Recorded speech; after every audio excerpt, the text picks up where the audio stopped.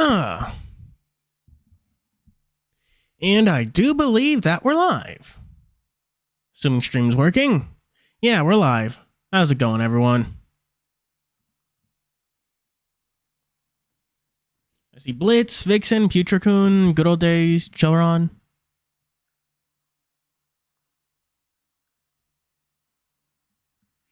Hello? I'm not muted, am I?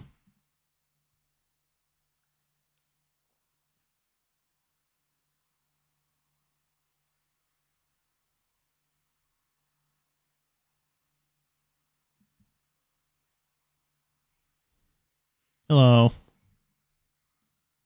How's it going?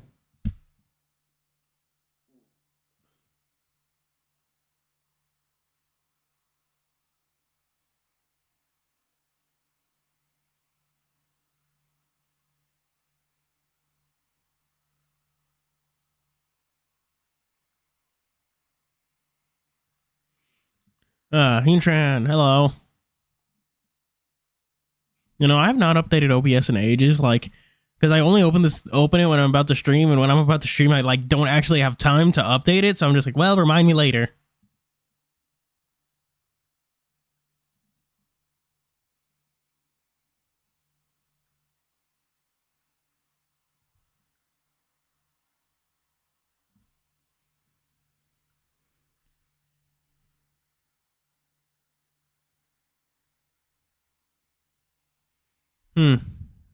Hello, Gilded Archer.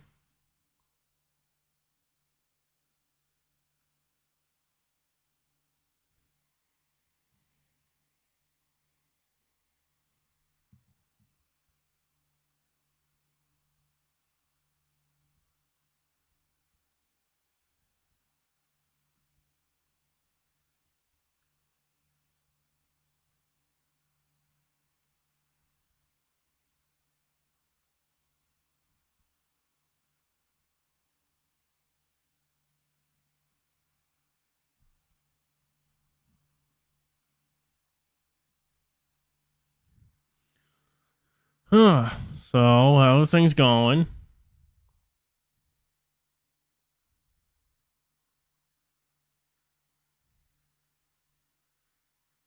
No. Did you hear Wendy's getting Krabby Patty?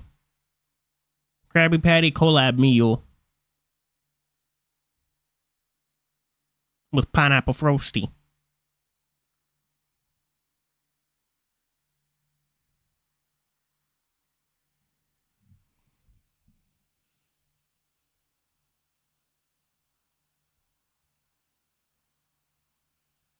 House. So, you know, I'm planning. Oh, good for you, I guess.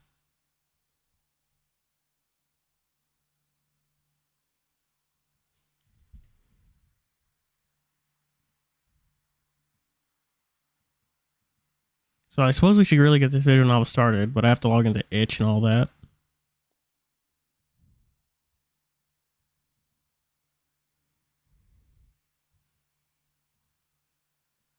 Which screen would you think the visual novel will start on? Left or right, chat? They hit launch, but I don't have no fucking idea where it is. It says running. Go with the one that says 69 kilobytes because it's funnier. Oh, it appeared on the left screen, chat. Moving it to the right. This game... Oh, right. You can't see this. I was about to start reading shit. You see Polar Night now? I don't know why it's like that. Ref. I guess.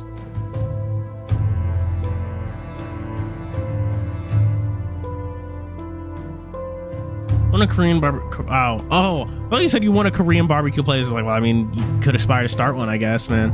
Yeah. Hang on. Went to a Korean barbecue place the other night, and it was really good. It was one of those places with a small girl. Oh, Golden's Table. I haven't been to one of those, but I want to go there. They look cool. That looks like a fucking possum, man. Be real.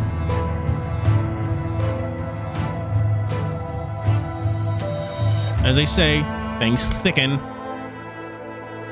Snowing uwu. Yeah, that is Blackwing Damascus, the Polar Knight. I don't play Blackwings. I don't like turns taking for a bajillion years.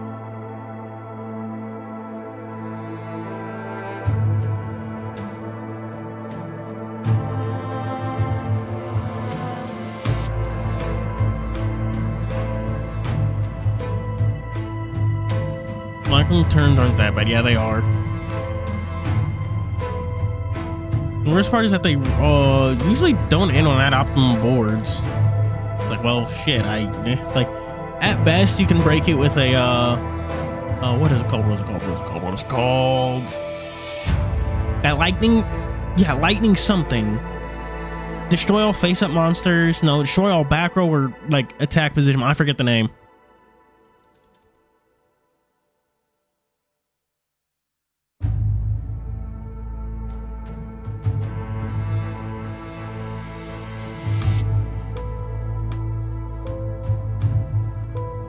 Yeah, an Axling shadow on the start screen. What? Where? Oh, you see it now. Hit start, right?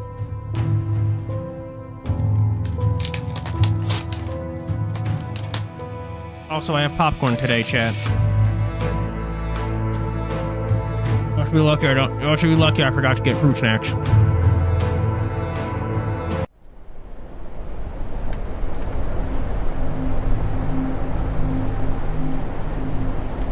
The wolf couldn't see anything through the blizzard. Beyond the windshield was just a thick flurry of white.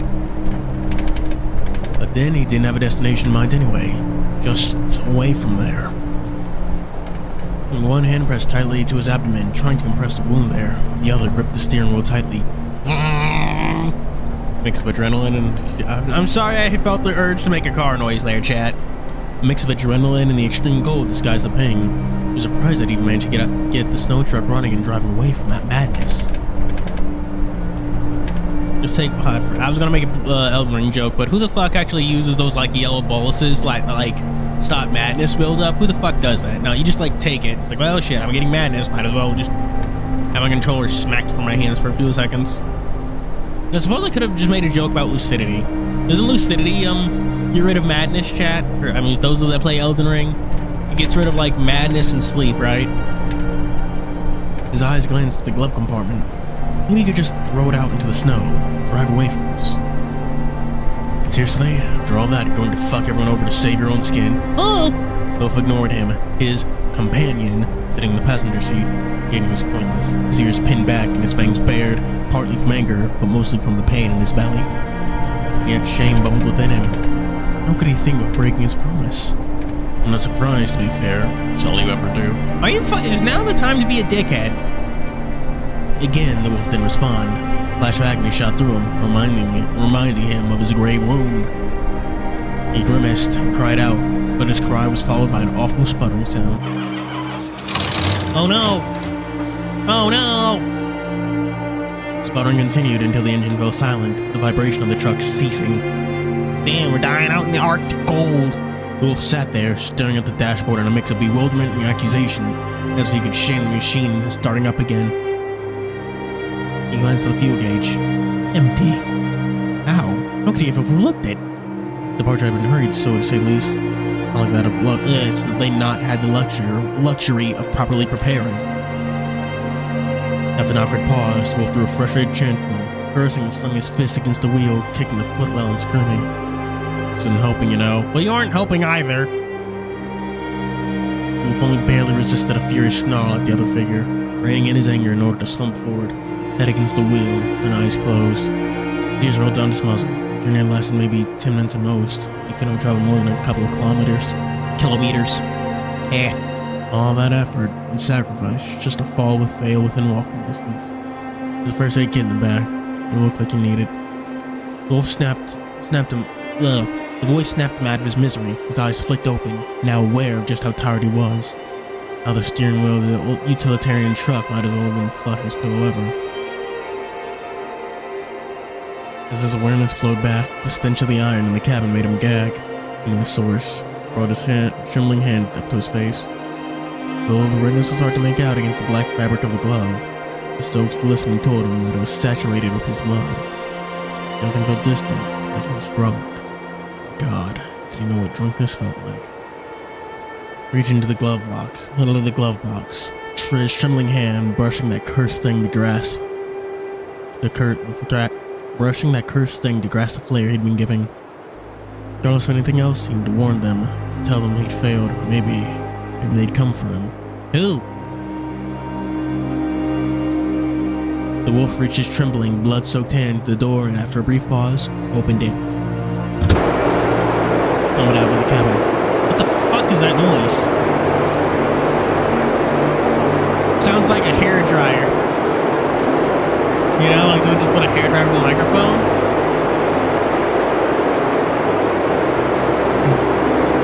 He stumbled out the cabin, not bothering to close it after him. Someone told him there was no point. You should fucking close it. You have the other guy there, and he's cold. Raising himself on his side, he staggered through the knee-high snow, still keeping pressure on his wound. It was more of a token act. He didn't seem more than a foot or so in any direction. Instead, he placed his hand against the truck's side, using it to guide him to the back.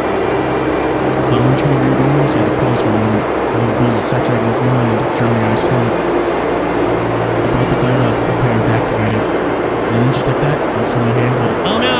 Like he blew in the snow as they carried him out of the field. Fuck, no! Got to his knees, hands going frantically, and he dug at snow from the flare. About it, those would have known needed to be guided back. Felt desperate to fix them. Then his body moved away as the cold cut through his jacket and trousers and sucked the warmth from his already weakened body. Gazing at the snow, illuminated by the rear headlights of the truck, he slowly stopped, breathing heavily as his blood soaked hands carved red swaths in the snow.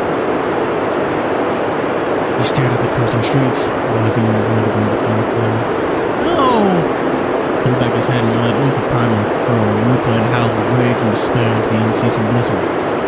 Staring into the inky blackness, he was slightly penetrated by the tail lights. It didn't stretch more than a few meters into the blizzard, but he probably tried to run away it came. And I made the giant panic even for a moment or two. Turned, half crawling over toward the rear door of the truck, and looked the only shelter in the room. He barely registered the door. Felt like his legs were moving on automatic. He pawed clumsily for the door handles. I'm tired. He missed him several times, his vision feeling hard to blurred. Cold, snow buffeting his face. Finally, his hands reached the handles and gripped them, yanking them open. The cargo compartment was almost entirely empty. He did not have time to stock it. He turned his gaze back to where he came from, scanning for the glowing crimson of the internal flare, but there was nothing. The great to wait for 2 hours for the popping flares to guide him back. Far too long, far too late. Making an effort, he rolled himself out of the snow, trying to spy inside the cargo compartment. He turned, rushing to the windows again, putting a shot. Like that, was a drop from the ear-shattering howl to a dull roar. The wolf regained his bearings. The pain in his belly made him cry out, bringing tears to his eyes. Scanning the interior, looking for a first aid kit, saw on the sidewall. He lurched as he felt the wetness of warm blood soaking his entire abdomen. He reached a trembling hand to it, his fingers brushing the surface of a plastic container.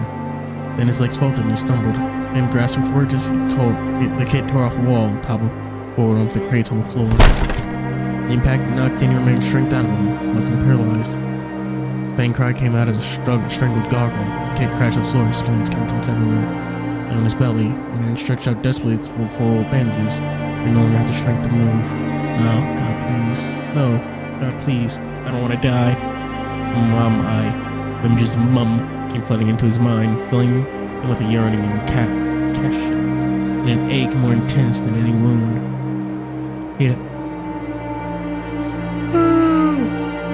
He'd have given anything just to see her, to hug her, to tell her, Connor, I need to hear you say the words. Fear spoke up from behind him. Couldn't see him, but he could hear the bitterness, the mocking tone. I need to hear you say it, Connor. What? Well, you should have said to me and Mom before you abandoned us. Connor finally sagged. His limbs were numb, his vision was fading. Connor, say it. His vision went dark, closing in. What little strength he had left abandoned him as he receded, his consciousness a flickering light in the encroaching dark. Oh no. I'm sorry. so sorry. Garrett. Well, he fucking died, I think. Polar Night. Connor's fucking dead. Thursday. Clutching the 3 packs of cigarettes, I ambled over to the counter while the bored-looking bull cashier watched over me.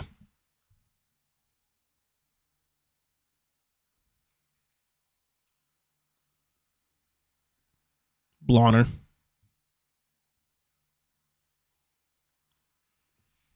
I'm not reading that. That's not real. Norwegian's not real.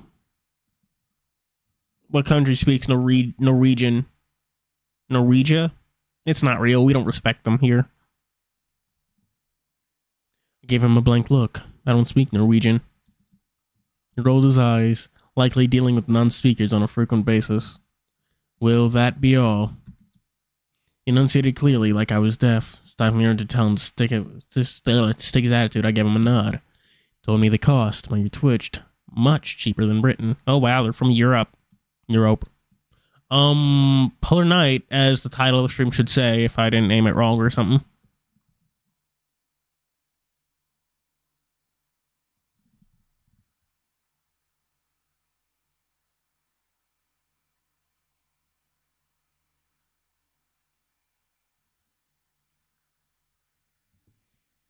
I mean, they found no understanding of Norwegian language, so it's not real. It's fake.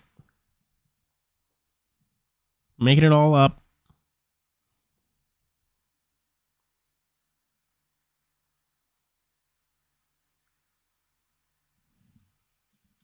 He told me the cost. I was tempted to grab another couple packs, and also maybe to fuck with him a bit, but I decided against it. I didn't want to take the piss.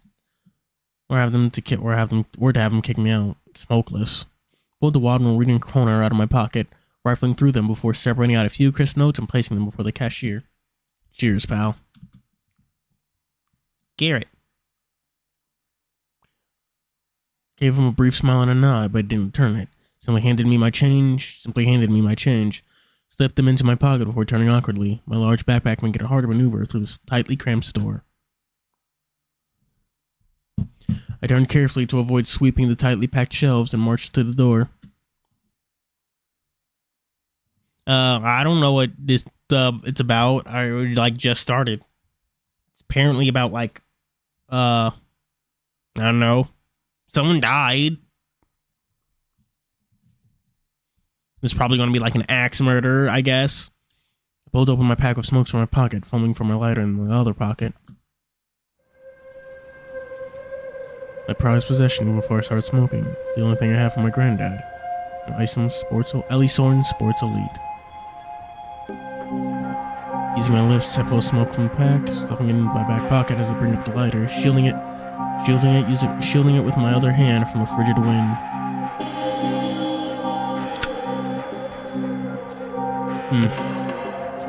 Immediately it caught. The tip of my smoke started to glow in my hand. A welcome, calming rush of nicotine flooded into me. After a full breath, I flicked the lighter closed and tilted my head back, and after a moment, exhaled. Smoke mixed with the sub-zero wind and turned into a billowing cloud.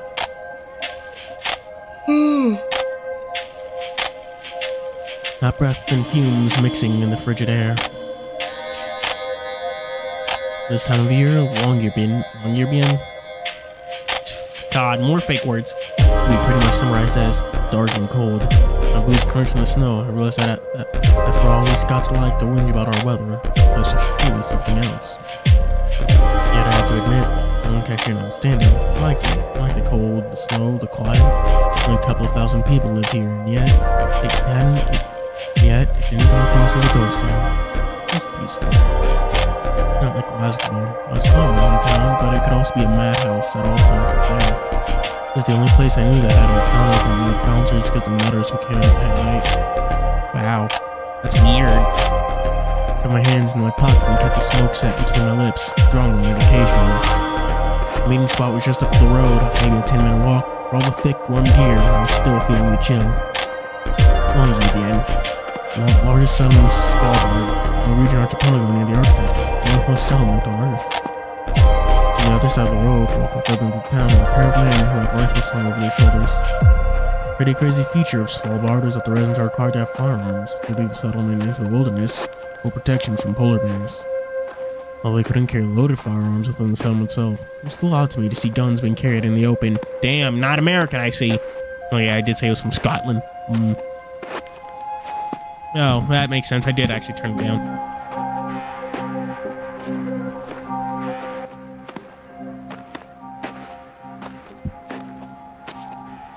Boom, how's that? Does that sound good, chat?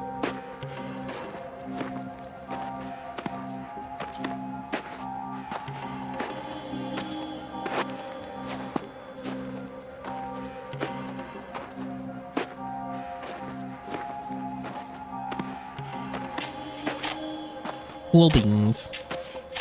Although they can't go open, the guns are at me and I averted my gaze. A mumbling followed by a harsh laugh. I looked like a tourist or something, tugging my dark fringe down a little. Fortunately, my left eye was on the opposite side of them. By the time I arrived outside the cafe, my smoke was almost finished. I was inside the window, trying to see if anyone was there.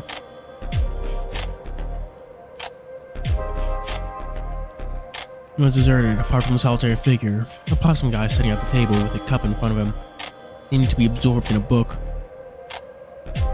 No idea if he was a local or not, but given this is where I was supposed to meet, I figured it was a good bet he was here for the same reason I was. That being, guess it was good there was just one guy. If I'd stumbled upon a whole group, I might have lost my nerve to so many new faces. I have no idea if there's a big sound coming through. Figuring this out at the same time as y'all. Just blind. You think I already read this visual novel? Nah, son.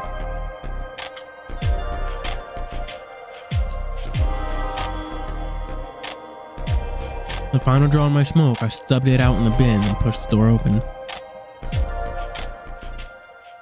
The coziness of the place hit me immediately, like I had just slipped into a warm bath. Despite the late hour, the place still looked open. Chairs were neatly set against clean tables. A single staff member was behind the counter, bustling away. Apart from the generic background music, these places tended to play. Apart from the generic background music these places tended to play, it was totally quiet. Possum didn't react to my entrance, even though the guy behind the counter gave me a smile and a nod. Ugh. Whoa, hot bath. Must have really been into that book. Oh, chat. Did you see the Jujutsu Kaisen spoilers for the next chapter? I want to say 697. No, that's definitely not 697. I forget. I was thinking getting lost in the fucking Bleach and stuff.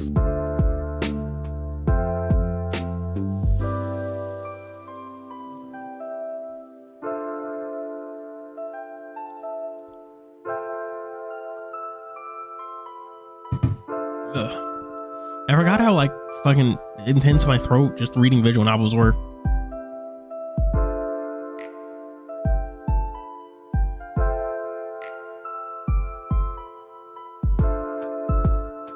No, ow, fuck, god damn it, why do I have a migraine all of a sudden? Like, god, Jesus.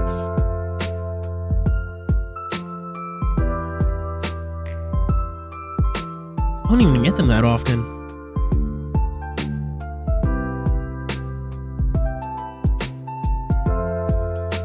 Much about modern JJK, as if that manga is more than like 6 years old.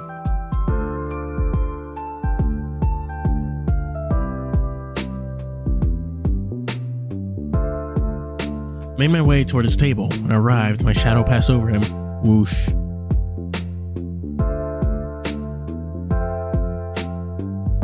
Okay. He jumped, glancing up at me. Doesn't really have been engrossed, but when his eyes met mine, instead of smiling, it looked like it just pulled a gun on him. Bang, bang, bang, bang, bang!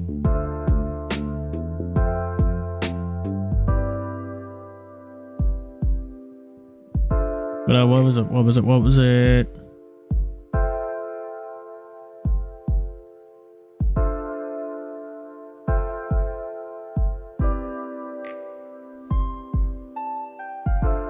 Me this from Persona 5. No, I've not actually seen anything about Persona 5. My Twitter timeline has been straight fucking garbage.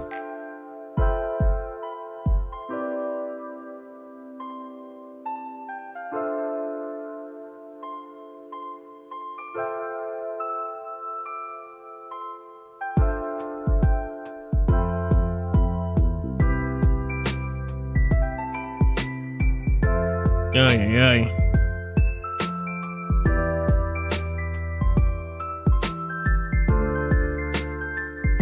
Hi. Swallowed hard and was used to loud looks and awkward first impressions on account of my eye. I wasn't used to people looking like I was brandishing a butcher knife. Wow. You just a gun. Are you here for the Sylvia? What is the Sylvia?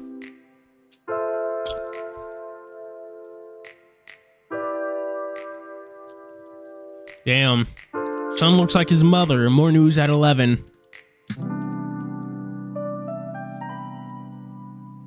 I did see a random Limbus company post on my Tumblr dashboard today. That was just like, I don't know, it was, I want to say some woman, like short hair, dark skin. It was just like, it just was like basically off-screen person calling a mommy. It was like, I've told you this before, director. I'm postmenopausal. Something like that. Gave me a wide-eyed stare of fright for a moment before relaxing. Oh yeah, sorry, you just surprised me is all.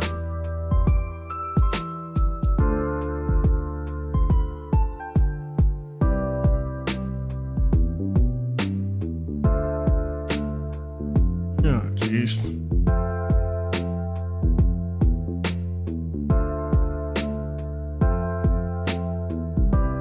He gestured to a seat opposite to him at the table, and I gratefully slid my pack off and set it off by the floor and sat down.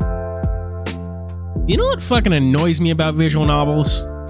When the protagonist himself doesn't get a sprite, like, it just fucking bugs me. Where'd you travel from? Closed his book and slipped it below the table into a pack sitting by him. Scotland. Still not shaking off the journey. 20 goddamn hours. Vancouver. 30 hours. Where's Vancouver? That's not real. The game needs to stop making up places. Gave me a cheeky grin. I'm Stefan Golubev. Pleased to meet you. Stefan Golubev. Extended a hand and I shook it with a warm smile.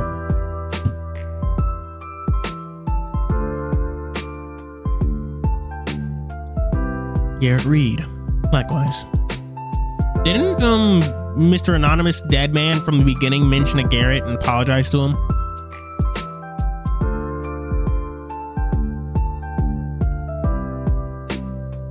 Yeah, we know that the protagonist often gets like outfits based on the events. Like, they should have like a variety. Their closet should just be huge as fuck with a variety of really specific outfits, but we never get to see them. They're implied. They're not even implied. They're said to be wearing them, but we never get to see them.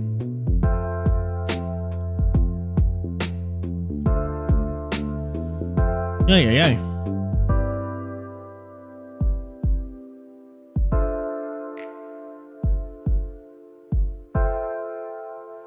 Garrett Reed, likewise. Want a coffee? Want a coffee? It's really good here. Easily one of the best I've had. Sure. Turned around and waved at the barista. Same again, please. The barista gave a thumbs up and started preparing coffee. Turned back to me with an excited grin. Cool. It's honestly amazing. None of that Robusta crap. I don't know what those words mean. I gave him what I hoped was an interested look. I knew fuck all about coffee. More of a tea person, to be honest, but I figured it'd be easier to just go with it.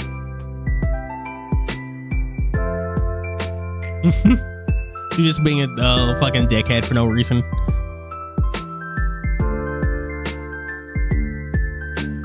DoorDash, shut up. Didn't even order anything. DoorDash is just yelling at me.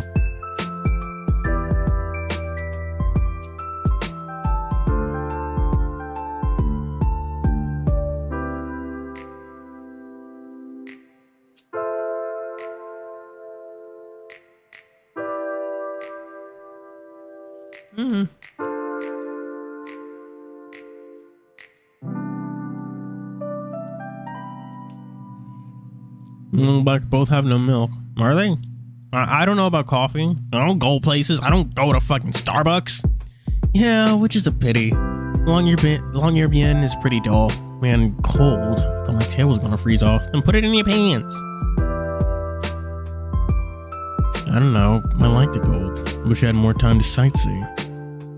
To each their own. He gazed at me with those big, excited eyes. I admit, he did have a somewhat infectious smile, although he didn't speak, instead watching me expectantly. I remembered the book he'd been reading when I entered, the one he'd been so engrossed in. So, what were you reading? Oh, this? Reached beside him and pulled the book out. Which now, I could see it properly, is a very battered paperback. It's Distant Origins by Robert Gadella. Ever heard of it? Is that a real book? Hang on. Let me read. Let me look up.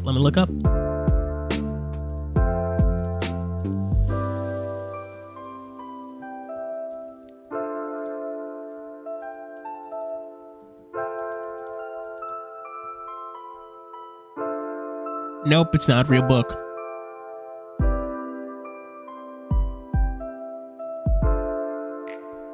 Shook my head, glad he was filling up the silence.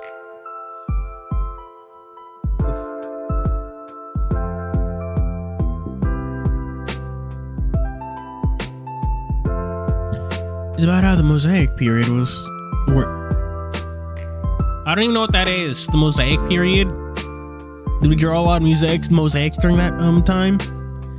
So, you know, during the Mosaic period, a bunch of different species all gained sentience all around the same time? Well, this is gonna be an alien horror story. Chestbursters.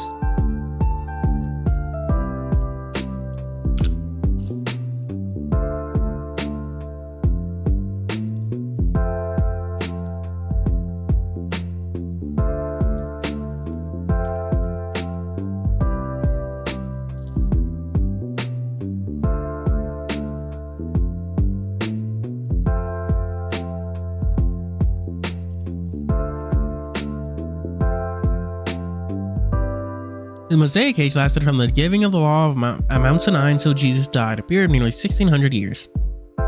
Wow. That's very specific. Well, I suppose that was a good thing for time frames.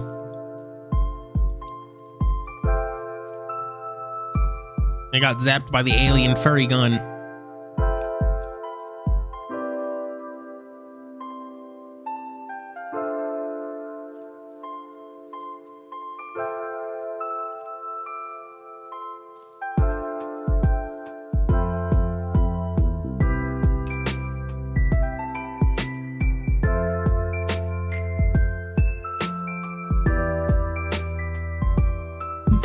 Yeah. Oh yeah, password. Forgot about that. Has it gotten its rework? I didn't honestly fucking check that. Hang on.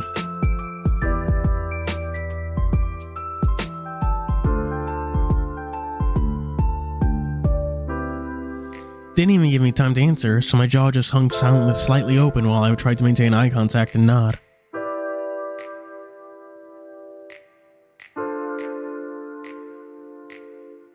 Nope. Last development logged from December 16th of last year.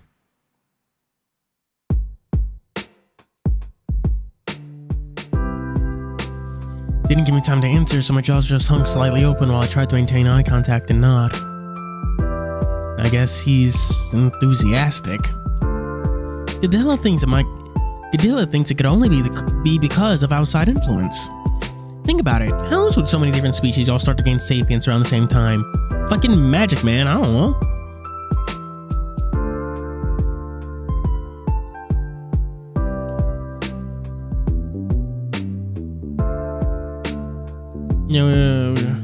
Oh yeah, we dipped. Trauma dumped. He was like, cool story, brah. It's actually pronounced hydrosity, good old days. So he thinks some starfaring race visited and uplifted a bunch of different... Very enthusiastic. Wait, did you just say starfaring? The other thinks that these visitors left behind clues that the governments have hidden and kept locked away. Oh no. Dude's weird. Okay, so why are you just talking to some random guy? Did you just make a random date appointment? Did y'all not have any specific thing you wanted to discuss?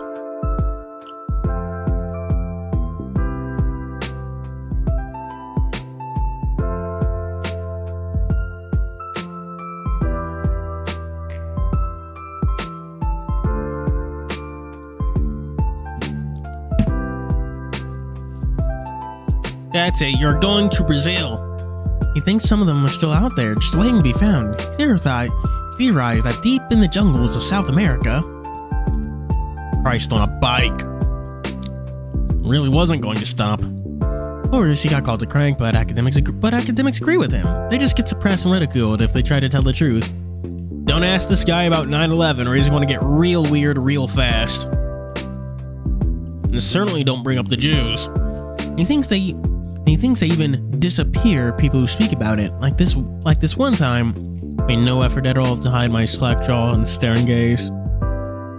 He didn't care, or at least didn't notice.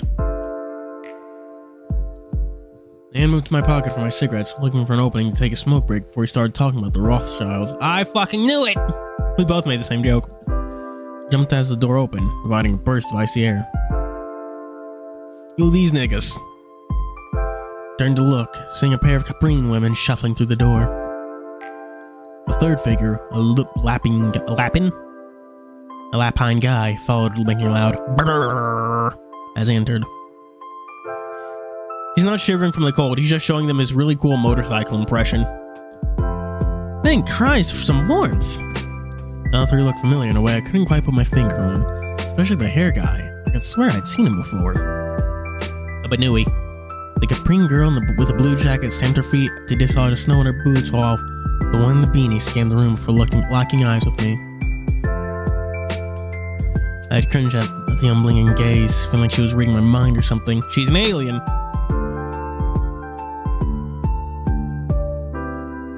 My hand automatically moved to my fringe, pulling my dark hair to her shirt to my left eye. Her companion also glanced around before spotting us. She gave a warm grin and happily waved. Just as the three arrived at our table, Brisa swooped in to place my coffee before me, gave him a grateful smile as the three new arrivals pulled up chairs to sit around our table. Okay, so you're all gathered together to do what? Conspiracy talk? Hello guys, can I get you anything? Unnamed barista. Imagine their name is Barista. Barista of the Barista. It's a shame that barista is synonymous with like coffee worker, because barista is make for like a great name, you know?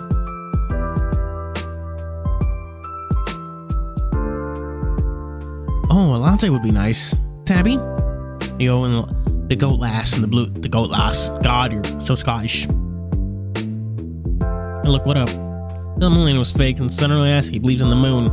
The moon's just conspiracy theory, it's not real. All evidence of it has been fabricated by the government. The goat lass in the blue jacket spoke with an American accent. Again, not sure where precisely, but vague enough that I can't place it.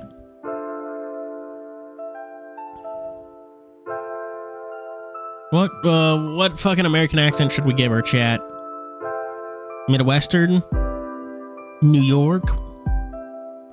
Transcontinental?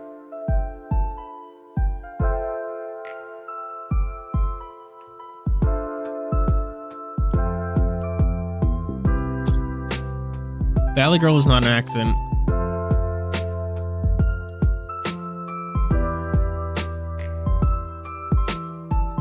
I don't even pick up on West Coast accents.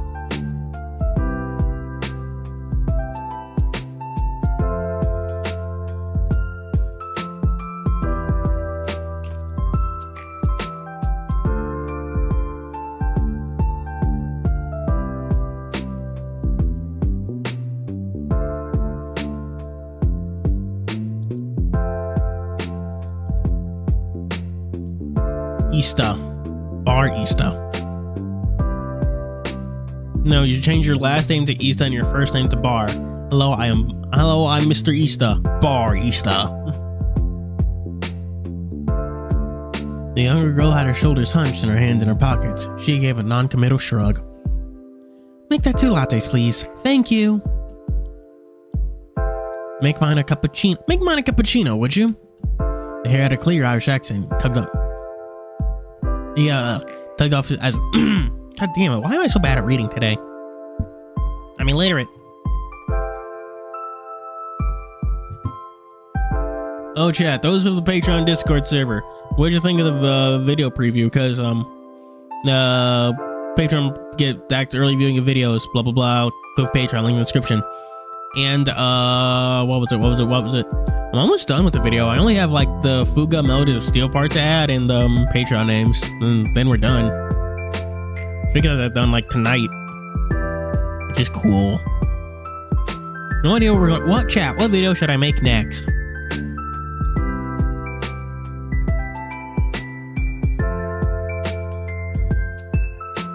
Hey, Macarena. It's not what you typed in. You said mochaccino. The hair had a clear Irish accent as he tugged off his gloves and rubbed his hands, blowing into them for warmth. The barista moved to make them their drinks.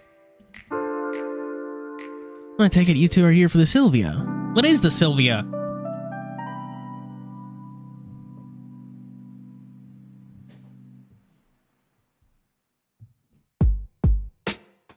My legs are falling asleep, chat, and I don't like it.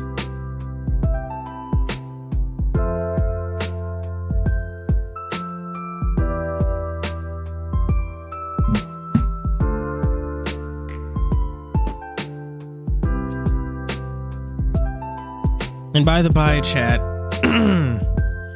it's gonna like thunderstorm a little like later tonight. So if my stream suddenly cuts out, blame the lightning. Thunder and lightning. Blue-jacketed girl smiled, leaning forward and hugging herself to warm up. Immediately, the beanie-wearing girl pulls out her phone and focuses on it, ignoring the rest of us. I'd ignore you too. Yeah, we're here for the Sylvia. I'm Garrett. Garrett Reed.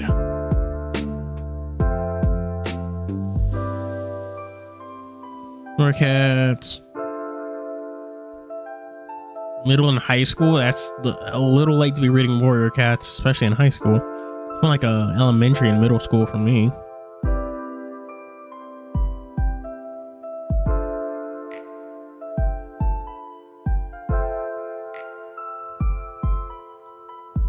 I'm Stefan Golubev. I'm Stefan Golubev. Pleased to meet you. Adventure! The lapping guy sat next to me, drawing close and rubbing his arms for warmth. I'm Aaron Marsh. Pleased to meet ya. He gave a grin and a small wave before going back to blowing into his hands. Nice to meet you, fellas. I'm Gail Waters, and this chatty social butterfly is my sister Tabby. Want to introduce yourself? She nudged her sister, who was just scowled and muttered, while looking up from her phone. Hi. Me and Stefan exchanged a look, but Gail just laughed. She takes time to warm up to people. That's Aaron, Stefan, that's Gail, Tabby. She takes time to warm up to people. No shit, I thought. Judging by the way she was thumbing the screen, she was scrolling something continuously on some social media site like shite like Barker. God. So European, I don't like that. You accept it, guy? What do you mean? God, I could be such an old fart sometimes. You are an old fart, old man. Hope this Sylvia has a decent heating. Got to bring ear warmers. Aaron complained,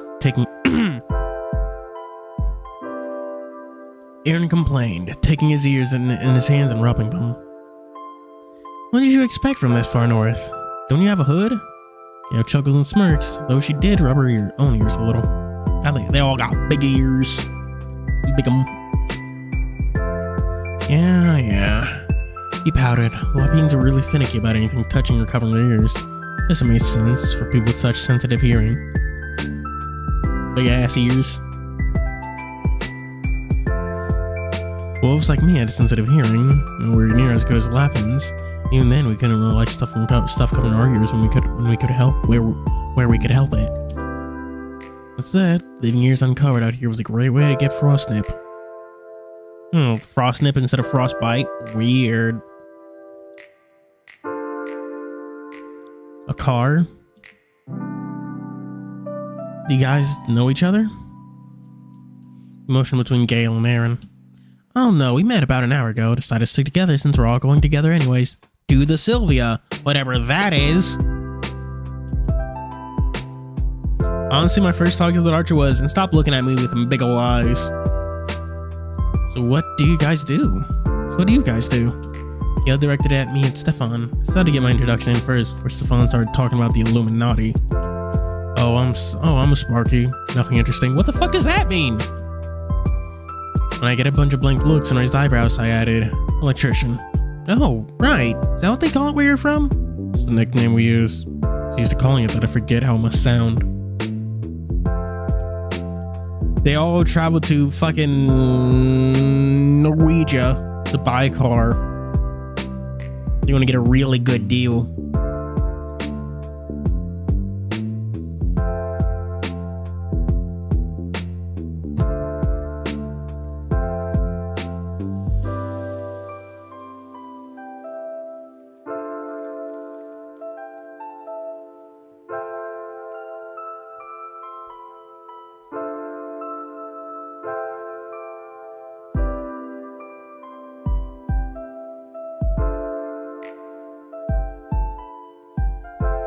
The premise of the game has to be that Stefan is right about everything. Or maybe. I don't like know.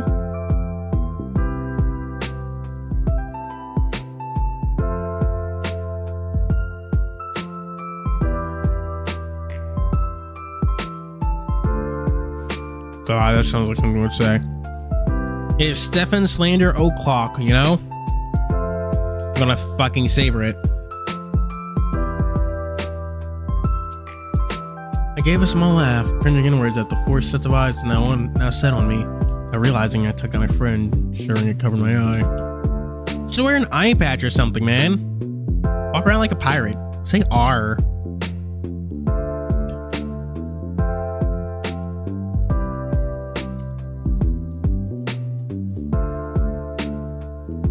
That sounds cool. Are you like the guy people call to fix their fuse box? Sometimes, but I mostly work on industrial sites.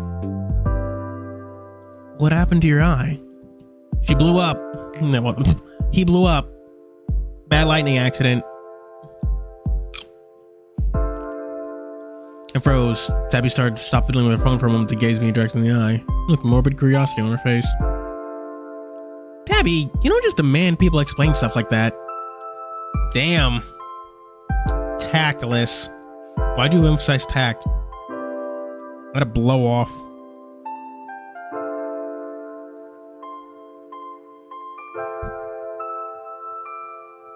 Wouldn't it be weirder if a hair did not have long ears?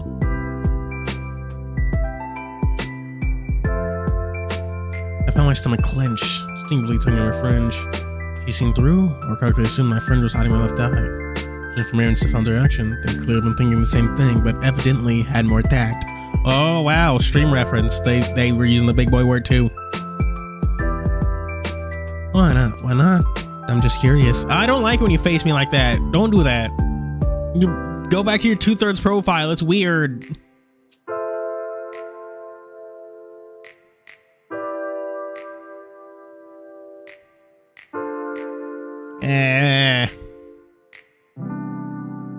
As much as to go try it, I could see the others were all now staring at me with even more rapt attention. Gail offered a chagrined look.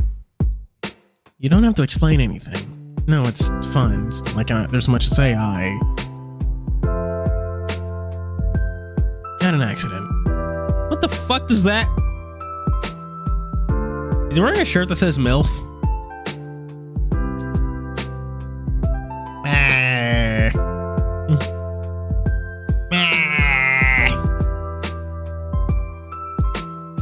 No, we do not like a bit of front facing. Get out of here. You look like Gumball.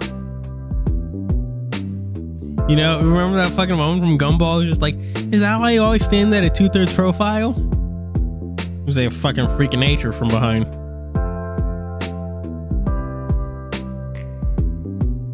Had an accident.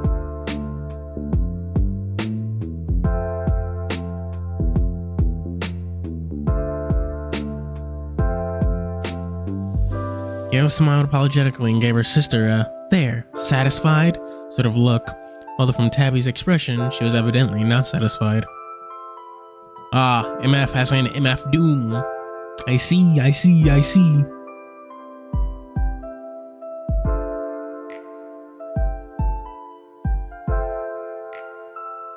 She mercifully did not press the issue and went back to her phone. Good for her. What the fuck would even be Gateway Furry Media?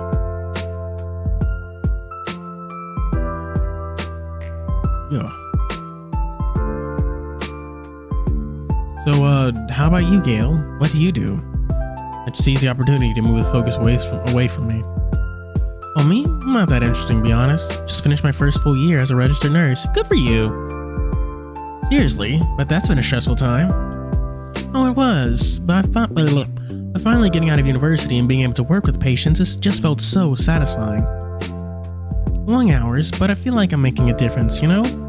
What about you, Stefan? Me, I stay in my mom's basement and browse forums, thinking of ways to overthrow the government, stockpiling weapons. I shot JFK one time, it was pretty cool.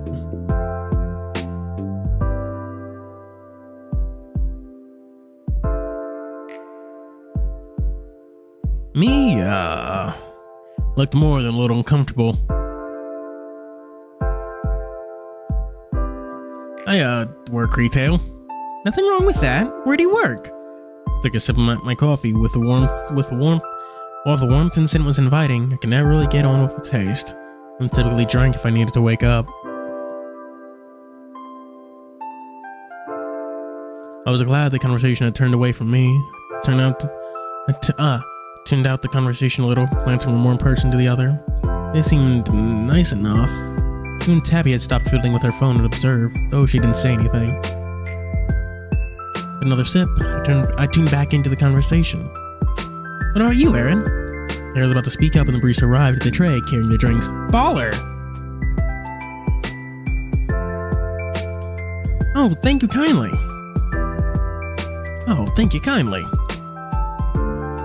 Hey, Aaron. Right. I'm pronouncing his name wrong.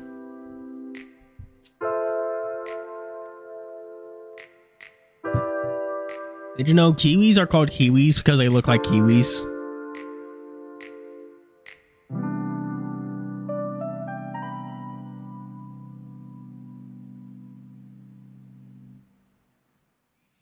He beamed at the barista, flashing his pearly white teeth. No sooner had his cup in place for him than he took a big sip, eyes closed, with a satisfied Added the spot. Oh, I'm a student, studying psychology. Looked a little bashful as he added. And I deliver pizzas in the evenings to make some scratch. Fruit looks like the bird, basically. Actually, the bird looks like the fruit. What came first, the kiwi or the kiwi? Discuss, chat. Neat. Do you get to eat lots of pizzas then? The words deliver pizzas made Stefan's eyes light up. See, he lives out of his mom's basement. No wonder.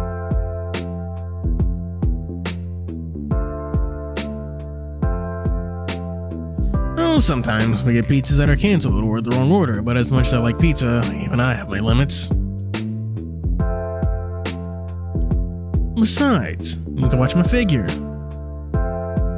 Give a sharp elbow in the ribs and a wink. Gave me a sharp elbow to the ribs and a wink. What, is he gay? And he choked my coffee. What about you, Tabby? You in college? Stefan asked between gulps of coffee. Gulp. Gulp. Yep. She had a sullen voice, not even looking up. After a few seconds of not elaborating, Stefan and Aaron herself all exchanged glances while Gail simply gave an embarrassed smile. And at least try to be friendly. We're going to be traveling together for a while. Facing a very weird boss right now in Black Myth Wukong. Oh man, what boss is it? Your mom? Fucking Lamau got him. I think they do lay ridiculously big eggs.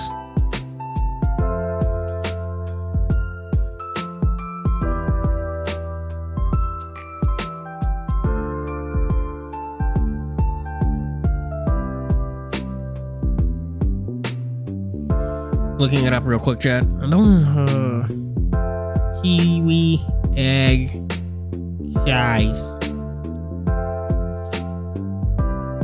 Why are kiwi eggs so big? Abudon. Audubon, actually.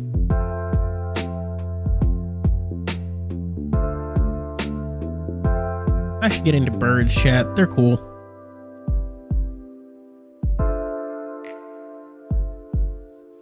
I mean, there's like pretty much a zero chance of me actually playing Black Myth Wukong. I'm not spending $60 on a fucking game. I didn't. Okay, I spent way more than $60 on Elden Ring. Let's be honest here. But I played that game way too much. Chat. Let's fucking. Tabby, meanwhile, was utterly unmoved by the conversation, slumped down in her chair with coffee untouched. We're not here to make friends. Don't even want to be here. Really want to obsess with finding Mom. Oh no!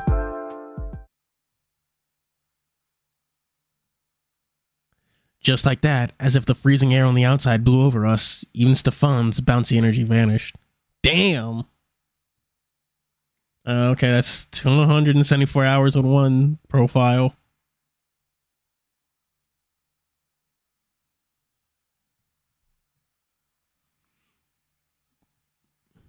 Even if I thought she was being a brat, she did remind us why we're going on this expedition. It wasn't a pleasure cruise. We were going to find the Aaron. What about the Sylvia? And her crew. Or what was left of them. Sound of the door opening again shook us all from our private musings.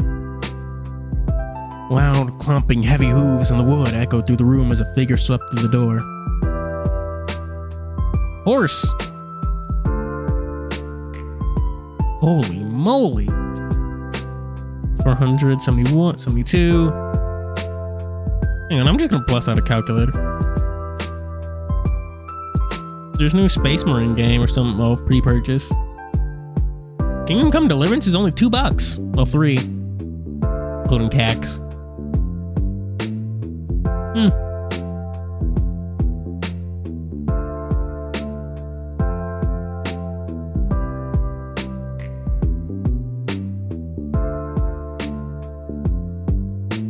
Must be the Aaron, presumably.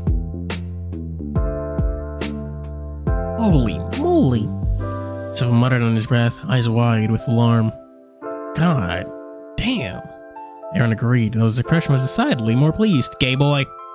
The climb that entered was huge, easily pushing 6.5 feet tall. His snappy-looking gear did literally conceal his powerful build. Cough 15.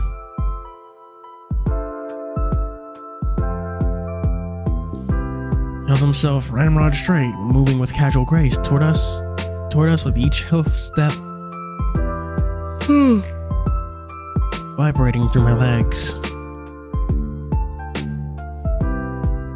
Good evening. We the group are waiting to board the Sylvia. The giant ass insect. An ass insect? Weird.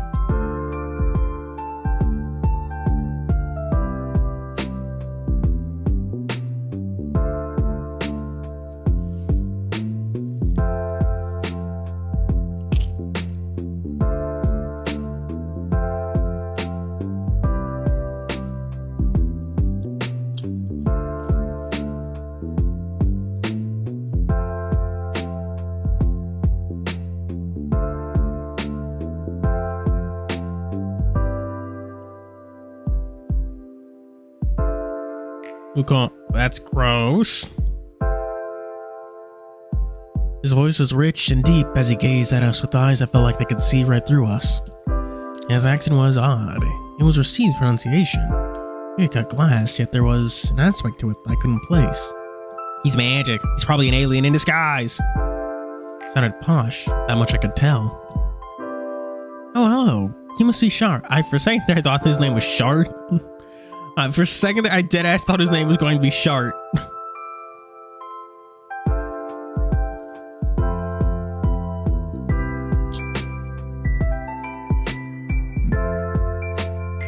Sheriff. Indeed, Sheriff Abdi. Pleased to meet you all. I shall be in charge of the expedition. What would you care for? Aaron stammered like he'd just been approached by a school crush. Gay boy.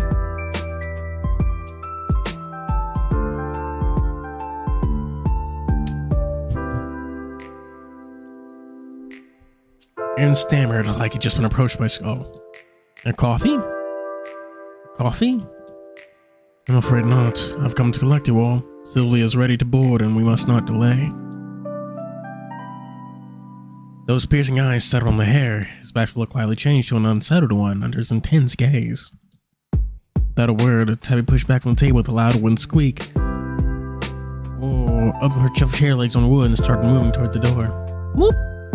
He blinked. Mouth open as to call after her, but seemingly sighed against it, simply watching her retreat back. Didn't finish her coffee. Summoned the barista over to settle the bill. He quickly approached, hands clasped before him, wide, friendly smile. Everything okay? Enjoy your coffee? Yeah, thanks. Stefan recovered from being stunned by Sheriff's entrance, and we all started to dig into our pockets for cash. Here you go. Casually, Sheriff slid a few notes from his coat pockets and handed them to the barista. Keep the change. Give them all a mix of grateful and surprised looks, but he did not meet our eyes. When we turned and showed toward the door where Tabby was waiting, still glued to her phone. Let's go with Shari. Probably got the most meat.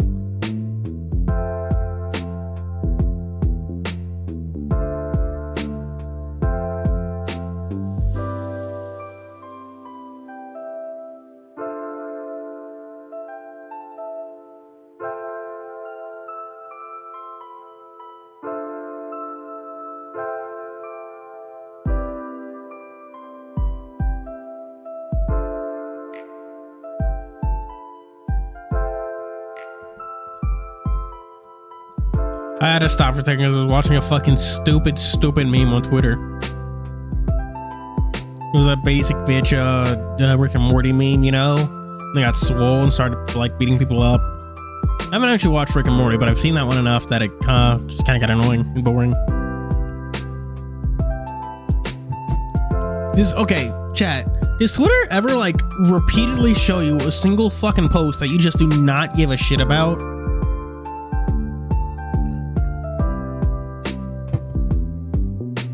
Sheriff did not react, opening the door back out into the perishing cold. Tabby followed after, not even glancing back. He's pretty. He's pretty. He's pretty intense. He's pretty. Stuck up. He's pretty. Sumptuous.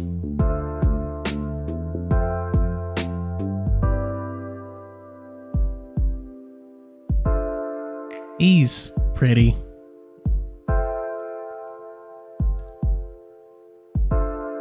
As we gathered our stuff, I felt a twinge in my left eye. I froze for a moment. Oh no! Please not now. The guy turned to an annoying ache with a feeling of sand in my eyelid that was more like... The twinge could either turn to an annoying ache with a feeling of sand in my eyelid. That was the more likely outcome. The other was much less pleasant. I clammed shut in response to the pain. What's wrong? Gail sounded concerned. He's transforming.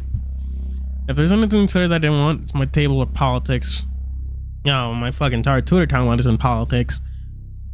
But the post it won't stop fucking showing me is this one about like this dude's fucked up waves, and someone saying, those aren't waves, that's shoveled water, my guy.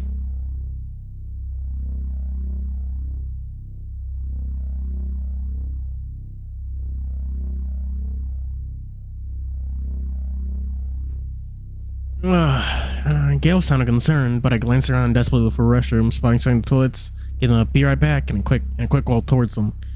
I sensed the confusion and alarm, but I didn't care right now. Tears were already starting to stream from my eyes from the pain. Oh no! Once I was in the bathroom, I fished my jacket pocket with a bottle I kept on me at all times. Oh. Big words. In this instance, diclofenac? Diclofenac? Diclofenac wouldn't be strong or fast acting enough. My practiced hand identified the correct bottle from touch alone, and I pulled out the Proximatakin? Fuck.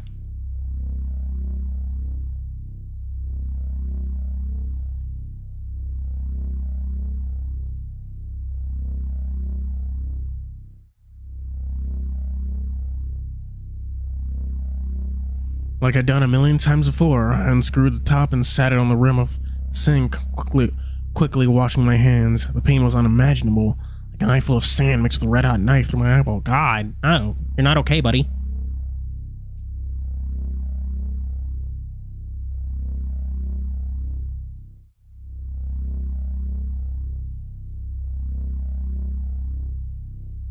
My hands are trembling now, my face aching with the instinctive scrunching of my face has shut my eye and my muzzle wet from tears. Oh, jeez. Glaucoma. I was gonna make a stupid joke, but I decided against it because it didn't fit. My eyes are in full-blown damage control, flooding themselves to flush out the irritants I believed were there. Was.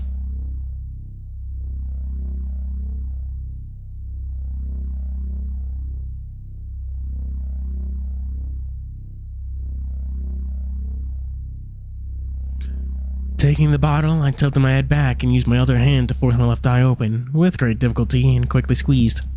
Flashbang. Flashbang out. Oh. One drop, suddenly a cooling, soothing wave of relief vanished the worst of the agony. Second drop, and the sandy feeling disappeared. Straight away, my face relaxed and muscles no longer instinctively tried to keep my eyes shut. As I hunched over the sink, my breath escaped in one long, heavy sigh. When I closed, I let the medicine do its work. Screwed the lid back on the bottle and slipped it back into my pocket. Leaning over the sink, a mix of tears and drops leaked from my closed eyes, running down my nose. Ew! Fuck, my face really hurt. That was a really bad one. Normally these attacks, and they come on gradually, give me time to get the decalo drops in before it comes excruciating, but every so often, I get ones like this, where it just fucking oof. It oofs you.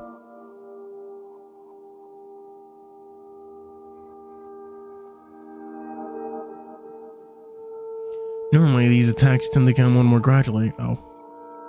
I call them thunderclaps, like the headache the ones my brother used to have before he died.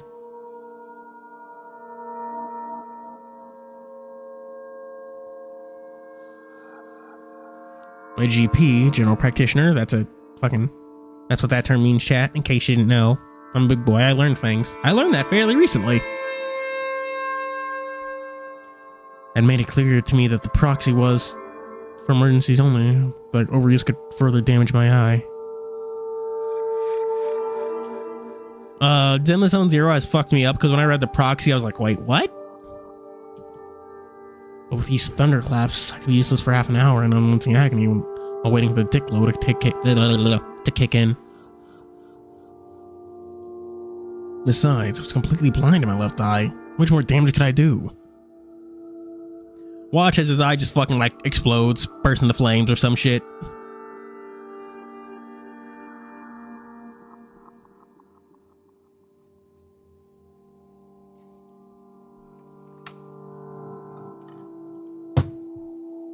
I only keep up with it because it's one of these days I'm not gonna have anything to stream and it's gonna be a fucking godsend to be able to just like, whoa, if I'm like on character story, whoa, get like a stream that gets like 1,000 fucking viewers. Like if that game didn't just fucking like just always do well, always put in them fucking numbers, I would not fuck with it. Besides, I was completely blind now. The hell is that noise? Some blind all the time. With the pain gone, for now, I straightened up, gazing at my reflection. I regarded my ruined left eye. The milky white cataract was a constant reminder to others of my disfigurement, as if the scar wasn't enough. Dang, got fucked up, son. Got really fucked up, so I don't fist fight bears. Garrett, you okay in there? There's a gentle tap at the door. He sounded pretty concerned. From the way I dashed off, it looked like a proper sight. No, I did not log into this life for today. Shit. That's something I need to do, I guess. Yeah, sorry.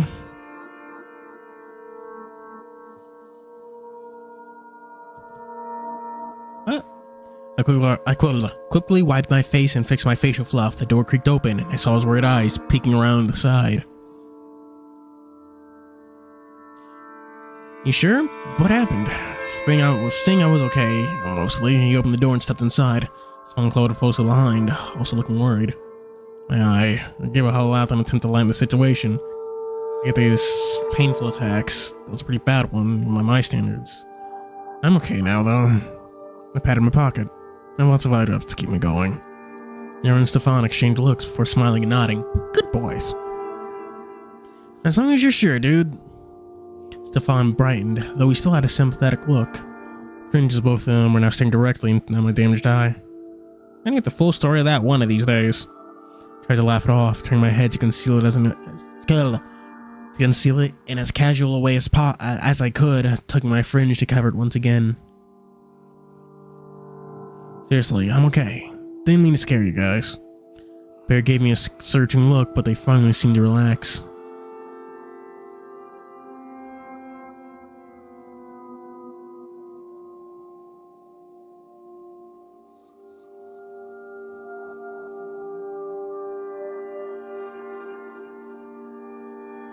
Okay, if you're sure. Aaron placed a hand on my shoulder. If you're up for it, we should get going then. He and Stefan both stood aside to let me pass, only to face an anxious-looking Gale. Oh, Garrett, are you alright? Hey, this is the men's bathroom. Get out of here. Really, I'm okay. I really dreamt what Sander looked like in his early days. What do you mean? I insisted, giving her what I hoped was a reassuring smile. I noticed she was holding my backpack and gloves. She's so nice.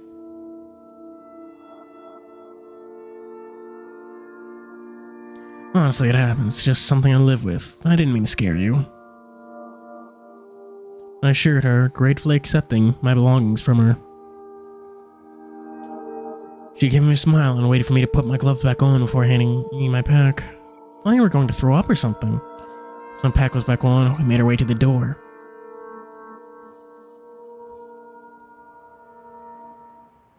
Sheriff and Tabby were both waiting. Sharif and Tabby were both waiting, and looking pretty pissed. Sorry, I nearly died. It happens. We're good, though.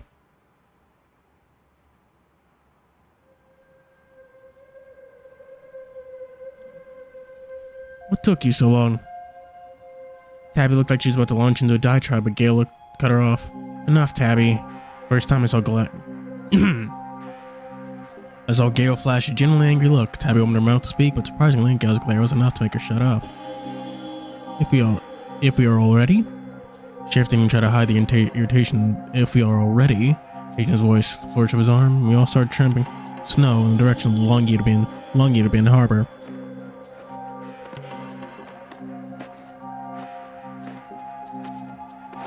For a while, we marched in awkward silence. The embers of camaraderie we kindled during our coffees, mostly snuffed out.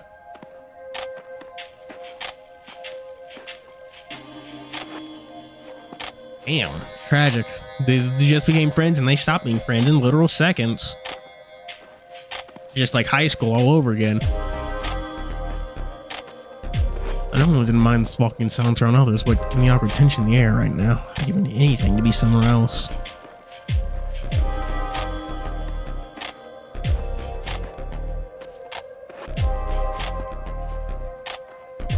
Beastorizing? What does that even mean? Making up words again?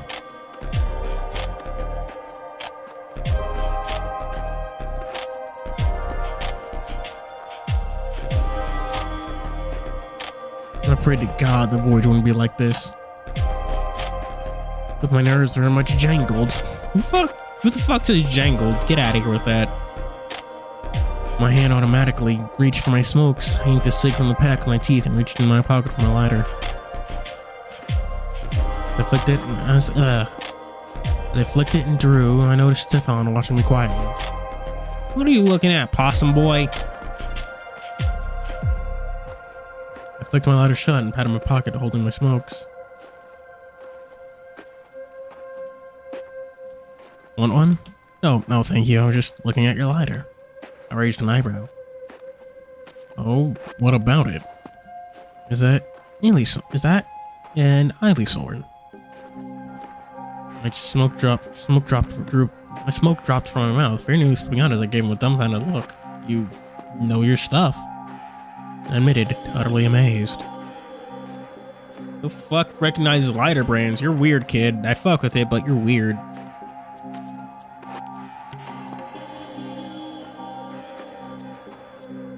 Gave me a cheeky grin, pleased by my astounded reaction. I liked them when I was younger. I never had that one, but I recognize it from the old catalogs. Smug grin was replaced by a more longing look. Can I see it? Just for a sec. I noticed we'd fallen a good few feet behind the others. I guess it was good that Sheriff and Tabby didn't bitch at us for holding them back. Besides, more at ease talking to one person than five. Hesitated for a moment with the lighter, then I slowly placed it in his outstretched hand. He made a grave smile, then pulled off both his gloves and tucked them under his arm so I could inspect them more closely. Yeah. Jeez, a little weird. Interest in the Illuminati and lighters? What's up with this kid?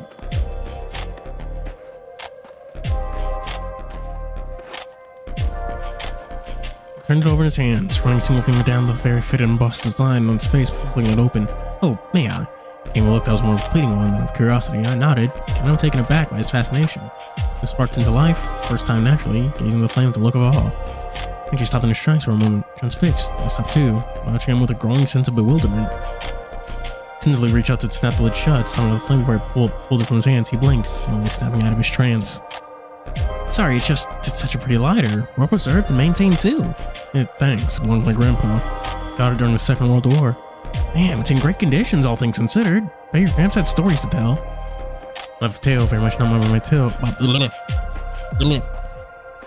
My tail, very much not by my will, began to sway as my mood brightened. Good boy.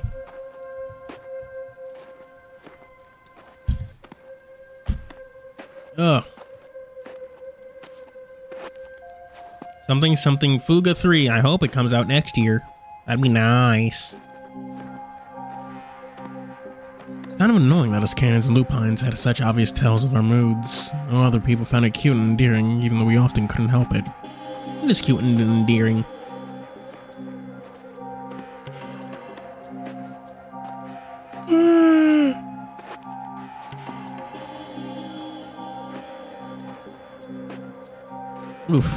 Oof.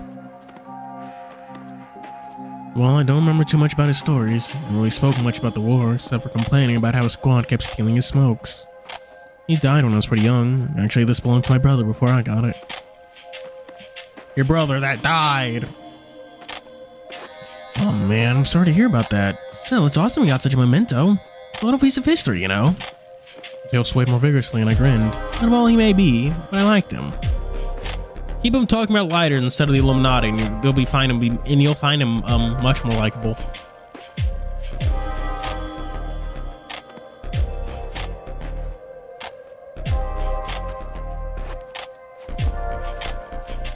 Neither Gale or Aaron slowed to intercept us or been walking faster than I thought. They're clustered with us. Gale and Aaron a few steps ahead. Most of Fawn and I walked side by side. Cool. Making friends. A Disney adult. That way I could kill them with my bare hands. Pull out the red bear claws. That was a stupid Elden Ring pun. I'm sorry for that, chat. I was meaning to ask. Gale gave me a concerned look. Do you get those painful episodes with your eye often? It's pretty fucking spooky. I slowed and felt a pang in my chest. Again with my eye. Took another draw from my smoke, giving a moment to consider. Not that often, no. It usually isn't that bad. I use my eye drops anyway, which typically stops it. Took another long draw before adding.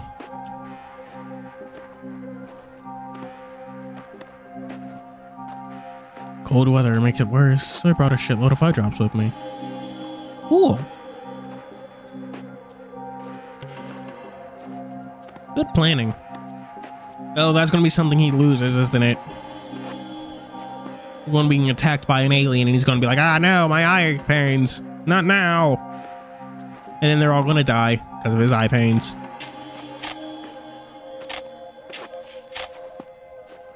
Oh, I'm glad. Oh, I'm glad. Oh, I'm glad.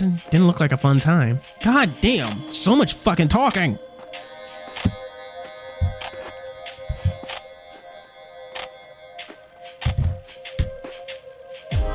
He's gonna fumble his drops like you fumbled that bad bitch. Fumble that bad bitch back at the Buca de Beppo. Oh, I'm glad I had like one time, she said with sympathetic understatement. It's been quite the accident to do that to your face. Perhaps it was presumptuous. Perhaps it was the presumptuous way he phrased it. My growing impatience of the subject, whatever it was, when I was tightened my fur bristled. Uh-oh.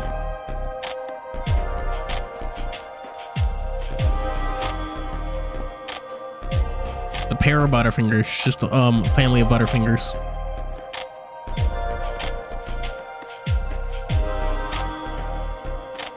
Whatever it was, my limbs tightened, my fur bristled. My slowly swaying tail paused and raised, curling upwards. I stopped myself, my lips quivered, exploding a single thing, my chest vibrated. Uh-oh. Soft growl. I understand was synthetic, but I didn't care. Shutting this shit down right now. Shout from the arid scent of burnt lemons in my nostrils. Scent of fear and alarm. Oh, damn. Y'all are, God, this is the most emotional group I've ever seen. Like, y'all just met. It's been like an hour. What's wrong with you people?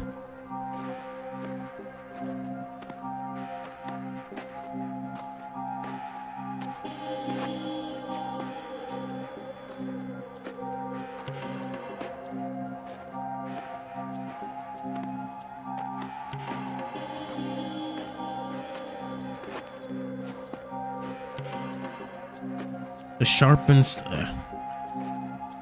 Among things. Oh wow! Really, no comments about any of this? It seems like something Chad would be yelling about. If we knew what Garrett looked like. I forget. Yeah. The protagonist's name is Garrett, right? Or is that his brother? What the fuck was the protagonist's name?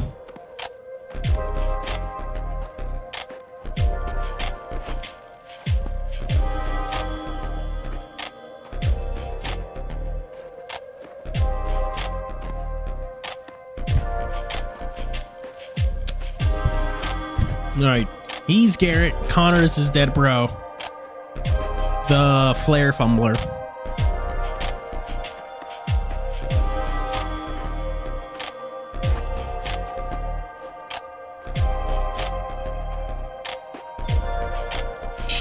Starpack had sent of burnt lemons and my nostrils, the scent of fear and alarm, checking my two new similar just by distinct scents against the funnel, also clear alarm for action. I mean, what I meant to say is what I meant was it must have really hurt. There we go. Stefan and Gale gave him withering looks. My smoke glowed brightly, then held deeply, in my eyes and steadying myself. As I calmed down, my prickling fur settled and I hid my fangs. Fingers subsided, guilt and shame took its place. Action was instinctual, yes, but over the top. I don't want to add to the awkwardness that already marred our first impressions. Don't worry about it. I get that a lot. They each gave me relieved looks. Still, I wanted more than anything to change the subject. Gale, did Tabby mention you were looking for your mom? You very much want to get off the topic. Maybe digging at someone else's would suffice. Oh yes, my mom. Emma Waters? She's the ship's doctor. Main reason I decided to go into nursing, actually. At least she, the Gales, but then she didn't even take it off her chin. She was like, yeah, okay, that's cool.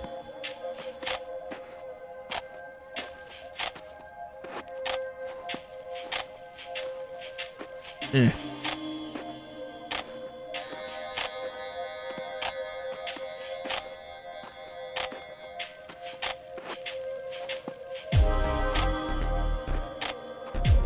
Cool. Did she ever mention it? Cool. Did she ever mention Alex at all? Alexander Golubev. His face shone with excitement. Oh yeah, the cook, isn't he? She told me stories about him. Quite a character. Gyakko Harem no Jutsu. What, gonna summon up a bunch of slot? YouTube would probably get mad at me if I said that, so I'm gonna shut the fuck up.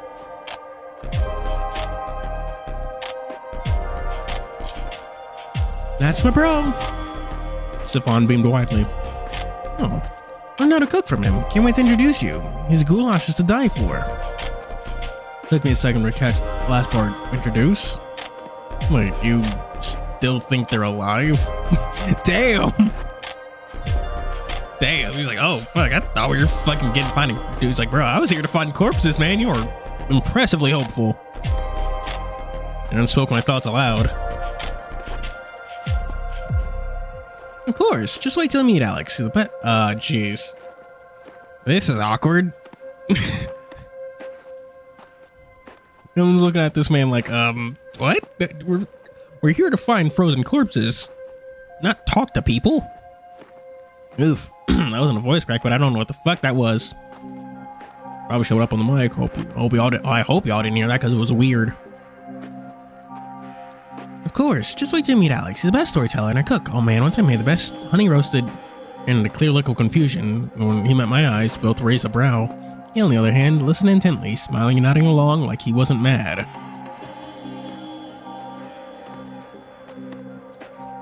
Stefan, you just told me aliens blew up the fucking... Stefan, you just told me aliens did 9/11, and somehow this is less believable than that.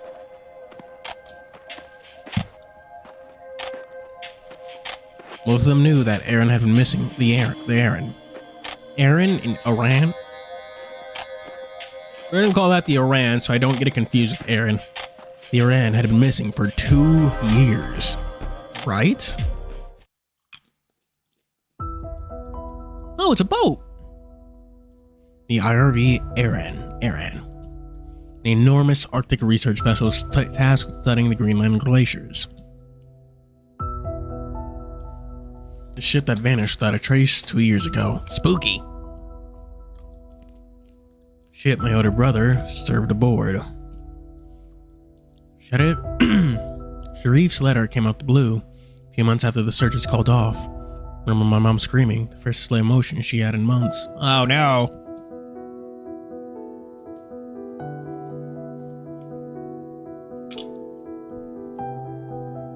Sprinted down the stairs, alarmed to find her clutching the letter with tears in her eyes, yet excited to grin.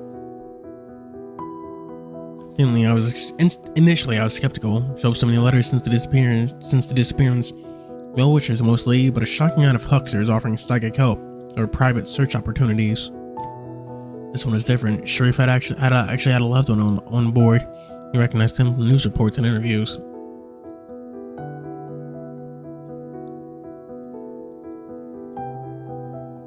But Sharif had failed to persuade international search efforts to resume. Instead, it would be privately funding a voyage. Couldn't afford to fund it entirely, so he needed help. And so he made the offer that any family member who wanted to contribute to the funding, or contribute to funding the search, could participate if they chose. Mom obviously leapt at the chance. Despite my misgivings and protests, she took out a substantial loan on top of the cost to get me here, one she'd be repaying for years to come. And you're going to be paying with that by fighting for your life or something. Do you think this visual novel has alt paths? Can we fuck up and get everyone killed?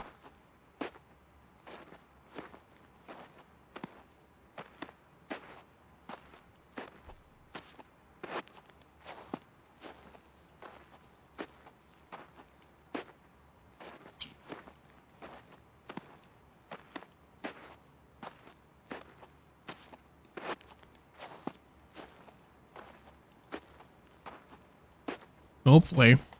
Not tempt fate on that, shall we?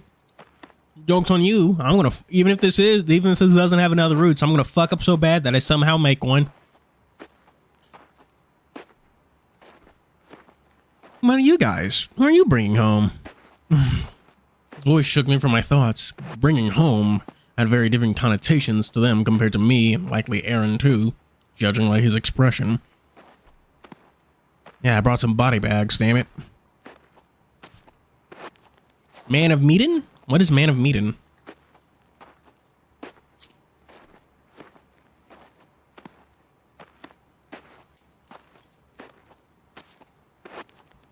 My brother Connor, he was a mechanic. Oh, funny you should say that. Tabby is studying mechanics. Gail raised her voice a little, loud enough for Tabby to hear. They were a good few paces ahead of us.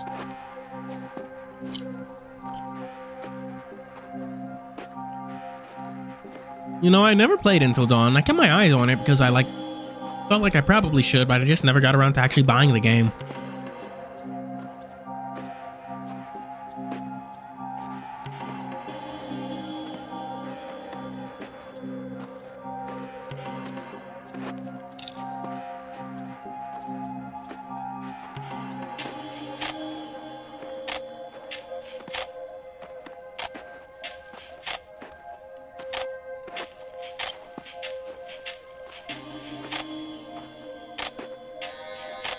What's the worst ending?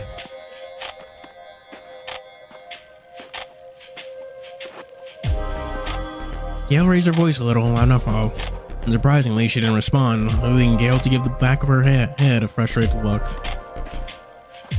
What about you, Aaron? Hey, Aaron? My, sister Carrie. She was the navigator. She was the navigator.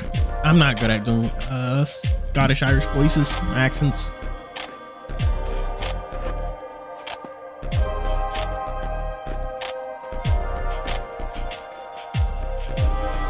Mumbled, barely audible. His confusion was replaced with an extremely uncomfortable look.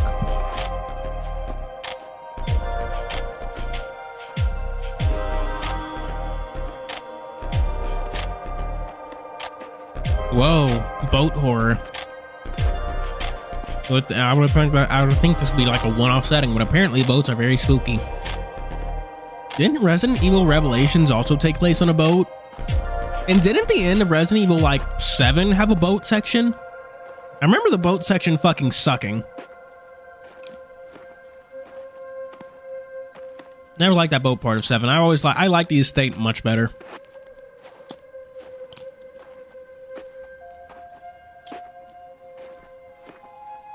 You know what bums me out about Resident Evil 7? Well, not necessarily, two things I want to talk about since we're talking about Resident Evil. 8 is such a step down from 7, incomprehensibly. I do not get how people like it more than 7. It's a fine game, but it's just so much worse than 7. And frankly, I feel like 7 had it, its first area is the strongest. I love the idea of this free roaming enemy that's basically invincible, following you around. And I love the way you could bust through walls, that creating new paths and also spooking the hell out of you. RE4 isn't even that good. 4 is just, I fucking hate 4. It's not a bad game, but it just did the worst things for the series. It turned it into an action game instead of a horror game.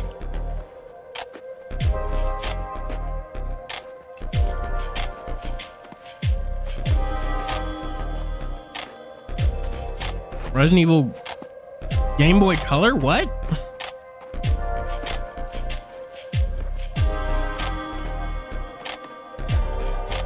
God, it's my least favorite part about Resident Evil because 4 is just, I see why people like 4 so much. It was just a fucking action game, not a horror game, and it pissed me off. It pisses me off. We could have kept getting masterpieces like RE1, 2, and 3, when instead they went oh, people like action and fucking meh. He mumbled, barely audible. His confusion was placed with an extremely uncomfortable look. Oh, of course, Carrie Marsh. You look a lot like her, you know.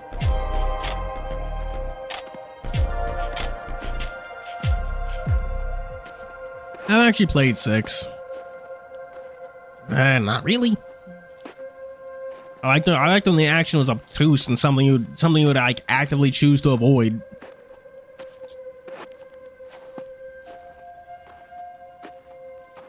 Oh my god.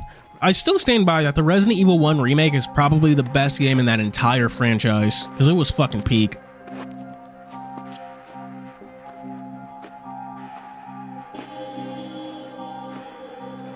I even love the new additions like having to burn bodies, the Crimson Heads. Everything about that game was just so good.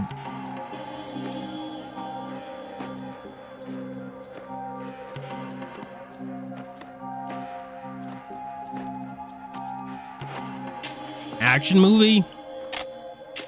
Have you watched action movies?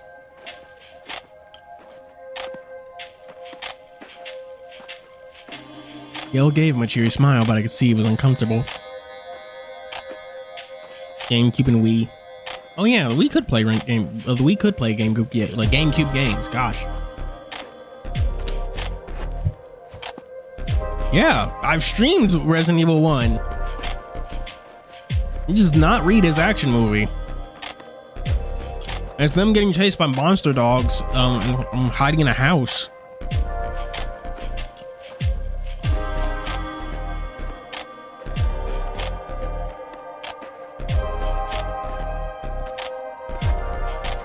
Now it made sense why I recognized him when I first saw him. Images of the Aaron crew members had been a picture of news reports for months. So many personal stories of people whose lives have been cut tragically short, accompanied by grainy photos showing them with friends, families, lovers.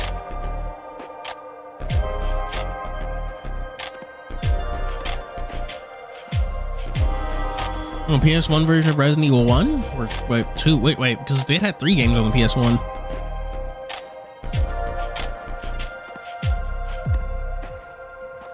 Grim Memorial was played as an ongoing drama for the public that rapidly lost interest as the months without news dragged on and on.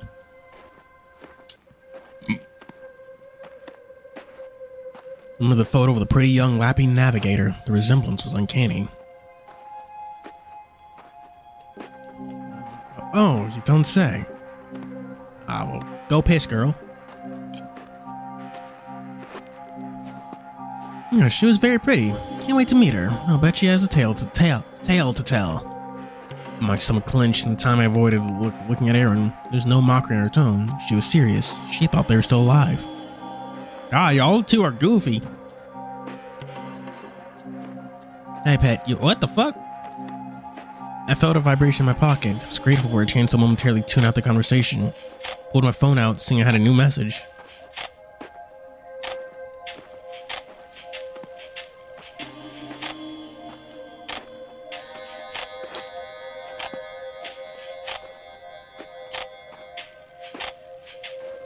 And Predator's definitely a horror movie.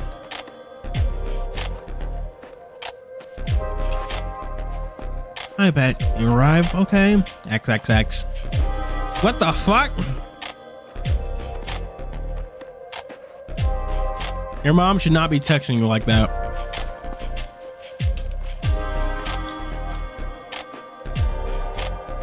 Yeah, and action horror is stupid. Just give me actual horror. I really should get to playing that Alien game, but I won't. Maybe this Halloween. I don't know.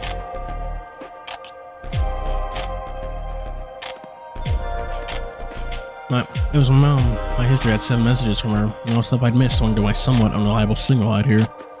Now some variation of, have you arrived yet? You on the plane? I type back, I'm okay in Svalbard. Talk to you later, about to board the ship. Before slipping my phone back into my pocket.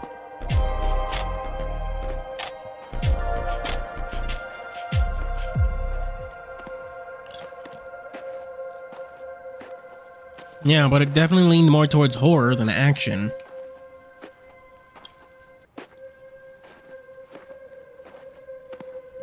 It leaned towards that horror to the point there wasn't very much action. So many, like, genuinely, so many of the fights in Resident Evil are optional. And they're not, like, if they're not a boss, the chances are you should just run from the enemy. Your ammo is actually limited. You could totally just, like, completely run out. It was like, not even totally, it was actually fairly easy to. And I love that. You need some actual horror instead of just horror game with just an action game with like blood. One of the reasons why I don't even like Dead Space that much. Like the action in it is fine, but like, why even like bother putting like horror into this?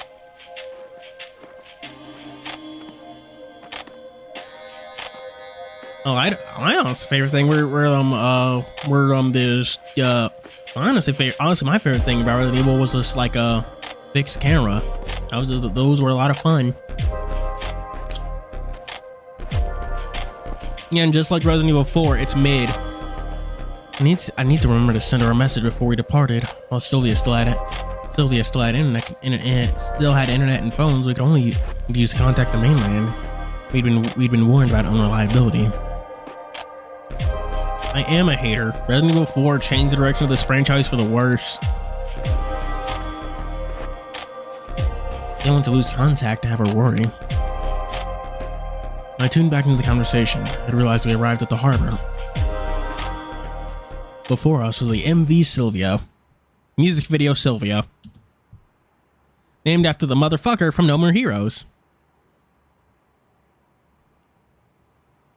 Extraction? What's that? I know it was chartered for just the 8 of us, but for some reason I expected it to be bigger.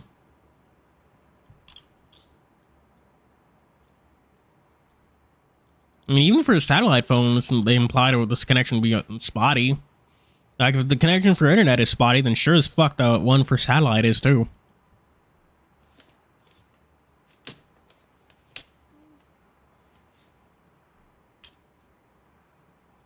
What are you cooking? Meth.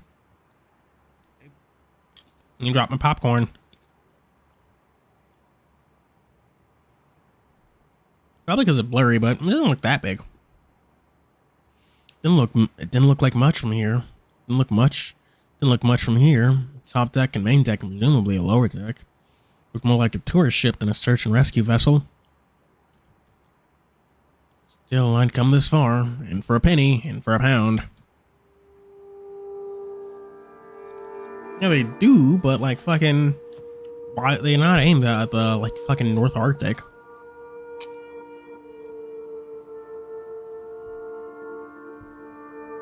All through satellites and stuff. It's not like the ship could get fiber optic internet.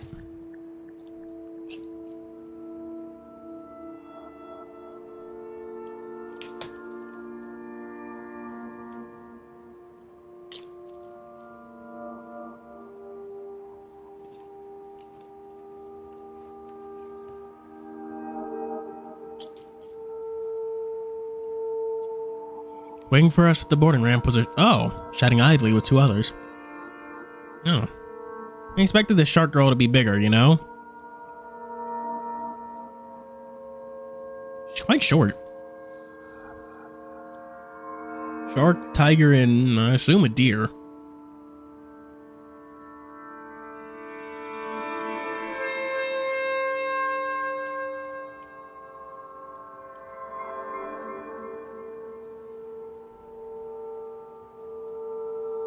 She seemed to be quite cheerful. Her voice carried over as we approached light and enthusiastic.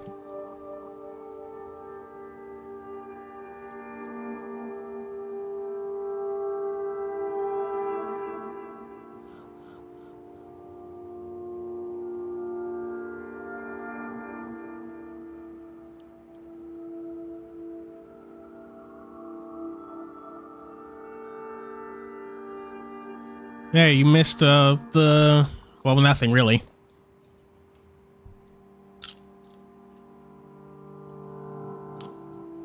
When he spotted us, she immediately grinned and waved, beckoning us. Then there was a tigress who, upon our approach, gave us a piercing stare. Not hostile, as much more analyzing. When she locked eyes with me, she gave me a searching look before cracking a small smile. Nice. I don't figure was a huge guy. A Servine who, well, not as tall as Shoddy, was much more muscular. Well, big boy. His deep, booming voice echoed across the quiet text. He laughed heartily at something the shark girl had said. At least these people seem to like each other. Our group has been one giant shit show.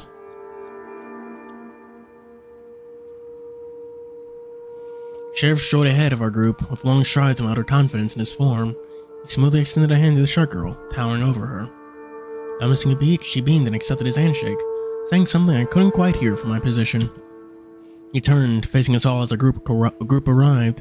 Stag and Tiger shoved around, so we formed a semicircle around Sharif and the shark glass. He says "lass" a lot. May I have your attention, please?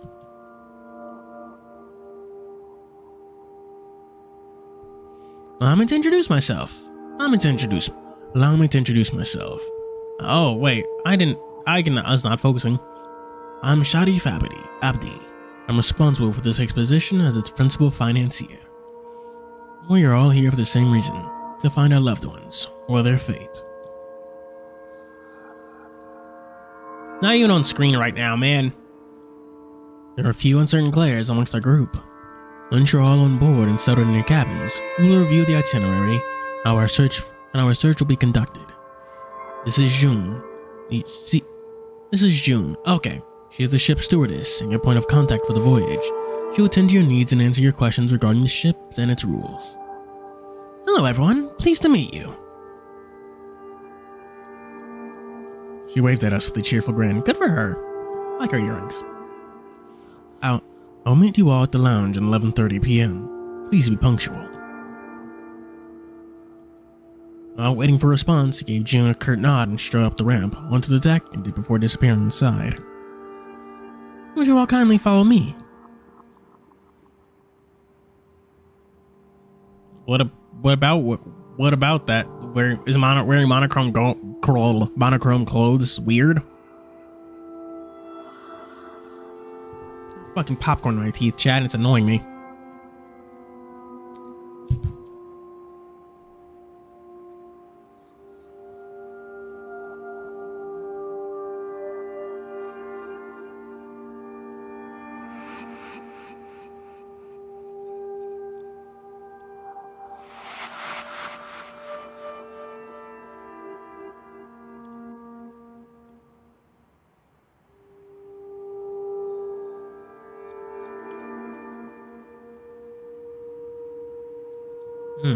Weird.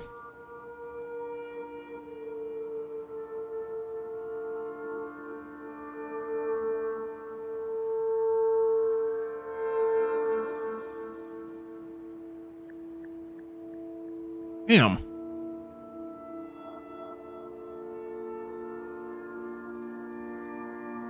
There we go. I got the fucking popcorn out. Whooshing sound? What whooshing sound? Paused at the foot of the ramp, drawing on my cigarette again. Gazing up the ramp gave me a sudden bout of anxiety. This was it. Point of no return. Player choice. Turn around and leave.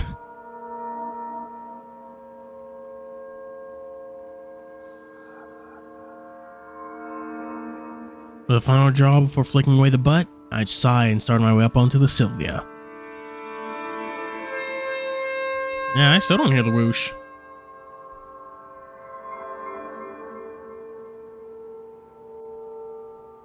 As folks filled in through the doors to the ship's interior, June bobbed her head at each person as if making a mental head count. She turned to look back to me, then grinned and waved. I grinned stupidly and turned to wave. Did you mean 11:30 p.m. or 11:30 a.m.? Wonder which. Her bright, cheery expression just seemed to help melt away the knot of anxiety in my chest.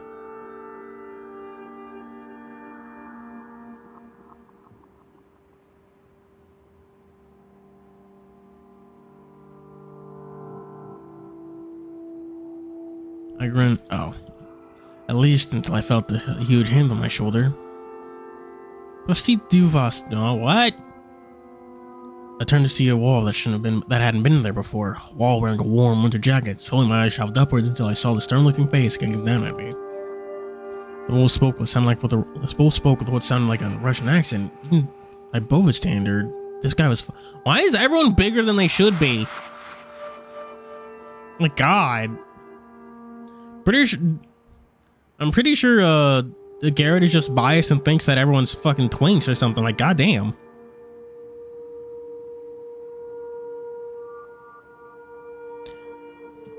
My jaw flapped open a few times as I tried to get words out.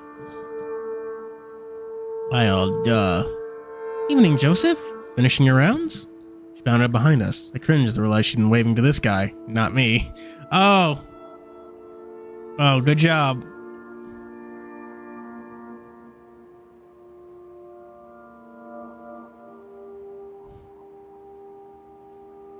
Yes, just wanted to know if I could have a light. He never took his eyes off me. He seemed to be trying to intimidate me. He just seemed very intense. Guy's size didn't need to try to be intimidating. No, of course, no problem.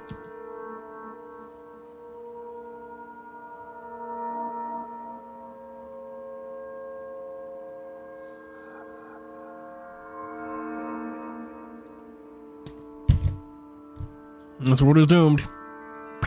Then the screen just blows up. But oh fucking, this reminds me. Speaking of things blowing up, Guilty Gear Strive got ported to Switch. Now you have another game aside from Witcher. You can use to turn your Switch into an IED. Reach inside my pocket and produce my lighter. From somewhere on his vast bulk, he produced a rolled cigarette, placed it between his lips, and leaned down for me to light it. I just flared as he inhaled, the tip of the cigarette glowing as it caught. It's possible. Inhaled and let out a massive cloud of smoke and condensation into the bitterly cold air. Mine was broke. Won't have the chance to replace it for a while. He felt a hand tugging on my sleeve. Let's go. Sorry, I didn't think I caught your name. Oh, I'm Garrett. Pleased to meet you both. June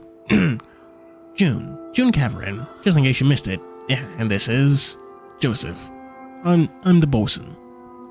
He automatically extended a hand, which bosun shook with enthusiasm. When I offered it to Joseph, he also accepted, trying to think about how his hand almost engulfed mine. I played the entire Arkham series, but I've never finished Arkham Knight. It was like when I bought it for my PS4, never actually finished it, just didn't play it. It was weird.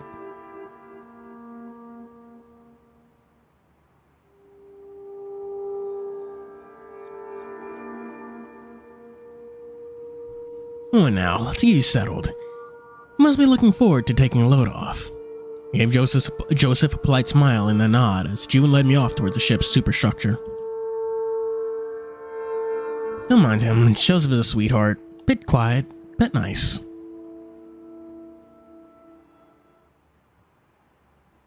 Chat, what do you think of Joseph?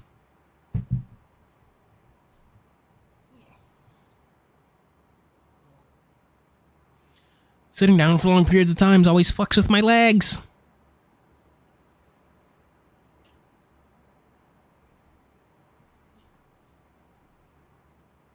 Beef. A will? She led me through the doorway where something just fell over, but I don't know what. Doorway where I had entered. Immediately, I was able to comforting warmth of the ship's heated interior. Oh, nice. Oh, I like this. This is actually a really nice background. I fuck with it. Looks like something I'd see in like a barber shop. I fuck with it. I need to go to a barber shop. I need to get a fucking haircut. I need to shave.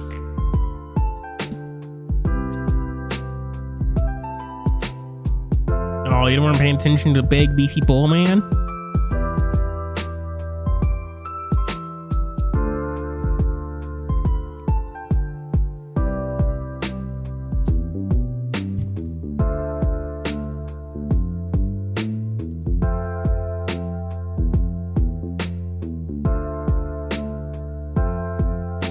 Oh, man. Oh, I need to refill my drinky drinks. I need to make some tea. It is a nice lounge. Do you think that's alcohol? Or is that just soda? An involuntary shudder went through me as if my body was expelling the chill from my bones. As she closed the door behind me, soft whistling of the wind abruptly stopped. We were in a lounge of some sort. Okay, that's alcohol. Almost like a bar complete with stools that stood to one end with a comfy-looking sofa nestled against the outer wall. On the other side was a large table with chairs set up around them, like a cross between a conference hall room and a dining room. That's nice. This is the Explorers Club. Pretty neat, huh? Given the nature of this voyage, I almost expected a Spartan gray and durable utilitarian ship. I guess Sharif realized that if we're going to be searching the Arctic Ocean, may as well do it in style. I'll give you guys a full tour, but first, you should get settled. Stairs are to your left, through that door there. She fished a set of keys from her pocket and handed it to me. When you drop your stuff, Sheriff wants everyone to gather back here. Got it, thanks. She flashed me another toothy smile for walking to the steps to the upper floor. She seems nice, Sharif. Wow, this is big. There's a buzz of chatter and an exciting conversation in the cabins. It descended the stairs. The corridor for the cabins was a bit less swanky than upstairs. You can see the others of the open cabins, admiring their accommodations for the foreseeable future. A little over halfway down the corridor, I found the door to my cabin. Garrett Reed. I slid the key in and unlocked it. Oh, nice bed. Traveling in style. First thing that struck me was a smell. A piney wood scent.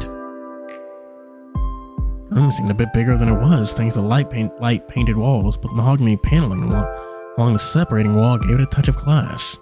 Mahogany. Something TFS reference. Mahogany desk. I had a double bed all to myself, too. Pretty sweet. Ugh.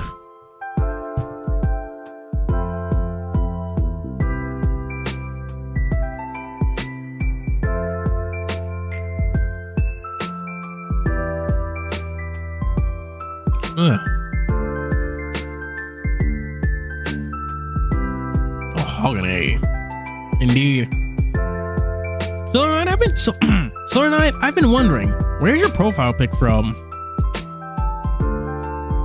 I was going to say it looks like Bear and Breakfast, but I definitely know that's not the guy.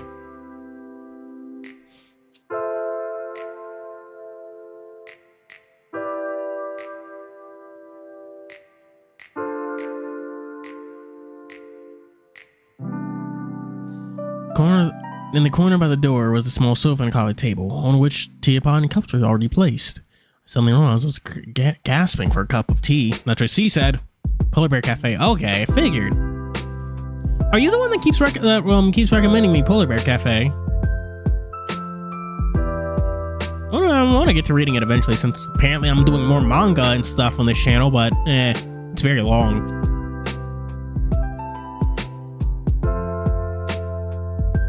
I should get to making that.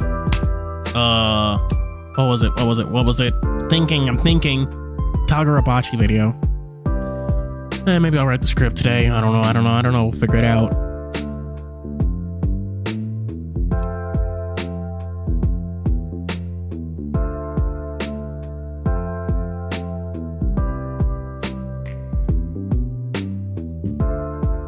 Cloud from fucking Final Fantasy.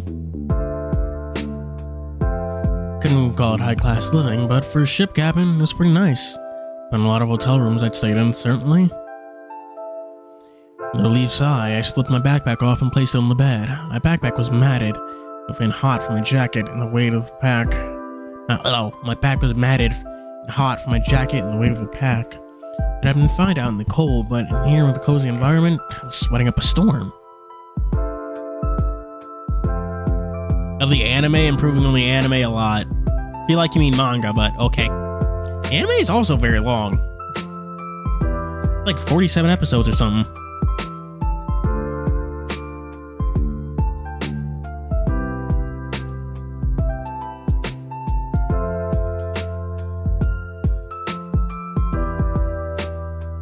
Anime Janai. I don't know what that is. Gave myself a sniff. It's hard to trust my nose when you're smoking, but I detected the unpleasant scent of sweat. Wonder about time for a shower. Hey Garrett, meeting starting? Of course not. Coming.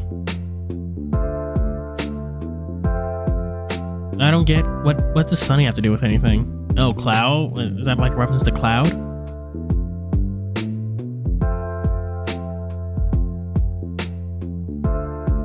With a heavy sigh, and hoping I could perhaps sit apart from the others until I could wash, I made my way back into the corridor, locking my cabin behind me. Polar Bear and, Gyu. Oh, he voiced Gyu? For some reason I've been on a Demon Slayer kick.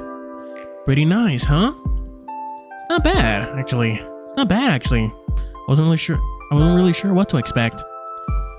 At least we might be able to see some neat stuff during the search. Wildlife, maybe an aura.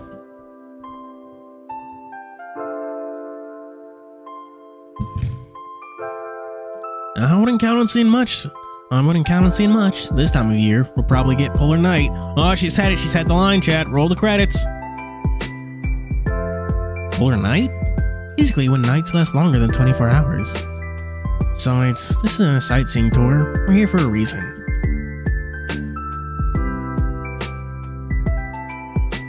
Lightning, Cloud, Noctis. They should name the next one John. Just to fuck with people. Sounds weird. And that's after I brought my camera with me. Pain irritation hit me at his whining. What do you think this was? A fucking holiday? I mean, you should at least bring your camera. You might want to record and document some of this stuff. Because that's what Kimetsu no Yaiba means. Well, I mean, yeah. It's literally just well, it's not a straight translation. It's like, yeah, this means like destroyer of like fucking world demons or something like that. But Demon Slayer's a less mouthy version of that name.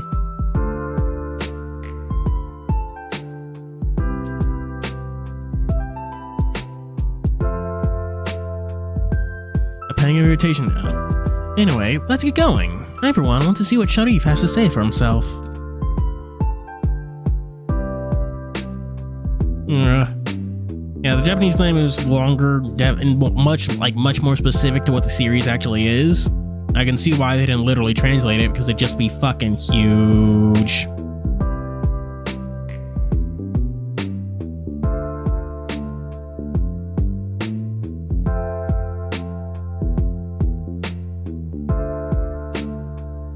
Yeah, same. Oh. Three of us made our way back up towards the lounge. Guardians of the Night. Really? I didn't know it had a different name in Spanish, but eh. Oh yeah, Blade of the Immortal is a completely different IP, so eh.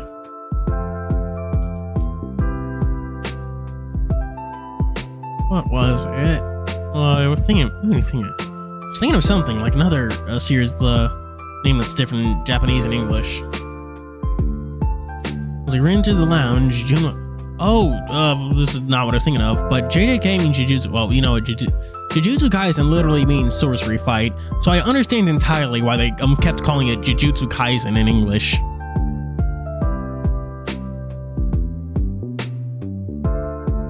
As we re-entered the lounge, June was behind the bar, stacking some bottles. She gave me a cheeky grin as we passed. I wish she gave me some cheeky gin. Feel free to laugh at that, chat. Sitting on the nearby sofa was Joseph. He had a cup of coffee before him, and he was watching the gathering in the conference room with interest. Everyone was gathered in the adjoining room, in the dining room, seated around the large table with Sharif at the head. There was a smattering of conversations when we arrived. Sharif watched us with an intense look, his fingers steeped before him. Even with his stony expression, I could sense the irritation from him. Gosh, he's very upsetty spaghetti. What is the double meaning? I took a free seat beside the tigress at the top of the table, and Sharif's right. Gail sat on the other side of her. Stefan sat beside Aaron, gave him a courteous and small nod. Courteous smile and nod. I can read. Now that we are all present. Gave me, Stefan, and Gail pointed looks. Felt like a scolded student being given a talking to by my teacher. I'm sure you're all curious about the specifics of the expedition. Most of all, the new information about the location of the Iran. Okato no Ken. The room was so quiet I could hear my own heartbeat. Pum pum pum pum pum pum. As such, I will. One moment, Sharif. All eyes went to Gail. Why don't we all introduce ourselves? I don't know about anyone else here, but I've never really met any of you before today. Oh, it was hard to tell from Sharif's thoughts from his expression. He didn't have a permanent look of irritated boredom. I mean, Gail has a point. Gail has a point. It is nice to introduce. We should at least introduce all of each other. I'll give her this one. Before he could say anything, though, the stag leaned forward onto the table. Great idea. I'll go first. That's the stag's voice. Rufus Dixon. Pleased to meet y'all. My sister Hannah was the first officer. What is that? His baritone voice had a bit of a southern U.S. drawl to it. Despite his size, he radiated a warm friendliness. Oh, cool. You're nice. Pleased to meet you. I went to the next person along. With a nervous cough, Aaron spoke softly, barely a mumble. I'm Darren Marsh. Carrie, my big sister, was the navigator.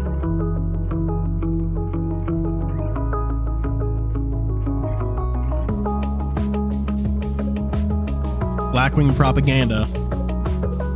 Know what that's it. Oh, what's that one fucking trap card that like the anti-winged beast trap card? I don't say like poison winds, pestilent winds.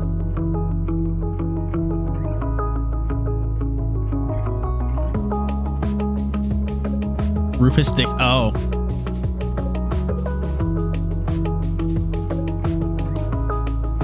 Stefan, who had been fishing more and more, finally burst. Come on, what's with the was? They're still out there. Jeez, just fucking sliding. Whoop. Whoop. Stefan, with all due respect, it's been 2 years with no contact. Unless they've been fishing for food, I'm pretty sure they're dead.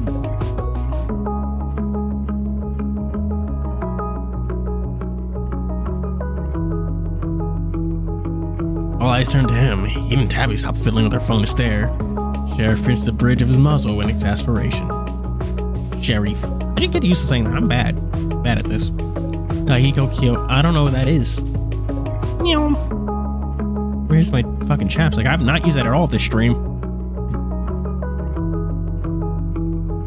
Without skipping a beat, he leaned forward, gazing from face to face as if daring anyone to contradict him. Who? Sharif or, Stefan? Stefan Golubev. And my big bro is alive, and I'm gonna bring him home. When the soft sounds of June stalking the bar could be heard in silence that followed, and even at all didn't June realize a clink was drawing everyone's attention. So awkward.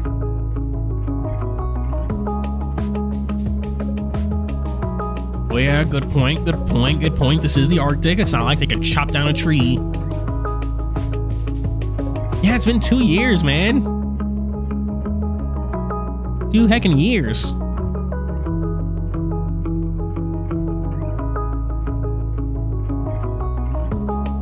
I really expect this to have happened like sooner than that.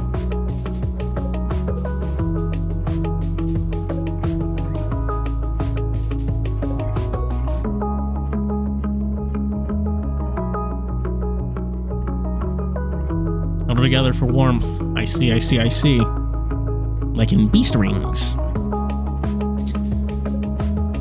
There we go. Everyone now turned to look at Tabby, who was still staring at Stefan. When she sensed all eyes on her, she immediately leaned back in her seat with a disinterested expression. Guess it's me, Tabby. Mom was the ship's doctor. At this, she turned to glare at Gale.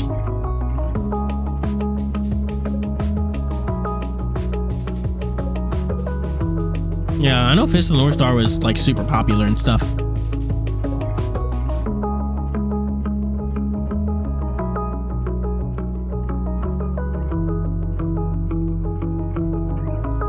At this, she turned to glare at Gale. And for the record, this was all Gale's idea. I don't want to be here. So the sooner this is over, the better. Stop staring at me like that. Go back to the 2/3 profile. Stop staring at me with them big ol' eyes.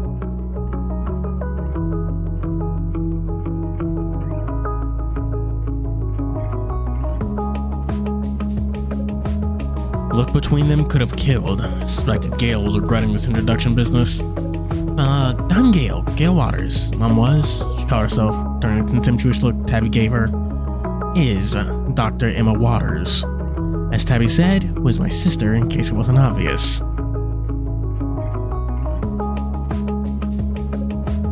How's Mechanico?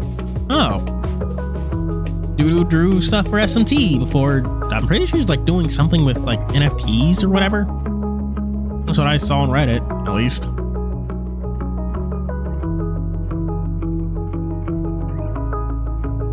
The two stared each other down. Even Sharif glanced between the two as though half expecting one of them to lunge for the other. Thankfully, the tigers cleared her throat, drawing everyone's attention. What if they are fine and just what if everything's been fine? They just like, well, oh, they all just forgot to text anyone. That's it. That's like the entire. That's it. They've all just been chilling out, doing research, doing their jobs. And it's like, what? What do you mean we've been presumed missing? What do you mean we've been presumed dead for 2 years?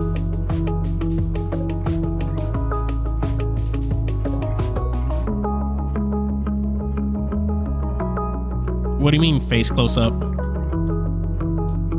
I have no idea what the fuck. Well, I mean, what the fuck is going on with like Didn't have T's and shit. I don't pay attention to that stuff. Apparently called Web 3, which I think is stupid. What would be the name of their pirate crew if they're finding the One Piece?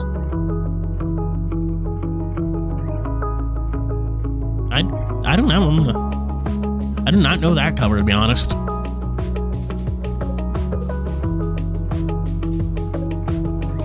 She wore a slightly smug expression, arms folded, her piercing eyes moving over and each speaker in turn. I'm Donna. Captain McGregor was my father. And assuming Sharif wasn't blowing smoke up our collective asses and we find the Iran, I will prove he wasn't responsible for the disappearance. She shot Sharif a sharp look. Unfortunately for her, he looked utterly unmoved. In fact, he looked bored, if anything. This has been one giant shit show. That was when I noticed everyone had turned their gaze to me. My skin burned, pulse quickened, hitting the center of attention. I turned my face, so my scarred eye was hard to see as it was. I'm Garrett. Garrett Reed. Pleased to meet you. I cringed at my quivering voice. The older brother was Connor Reed, mechanic. So Stefan gave a shift uncomfortably and realized I said was. Their satisfaction triggered a twinge of guilt. I couldn't meet their eyes. Oh no! The truth was, that's what I believed. This was a search, not a rescue. Now only Sharif remained. He stayed silent, standing still steep before him, as he stared at nothing in particular. Well? Very well. I'm Professor Sharif Abdi. You may call me Sharif. As my letter explains, I provided most of the funding for this expedition. Professor, what's your field? Anthropology. As for who I knew aboard, again, my letter made it clear. Remind me? It was a while ago. Could have sworn I saw a flicker of emotion through his stony expression. Professor Hagen. No way! You knew the guy in charge? I will explain if you could be quiet for a moment. Yeah, he is a professor. Definitely looked like he'd want to say more, but the broad annoyed look silenced him. Professor Hagen was my supervisor for my PhD. He was a close friend. That is why I'm here. Indeed, he's a horse. That is as much as I'm willing to say on the topic. Now, for I'll finish getting to know each other. Shot Gale a piercing look, making her shift uncomfortably in her seat. No one else looked interested in interrupting. I understand you all may be skeptical. 2 years worth of concerted search efforts for nothing.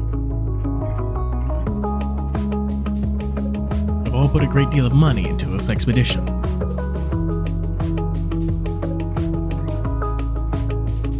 I assure you, I've planned the most efficient search pattern that will make the best use of our available time. How long will the search last then? And why did it specify that? 2 weeks. Tabby audibly groaned. Great, a fortnight on this tub and we don't even get to sightsee. A fortnight? Isn't that a video game? But the inquiry searched around the area around the Iran's last radioed position. No trace was ever found. The radio contact seemed normal. At the time, but when you examine the GPS... Wait a minute! Alex turned to Stefan and had an intense look in his eye. Radio contact was not normal. It reported someone had been killed and their instruments were behaving strangely. I remember the recordings from the inquiry. Captain mentioned the crew was having discipline issues. So what? We went over this. Seems like they got lost.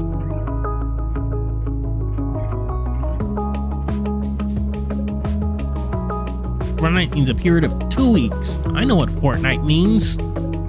Oh fuck, that reminds me.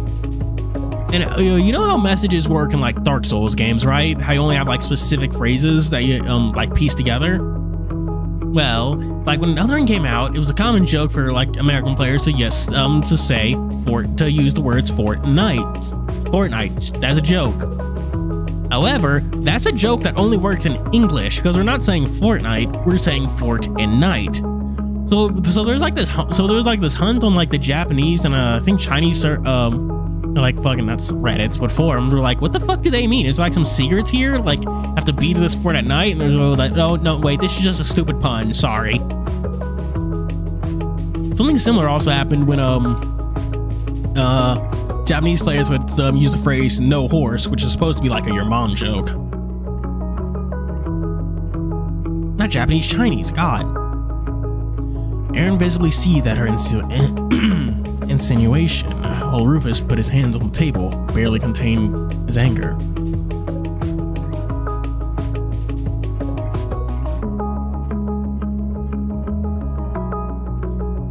Ah, jeez. And I thought the Echo Cast was dysfunctional. My God. These people have known each other for like how long? And how many times have they tried fighting? Gone into like and started shit.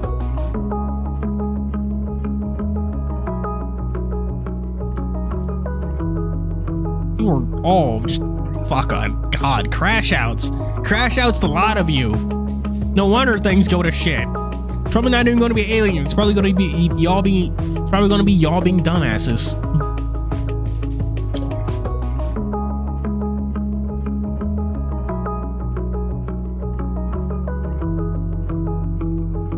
My sister would not have allowed anyone on the crew to endanger the ship. Not in a million years. There's no way Carrie would have gotten them lost. I guarantee it. Mom mentioned something about... Everyone started raising their voice at once, each protesting to the point where I couldn't make out what any one person was saying. Enough! Thank God he's a professor and knows how to deal with this shit. Kinda fucked I'm shouting with Sharif the most, cause like, yeah, you all need to chill the fuck out and just be quiet, like, God. I want Sharif here. Mine. Stefani doesn't even have Stefani don't even have mind control powers. What the fuck?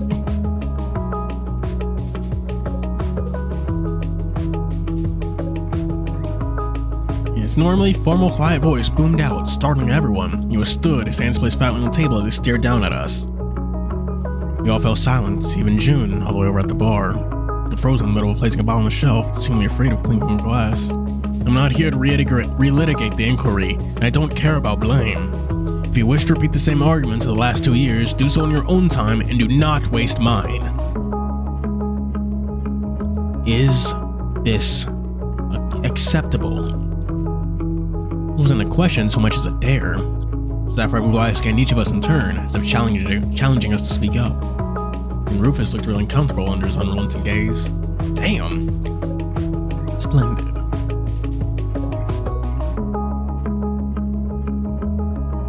Just like that, he sat back down and steepled once more as if nothing had happened. Your uncertain looks were exchanged across the table.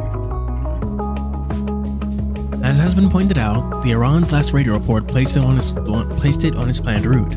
However, pulled a large roll of paper from the bag beside him and rolled it out over the table. His map of the Arctic region, with Svalbard near the bottom left. Longyearbyen has been marked with a black cross with a dotted line leading north, bringing it toward Greenland, which I'd seen this so many times before. Countless reconstructions, simulations, the path of the Aaron's voyage. There is a second red dotted line, a series of red X marks with one large blue X. I have good reason to believe that Professor Hagen may have used a different route. Why? I'll exchange confused looks. Different how? And how do you know? Because he left behind an itinerary for the second route for the expedition, in case they hit the multi-year ice. The Iran was rated for first-year ice. Uh-oh, what's the difference? First-year ice... First-year ice is ice that's less than a year old. Multi-year ice is potentially several years old. Multi-year is thicker than first-year, enough that ships had to be rated specifically for it. It can be harder than concrete. More than enough to damage a hull. Hagen understood that if the chosen route was untenable, they'd require an alternative. However, the second route was quickly irrelevant because as ice report suggested, it would not be a problem. Wait, you're saying you found some note Hagen saying, hey, if you don't find us, where we're supposed to be, try here. And we're supposed to believe that? Hagen left the itinerary in the University of Bergen's Beijing Center for Climate Research as a routine procedure when planning the expedition. That alone wouldn't be enough, while the last radio put them here. Tapped on the X marked on the original official route, close to Greenland. Double GPS signals picked them up nowhere near the official route.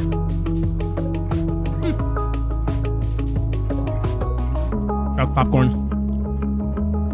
I actually showered before stream. Got some new pants, like pajama pants. They're very nice. This still sounds shaky. The inquiry said their GPS was faulty. They could have been lost. I'm not finished.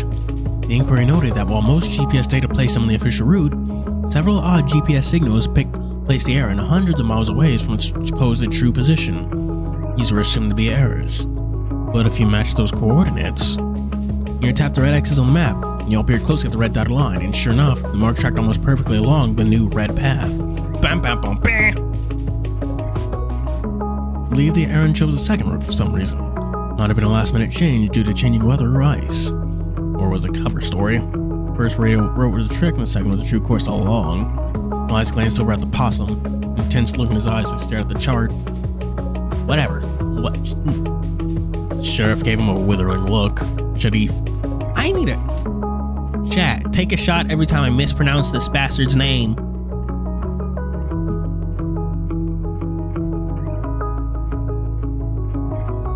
I'm surprised they didn't make a flat earther joke about him. Please do not jump to conclusions. We don't know why the radio report differs from these GPS coordinates, or why those odd coordinates exist in the first place.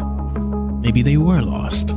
Aaron tutted and folded his arms, or their equipment was faulty. Regardless, the fact that these inexplicable coordinates match the second route perfectly is simply too much of a coincidence. If you have this new information, why not bring it to the authorities? Why get us to fund this trip?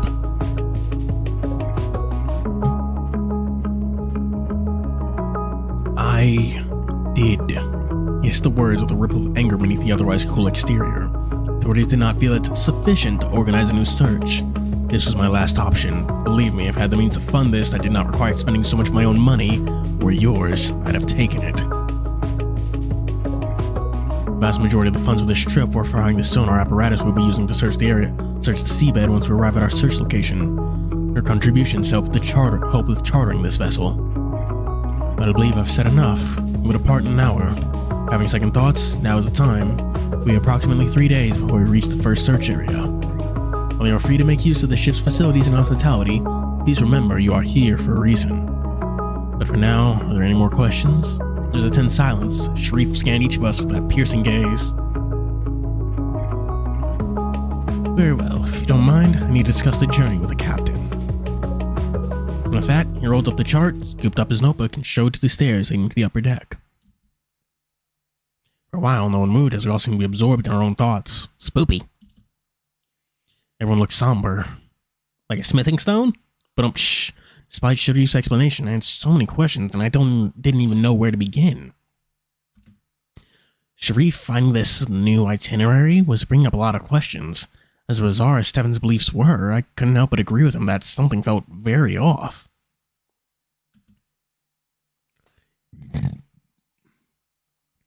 The differences between all the stellar monsters is something that would never cease to piss me off.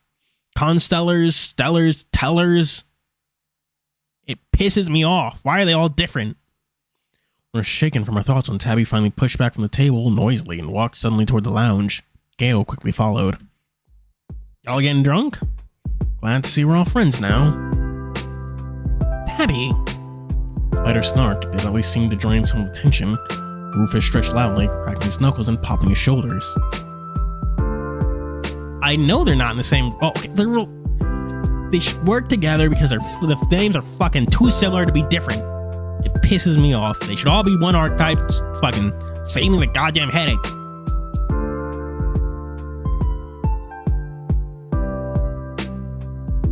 Despite her snark, did at least seem to drain some of the tension. Rufus stretched, loudly cracking his knuckles and popping his shoulders. Well, we came this far. I'm in. Same. If we finally are on, at least I can know for sure. We'll find it. We'll bring them out and we'll bring them home. You'll see. Evening, guys. Hello.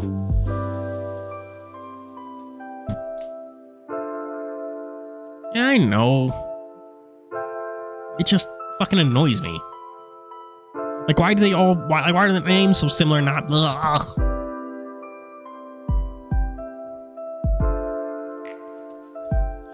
It's like if we had Black Magician and Dark Magician and Dark Gray Magician and Light Gray Magician. It's like if those were like all completely separate archetypes, and it just annoy the hell out of me.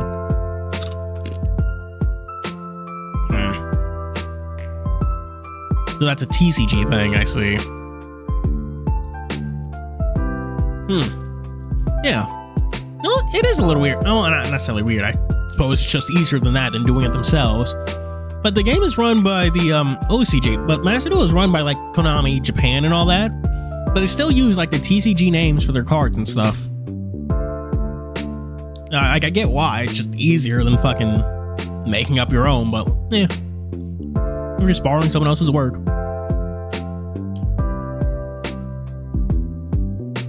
Yeah. And this is why we should all go back in time and murder Yuya. Yuya was a nigga from like the fucking Pendulum anime, right?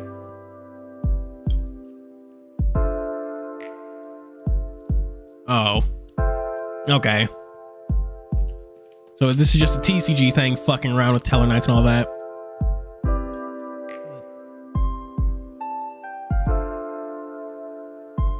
What was it? What was it? What was it? Oh, I should actually boot up Master Duel, because did y'all okay, for those that play Master Duel, did y'all buy those 2 new like limited packs, those like fucking Blue Eyes or whatever they were? I did, and I got nothing from them. Got like 3 URs and a bunch of nonsense, so like whatever. That's 2,000 gems gone. Ugh. So I hate to bore you all, but I need to give you a safety brief before I do anything else. Legal requirement for your own safety, you get the gist.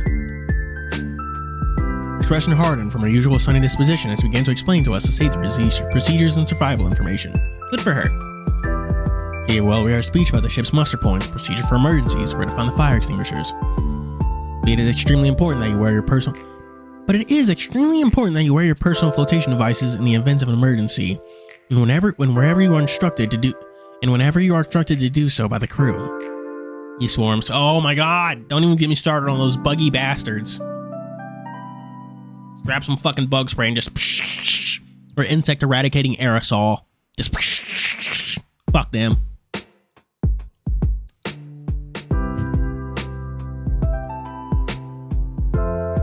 App. Okay, but who actually plays Predaplants? No one. They're not really a problem. If you fall into the Arctic Ocean, cold shock can kill you in as little as 1 minute. If you find yourself in the water, you need to resist the urge to panic. Get your breathing under control and don't thrash about unnecessarily. You will then. Who are you? What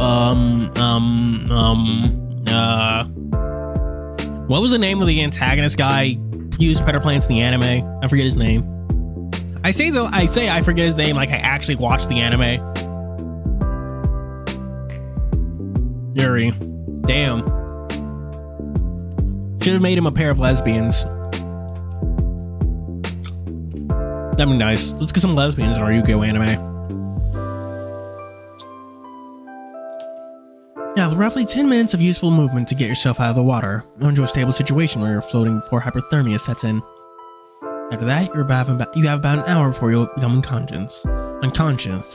Provided you are wearing your PFD, you have about another hour before your heart stops from the cold. Every effort will be made to rescue you if you fall overboard, so you must remember these rules to maximize your chance of surviving if you end up in the water. Headphones on charge? I probably should be charging my headphones, to be perfectly honest.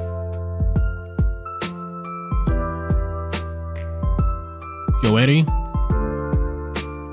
Why the fuck did they change it to Yuri then?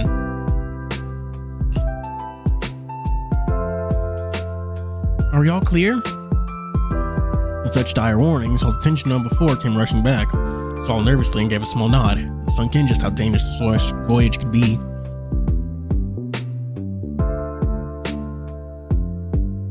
Okay, I kind of get why.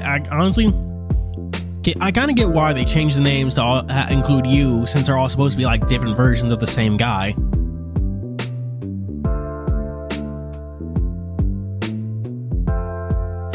Honestly, considering that, I fuck with the other the poorly romanized versions more, because it's just more thematically fitting. Everyone else seemed to be equally discomforted, but everyone gave a nod and grunt of acknowledgement. Good. Sure you won't need this information, but it's important that you know.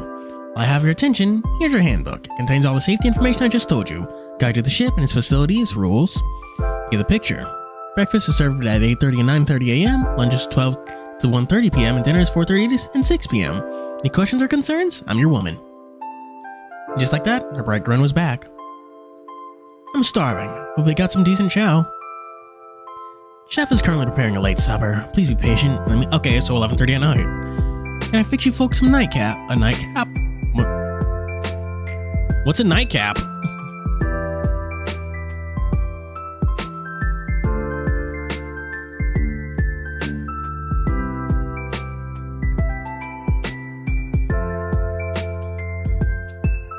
A nightcap is a drink taken shortly before bedtime. For example, a small alcoholic beverage or glass of warm milk can supposedly promote a good night's sleep. Folk medicine consuming nightcaps for the purpose of inducing sleep alcohol is not recommended. Many doctors anticipate because it increases sleep quality, but in low dose alcohol sleep promoting benefits, and some popular sleep medicines include 10% alcohol. Nightcaps can be neat, mixed, hot toddy is usually considered original nightcap. Original nightcaps include brandy, bourbon, cream-based liquors like Irish cream, wine, especially fortified, can also be functioned as nightcaps. Since some nightcaps are made from arm roll, stiff, some will also make sitting in bed easier by promoting digestion. Cool.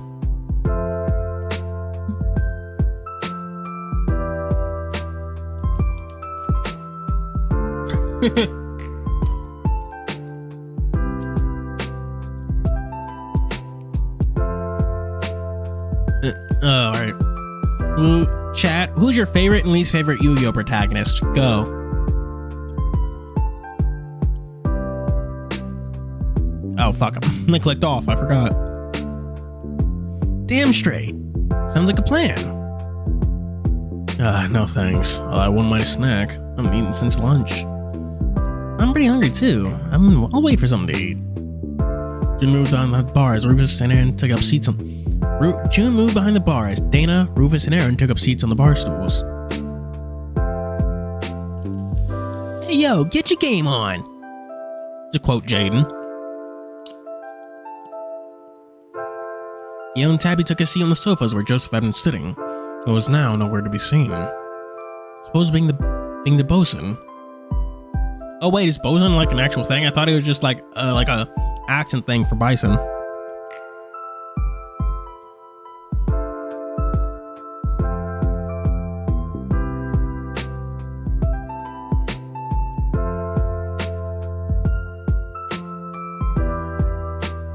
Boatswain, bosun, and bosun on the deck boss, Kaufman of the deck department is the most senior rate department responsible for the ship's hull. Boatswain. Okay. You say Fudo is pretty cool, yeah. Don't like Playmaker? You know, I forget he actually has like an actual like U name because everyone just calls him Playmaker.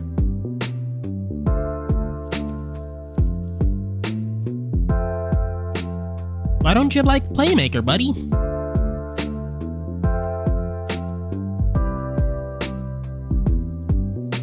Stefano had wandered over to the hatch that separated the bar area from the kitchen. It wasn't super tight right now, and having been told I might have to leave the ship before...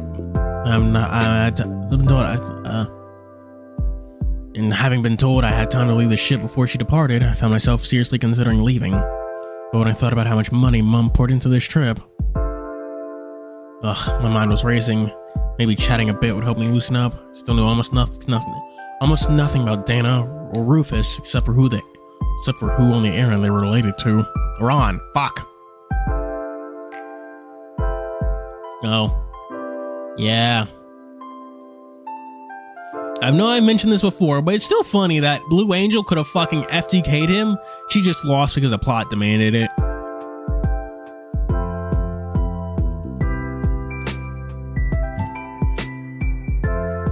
I don't know why they ever put her in a rush duel.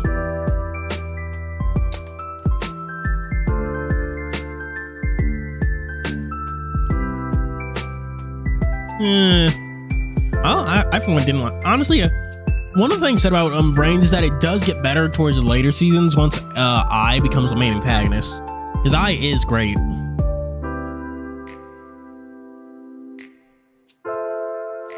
Honestly, it does kind of seem like that they made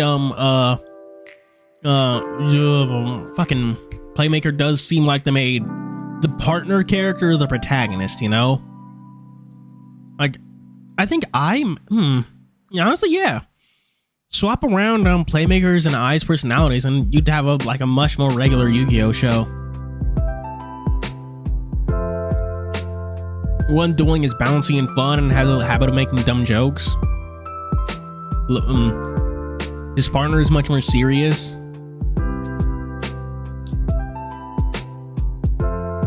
Yeah, honestly, I feel like the problem with hello, Panda Boy, we're talking about Yu-Gi-Oh right now, as we are prone to do. Well, specifically the anime. Who's your favorite Yu-Gi-Oh protagonist? Aaron seemed a bit oblivious, and I could already tell. He was a flirt. Seemed to be a decent sort, though. Sensitive about his sister, too, clearly.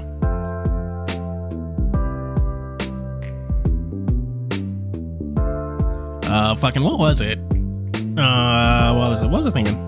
Yu-Gi-Oh. Yeah, I do like you. I actually don't even think Arc 5 is that bad. I love the concepts of it. Like actually making use of the different card extra deck typings, having them be involved and important in the story and all that shit. But god damn it, like it was just fucking all over the place. It's like Dragon Ball GT. Great ideas, lackluster execution.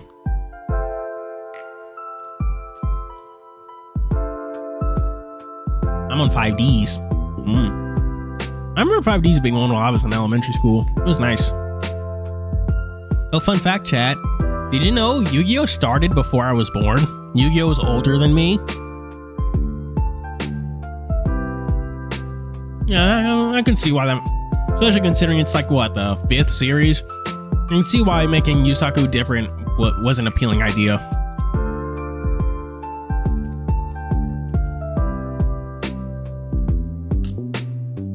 It does need like strong opposing characters to bounce off of, though. Yeah, I can definitely see why they made Ai so lively and paired him with him like constantly. Gave a reason for Yusaku to not be so fucking serious all the time. And at least some not be so serious all the time, but something that his personality actually bounce off of. Yu-Gi-Oh is from 1996, but the card game itself is from 1999. I was born in 2001.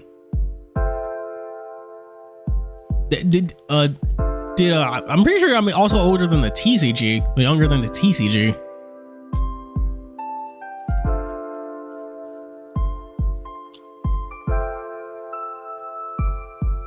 Like I said, I have never actually played GOAT era Yu-Gi-Oh. I started on I started with modern Yu-Gi-Oh when synchros were a thing.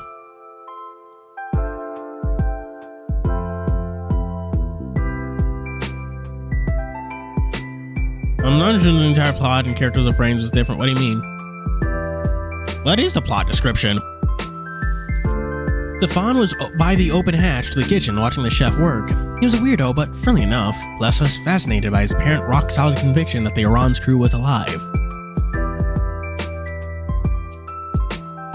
Like, I mean modern Yu-Gi-Oh as in, well, when the extra deck became their main resource and what set Yu-Gi-Oh apart from a lot of other games. Not modern sense of modern playstyle and sensibilities, but what separates old era Yu-Gi-Oh from when modern deck building theory became dominant.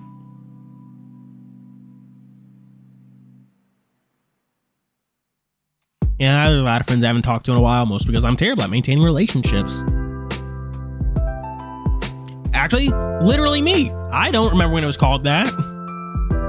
I was in elementary school. I didn't fuck around with that shit. Then there was Gail and Tabby. Gail was lovely, but I couldn't wrap my head around her conviction like Stefan, that the Aaron crew was still alive.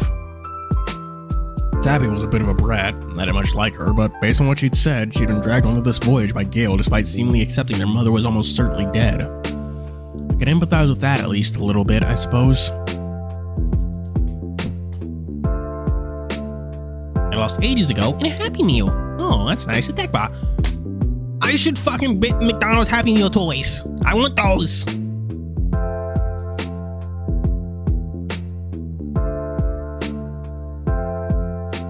Chat, you think I should DoorDash food? Because I'm hungry. We actually bought like groceries today, but here's a little. Okay, y'all are not gonna be happy to learn this, though. This is very in character. Guess who's only eating pancakes and popcorn today, chat? Like, if you're wondering why I'm like constantly eating that's why, because I'm like hungry as hell. I'm eating like nothing. Not good. Popcorn is great. I was like, oh, I'm just gonna make some potato chips for stream. Then I was like, no, that takes like an hour, and I don't want to do that. You're right. I should order a burger. Veggies and meat. I honestly don't like sweet popcorn.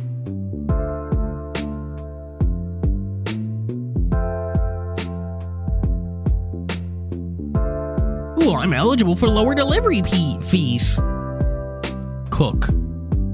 I'm cooking.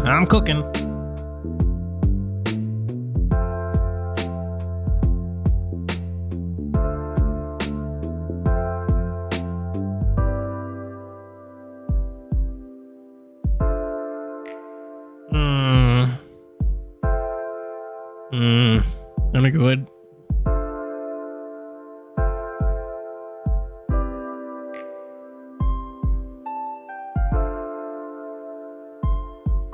Get $3 off on 20 plus with Coke.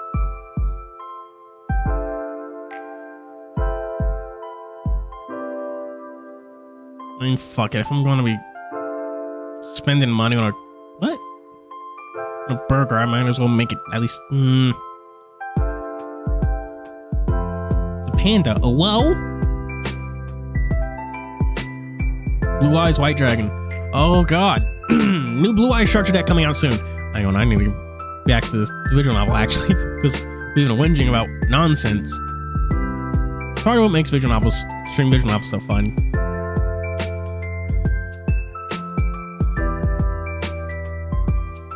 A glance at the clock. I had time to chat a bit. Let me get some others' opinions on Shari's. Oh, cool, we can talk for people. Whoa, yo, let's go. Should have done this earlier. Time for a poll, fuckers. There's 3. Okay. Stefan, Gail and Tabby, Rufus, Aaron, Dana. Deliberate.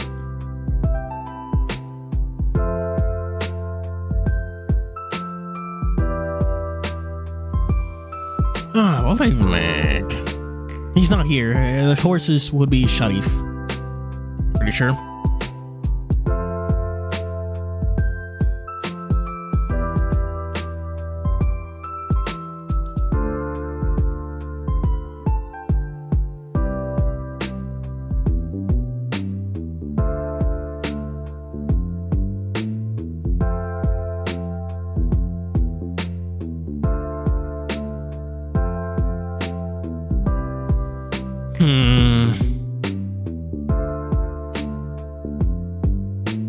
Chat, you know how I am with spending money. I don't like doing it. Ugh.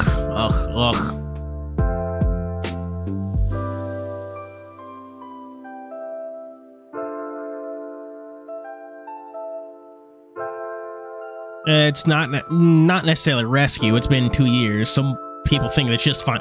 Like, only 2 people are delusional enough to think this isn't anything but finding bodies.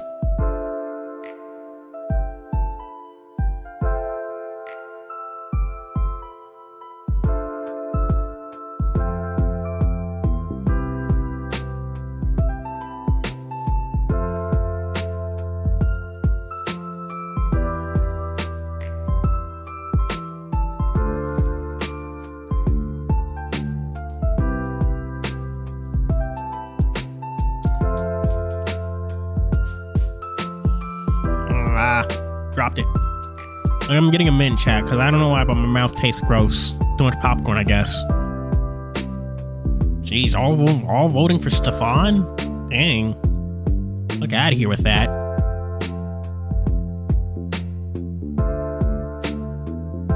That's probably in the poll.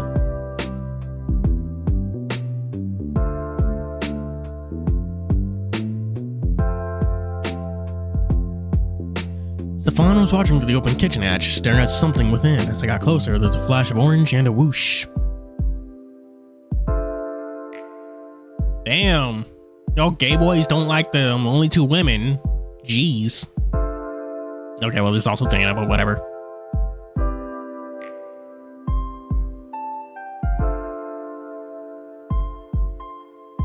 Yeah, I mean, yeah? I mean, people are, well, I mean, guess you do the other options first and then go to Stefan. But like, that is why I made a save here anyway. I had to chase the son of a bitch across the base to get my pants back. And the bastard threw them into the shower stall, the private, and got them all soaked. So there was a roll call. My pants splashed into my ass, my legs were there, and I was the only one naked from the waist up. The rest of those at the bar were laughing. She almost doubled over, and Dana wiped the tears and just told some raunchy story. He already had a point of beer from which he audibly gulped between the boisterously recounting something outrageous.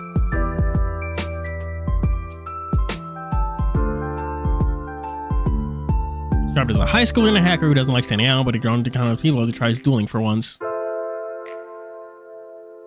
What about the whole AI bullshit and all that? The Hanoi project. I think they mentioned that.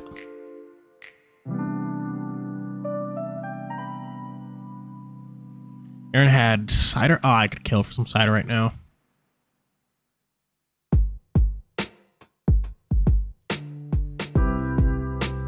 He sipped from it delicately when he wasn't chuckling along with Rufus' antics. Dan also had a pint of beer, already half drained. For five, she gulped it greedily before nearly choking on something Rufus was saying.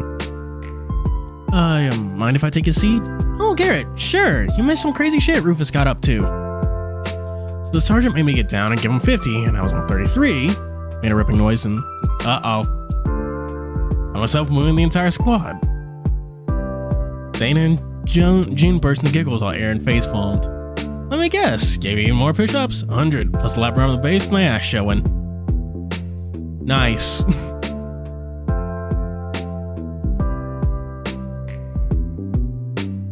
I admit, the mental image was both funny and kind of appealing. Showing the chuckling as June sidled along the bar towards me. Get you anything? She motioned to the bar, stocked to the gills with a variety of spirits. My stomach tightened and my smile faded a little. Oh, you don't like alcohol? Not a drinker, he's a dry. No thank you, I don't drink. Boo! Seriously? What kind of man are you? Bristled, not appreciating her implication. A man who doesn't drink. Shot her glare and she noticed I wasn't laughing, nor for that matter, were the others. Christ, it was a joke, lighten up. Christ, it was a joke, lighten up. Hey, anyone else want something? I can whip up a real good pina colada. We're dancing in the rain. Oh, me please. I'll take the pint of Norwegian beer. One Lervig, coming right up. Aaron seems to be very harsh, very bad at taking jokes. He's not into questions.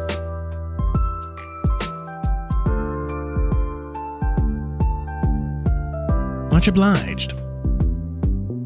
I have another pint too. Chat, when I did that poll, I should have left and refilled my drink because I'm fucking out. I'm thirsty.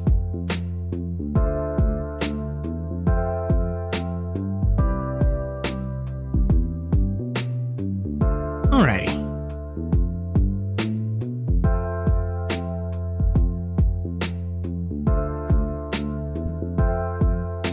Waiter. Yeah. Wait, that's probably water, not waiter. I can read. Aaron nudged me and gave me a nod towards Gale and Tammy sitting on the sofas. Couldn't be more obvious they were pissed with each other. Yeah, what question should I ask you though? What's their deal?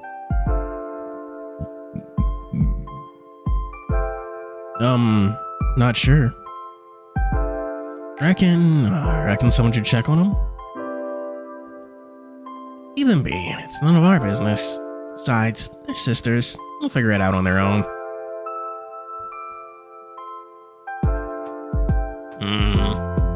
Well, it's quite clear. Well, you all know I'm quite bad at my job then.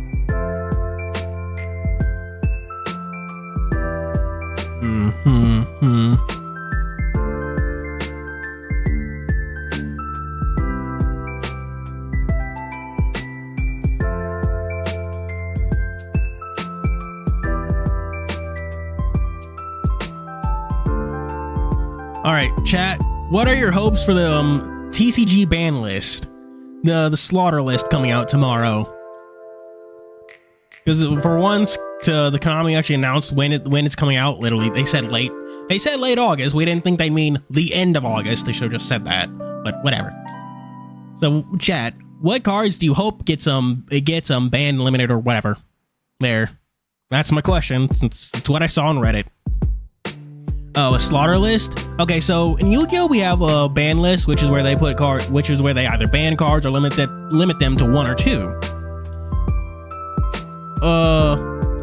Every so often when things get really, really fucky, Konami releases a slaughter list, which is instead of like hitting the top decks, it's slaughtering the top decks, murderizing the hell out of them. So, and considering people have been hangering for player attendance for tournaments has like plummeted, done really bad. Konami's clearly going to like murder a few things to get things back under control. I honestly can't think of a deck. I honestly think if a deck has been playing if a deck has gotten reasonable representation at a tournament, it's going to see hits. But yeah, discuss that. I gotta go get a drink like real badly.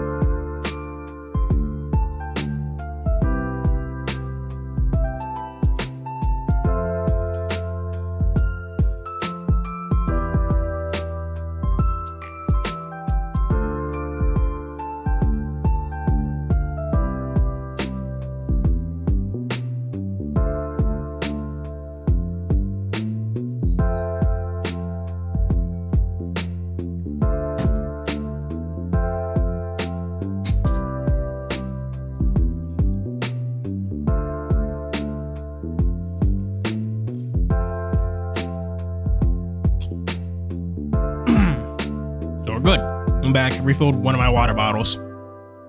Water's kind of tepid, but it'll do.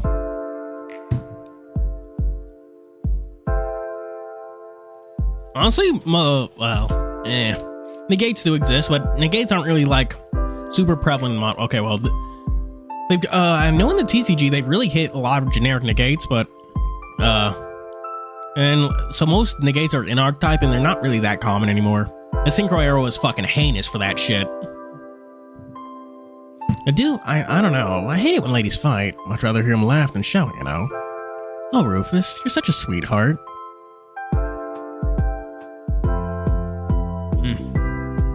Oh, they're oppressive in like every other way. Okay, well, not every other way. They're just able to play through every hand trap under the sun.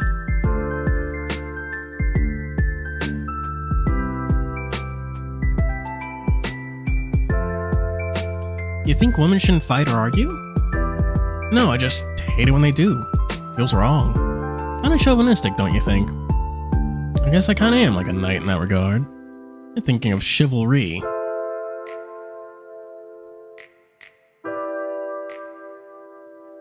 Yeah. Isn't that like their main form of interaction, like making your cards equip spells or something? Not equip spells, like fucking continuous spells. Which is a problem when you're like, because that basically just negates, it doesn't necessarily negate effects, it just prevents them from doing anything. It clogs up your back row. Disney TCG? I fucking did hear about that. How is it compared to Yu-Gi-Oh? Aaron, June, and Dana and I exchanged baffled looks, but ended up smiling anyway. It was sort of a sweet sentiment. I think. Okay, yeah, that was added. So, Dana, Captain McGregor was your dad? In response, she necked her beer, audibly gulping before thumping the glass down and sighing.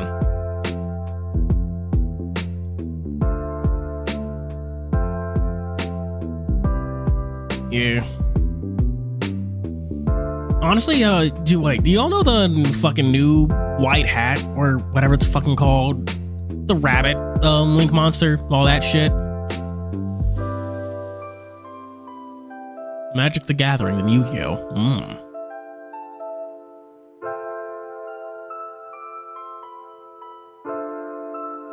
Hearthstone random to Yu-Gi-Oh likes it.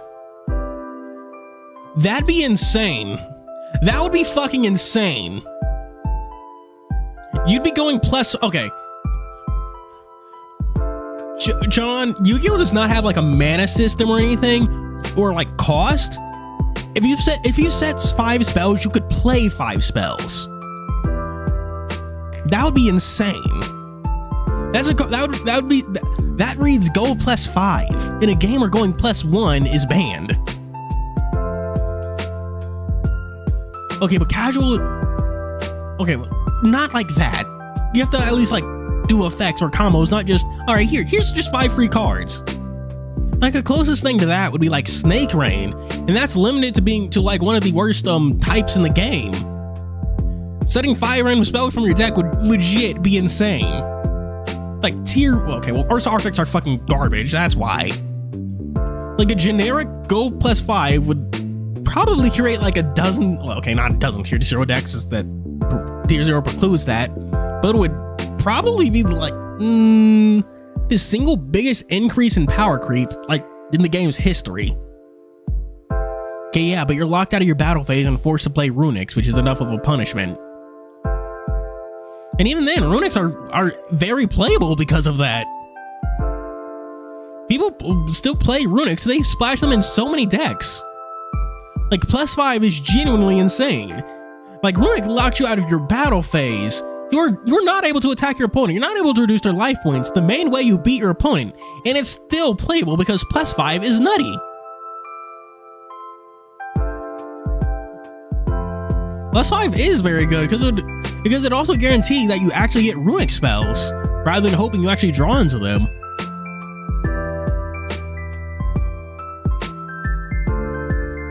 I've actually been watching a lot of videos where like Hearthstone players, Magic players, like decide if Yu-Gi-Oh cards are good, and it's honestly really funny because Yu-Gi-Oh is such a vastly different game. Like a card that'd be busted in Hearthstone, just like, oh yeah, this card saw like no play, like in like the past 20 years. It's garbage.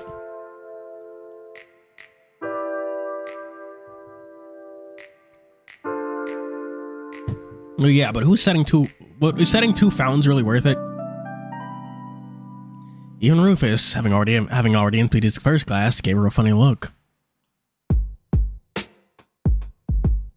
Emphasis on was. Why? Well, I just curious about him. And Grace had some stuff about how he had problems with. Wasn't Carrie the navigator? Oop. See, Jesus Christ, see? They're all the most dysfunctional people on the planet. Pot Greed worth it. Pot Greed is worth it. It'd give you, well, it wouldn't be a runic spell, but it'd be like another chance to actually draw the runic cards to make Fountain actually work. Like one of the biggest downsides of runic is how big it is. Like that you actually need to like draw into those runic cards to so you can draw the same amount of cards and make them package worth it. So you have to like play a critical mass of runic. And if whatever deck you're trying to splash into isn't small enough, well, tough luck. You can't put runic in it. If I'm understanding that card right. Runic Fountain lets you like draw the same number of cards as runic spells you use, right? Tense look shot between me and Rufus. June's smile faded again as she poured a pint, seemingly bracing herself for another argument. Yeah, yes? That already is a card, and it's called Spellbook of Judgment, and it was banned. and it led to a near tier 0 format. And it wasn't, and that spell wasn't even generic. It was it locked you into playing like spell books. So, and yeah, that's also Runic Fountain, and that locks you into playing runics and removing your battle phase.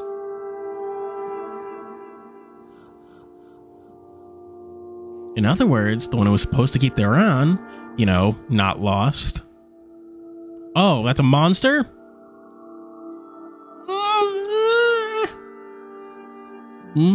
That depends. That also depends on the archetype around it.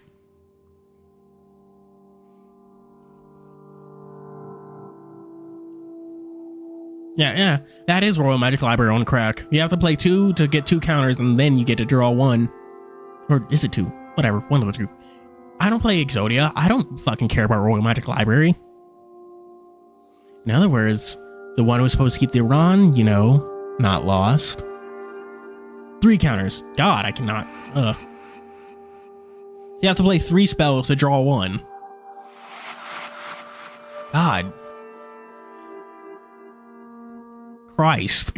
These people make the Echo Cast look like fucking friends. Oh my god.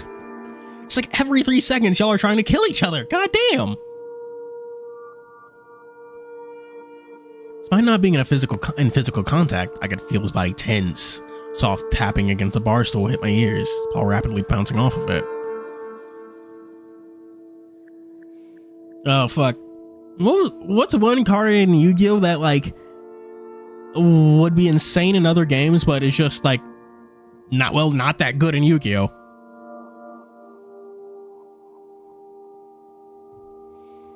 I fucking remember one of them being, I want to say Robin Goblin. Basically, whenever you do battle damage to your opponent, they have to discard a card, which would probably be very good in like a slower game, but given the speed of Yu-Gi-Oh, that's just not viable. Exodia or I don't know what you mean by Miracle, but Exodia is just solitaire. Well, okay, I give a lot of garbage, but Exodia is very cool. I don't know, never know. I can give you witch time. Huh. So I suppose it's just a regular dodge then. But yeah. That's a fair enough trade-off, I guess. Doesn't make the game too hard. It ups the difficulty without making the game like unfair hard. Weren't there enemies in the original Bayonetta that like didn't enable witch time when you dodged them anyway? Despite not being in physical contact, I could feel his body tense. Oh, I read this. It was an instinctual thing for Lapines, rapidly thumbing on the ground with a paw in response to stress or occasional fear, but judging by the sound of grinding teeth, this is less stress and more fury. Name drop. He turned, facing her fully with a murderous look in his eyes. Oh, shit.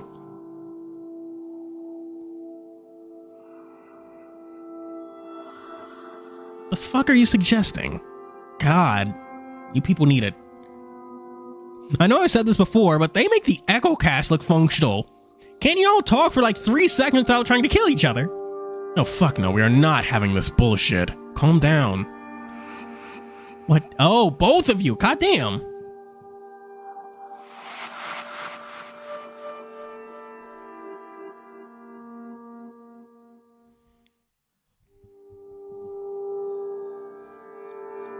Use the auctioneer Nozami who plays 3 reduce the card in your hand after reduce the card in your hand. Oh. Yeah, okay, that I'm guessing like reduce the cost, because that's not something in Yu-Gi-Oh. No, you play your whole deck on one turn and end it with Cthulhu who did 30 damage randomly. Was it like an FTK deck? Or something like that? What do you think I'm suggesting? Heard she had an eye for someone on board. You saw those position reports. Maybe Carrie was distracted. You. Say that again. You, hey guys, enough. Though his rich, deep voice lent weight to his command, it was June who took us all by surprise. This is more than enough, both of you. Even Dana seemed taken aback. For such a sweethearted girl, June barked like a drill instructor. Fury etched onto her face. Oh, damn. Good on her. I mean, she is a captain of a ship. She has to be able to like give commands.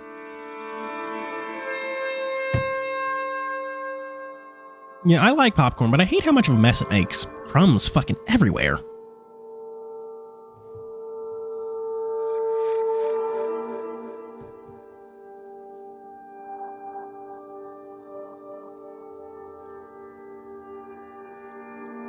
If we're going to be at each other's throats, you can leave the ship right now. Do I make myself clear? There's silence in the room. Even Aaron's foot had stopped thumping.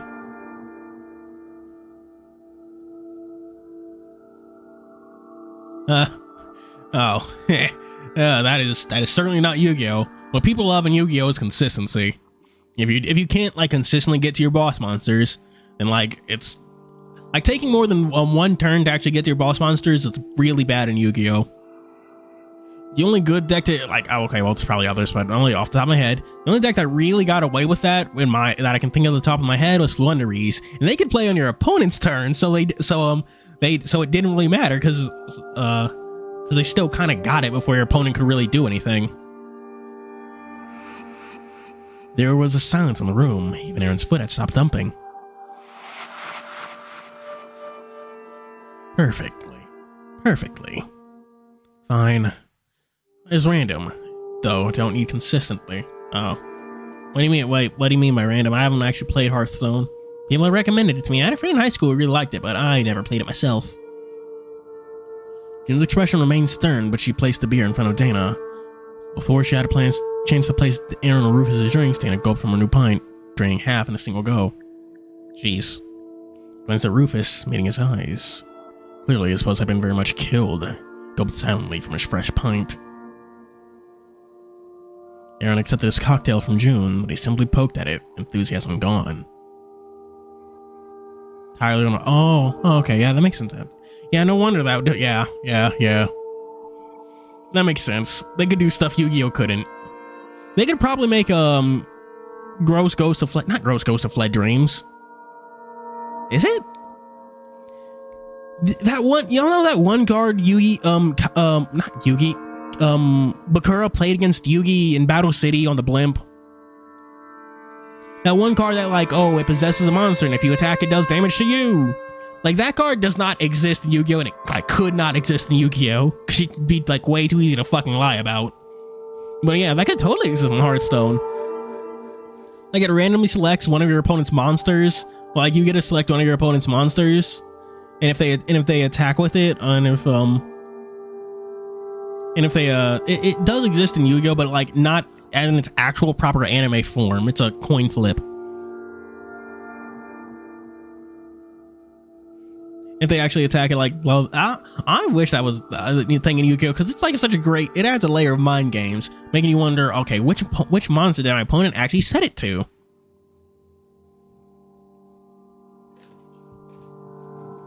Is there something like that in Hearthstone? Mood very much ruined. I had no reason to sit here anymore. Excuse myself. Oh, so we get to talk to everyone. Okie dokies.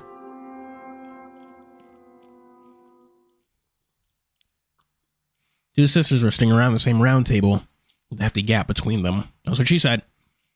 Gail was nestled in the bend of the couch, while Tabby was a good couple of feet apart from her.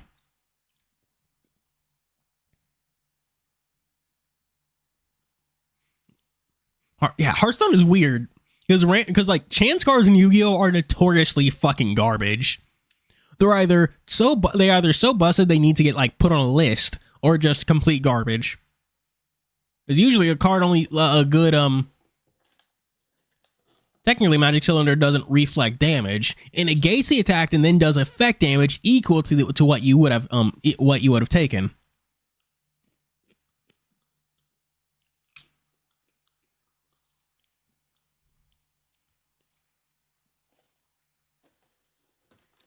Honestly, I think a Yu-Gi-Oh card that basically says if this card is attacked, reasoning? Oh, okay. Okay. Reasoning's a good chance card. That makes sense. I'll accept that. I'll accept that choice.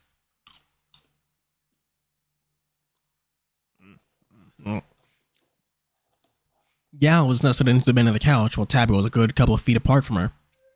Shockingly, Tabby was futzing with her phone while Gail was staring off in the bar, absently, clearly fuming. Staring off at the bar absently, clearly fuming. Okay, well, Sixth Sense is banned. They're either like, isn't Sixth Sense still guard that says fucking yes or right or send that many cards from your deck to the graveyard or whatever? Yeah, because it was clearly insane.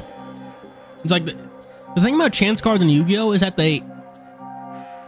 because consistency is so important, they have to, like, even their bad effects have to be very good. Wasn't one random card wasn't one chance card that saw play in Yu-Gi-Oh fucking like I want to say 6-shooter? The little goblin guy, like you roll a dice to like pop a card. Painful choice. Okay, painful choice isn't really a chance card. Snipe Hunter, there we go. Gale's legs were crossed, her foot bobbing up and down in clear agitation. I gingerly stepped closer to Gale. I gingerly stepped closer. Gale didn't even notice me until I was almost standing directly in front of her. Garrett! Oh, I'm sorry, I was.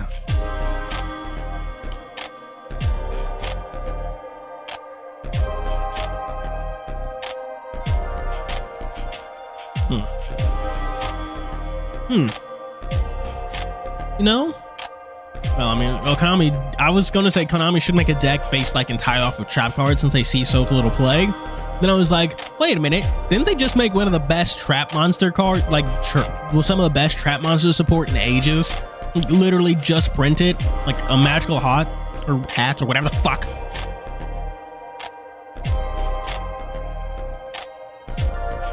No, I'm sorry, I didn't mean to disturb you. I gestured to the far end of the sofa. May I? Don't be silly, sit. She brined immediately. She's so nice. Patting the seat next to her, I shimmied down the table and sofa, plopping down a respectful distance from Gale.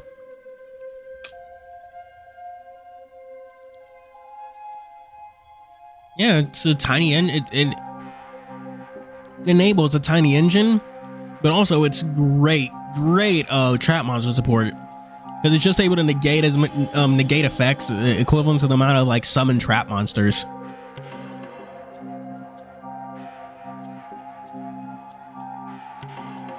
There are actually honestly a lot of good trap monsters because like it's such a weird and small archetype that they are able to willing to print like anything to get them to see play. Ow.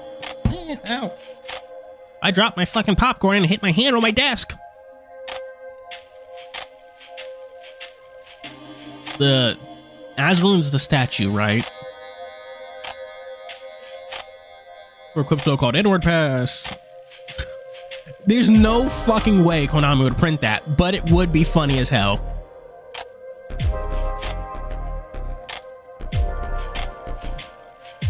I don't bite, Garrett. I don't know. I wouldn't want to tangle with those horns. I don't have a spare eye anymore. Why? You're right. That does exist, White Veil. Granted, it doesn't turn your monsters into light types. Little attributes, but whatever. Both chuckled and she scooted closer to me anyway. Oh. Not quite touching, but certainly pretty close. Uh-oh. They're just gonna start fucking right here and now? It's getting kinda saucy.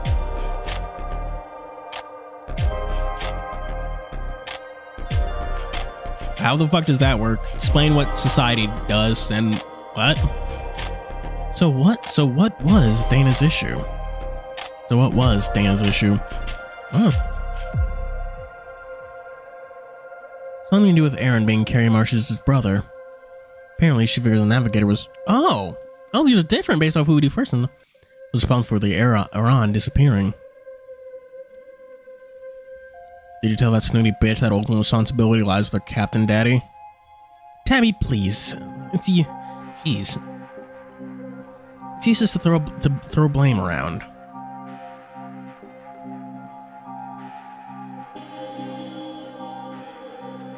I'm not, but if she's going to be a cunt to Aaron because of his sister, someone should throw her daddy's position on her face. I mean, she had a point. Even Gale seemed to think so, even she didn't contradict her as much as she flinched at Tabby's language.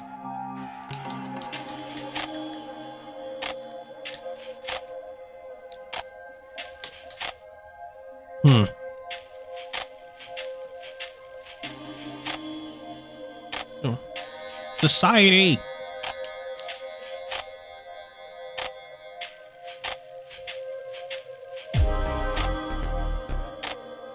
Oh my gosh.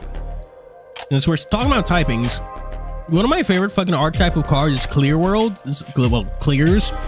Because, like, in the anime, there are cards like you play the card Clear World and it punishes you and it has different effects based on what attributes of monsters you control, right? And like it didn't punish the player of Clears because like the Clear monsters had no attribute. Instead of doing this in Yu-Gi-Oh! Because it would like cause a fucking ruling nightmare, they just said, okay, they're light attribute, but they're immune to the effects of Clear World. Like fuck it, they're just unaffected, whatever. Well, I do hate them as like playing them, no, but that stupid phrasing, because that's just like that. Generally, I'll give Konami this. That was definitely the way to go. It's funny. I shrugged. I agreed with her, but what more could I add? It's a nice ship, isn't it? June says it's normally for touring the Arctic, but they have some nice facilities too. Sauna, small jet. Well, they have a sauna? That's based. Even converted part of the crew lounge into a sort of cinema. Really? Hope the crew aren't too upset about that. Nah, Jun says there's only 5 crew on board, and there's more than enough room. I raised an eyebrow. 5? Isn't that a little light for a ship of this size? Really? You think so? I mean, Jun is steward, I think. Then there's Joseph, the bosun. There's chef too, so that's more than half the crew already. I'd imagine the captain and first officer are on the bridge. And for a ship this size, I'd have expected at least a few more deck crew. Joseph must be run off his hoofs. Yeah, now that you mention it, it does seem weird, especially if we're going to do search and rescue.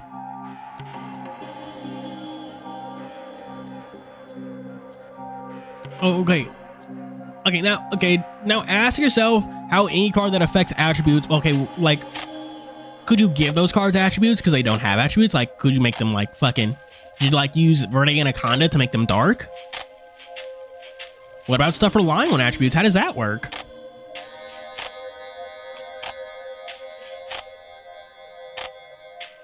They would never do that, but that would be very funny. Yeah, DNA surgery only affects typing, not attributes, doesn't it? Rescue. I had to bite my tongue to stop myself asking about that. Heather rolled her eyes, but said nothing. Chat, bad news. I'm almost out of popcorn.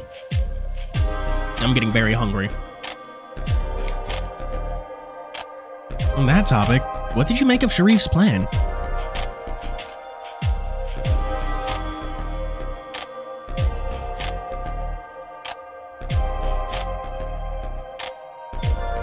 No, thank you. I'm not a fan of sweet popcorn, Vixen.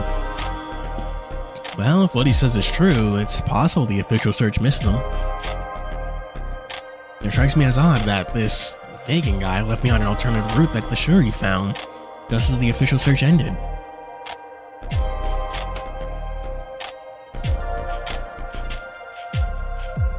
Wouldn't the university have known about it? Said something earlier? You think he's lying? Well, I wouldn't go that far, just seems strange. I don't think it matters much anyway. I mean, it's been 2 years.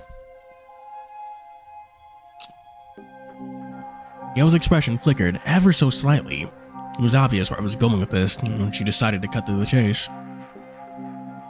Garrett, don't have to tell me how hopeless it sounds. Believe me, I think about it every day. But if I didn't hold on to hope, then what? I'm just gone? Nothing to bury, nothing to mourn? Not if this search trip is successful.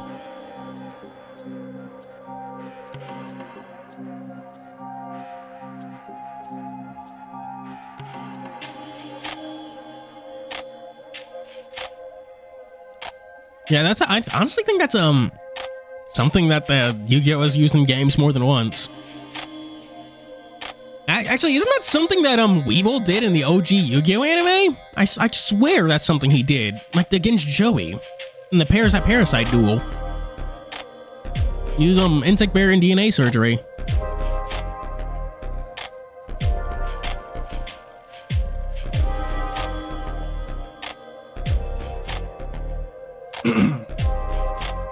Oh god. A piece of popcorn broke off wrong and like kind of ended up in my throat. It was weird. What weapons people like?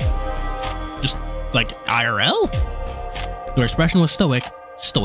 I could hear the slight break in her voice. Her bright eyes flickered away from mine, unfocused. Oh no. I can very much understand. Many days, weeks, and months with Mom, having her cycle between bawling despair and catatonia gave me more than my fill of the grieving process.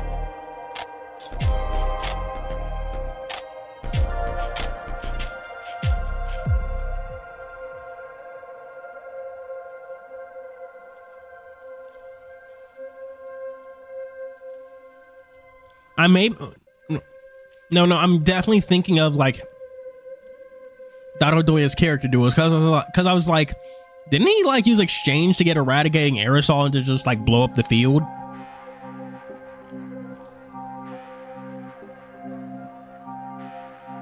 And when Yugi sandbagged on Joey, which was valid. Fuck him and his Brooklyn accent.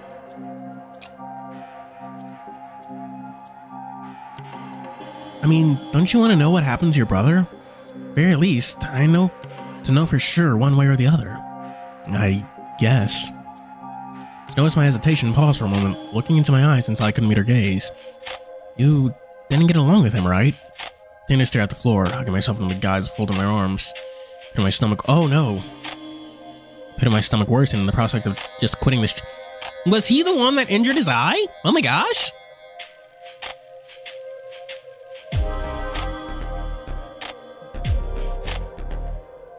Okay. Yeah, I need to rewatch. I say I need to rewatch it, but I'm gonna be honest, I'm not. The OG Yu-Gi-Oh! Days are shotguns are best guns. Yeah. Thing about video games also lie to you. Shotguns do not have poor range. They're guns. They can shoot quite far. And even if you get caught in the spread, honestly, even if you got caught on the spread instead of the focused like close fire blast, you're still fucked because again, that's still a gun. Pain in my stomach worsened and the prospect of just quitting this trip became even more tempting. But before I could answer, Tabby cut in with a loud tut and sigh. Leave him alone. Whoa, Tabby's defending us?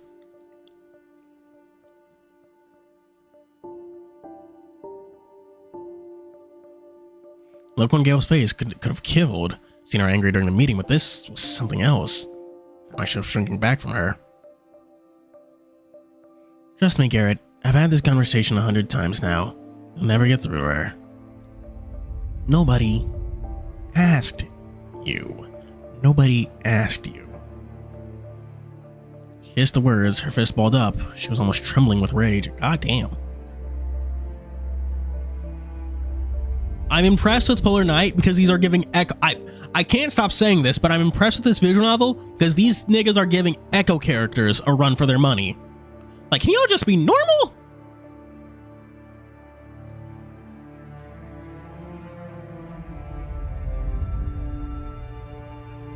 Didn't Garrett get fucking stabbed and like bleed out or something?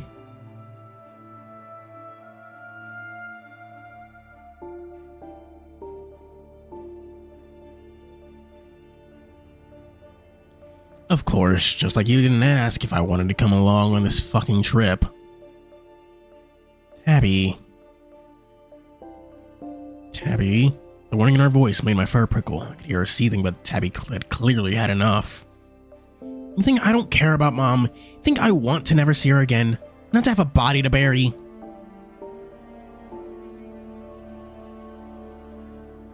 Yeah, eating the people sickles. Like, fuck it. Honestly, that would be a good way to preserve bodies. Just freeze that shit.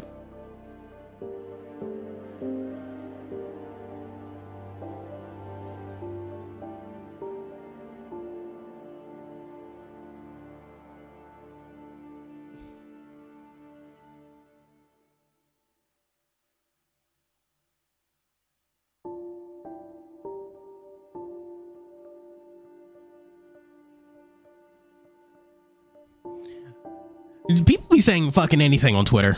Like, let's just say the wildest takes, and it's just like, okay, that is objectively not true, though.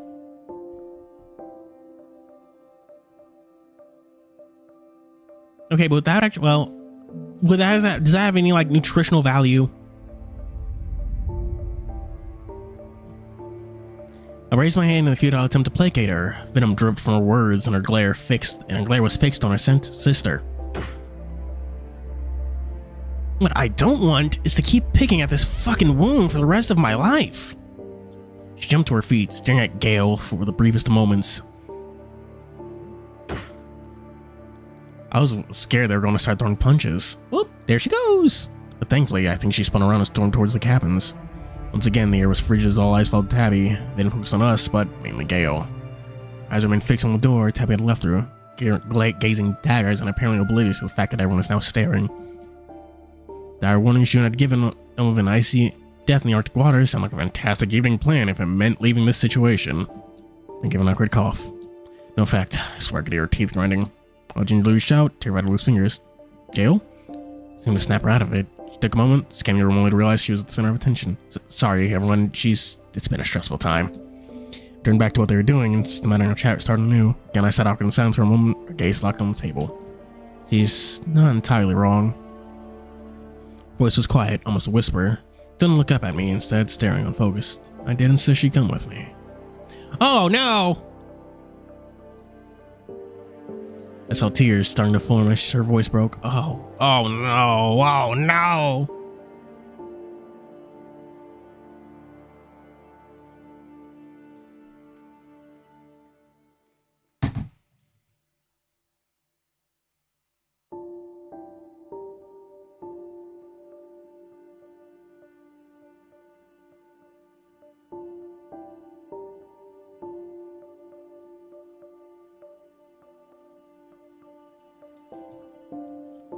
Yeah, it's like an honest play with people against. Yeah, like at least for Echo, like they could at least like interact with things without things immediately going to shit. And sometimes things going to shit wasn't even their fault. For these people, it's just like we can't even go one conversation without something like someone stepping on someone's toes.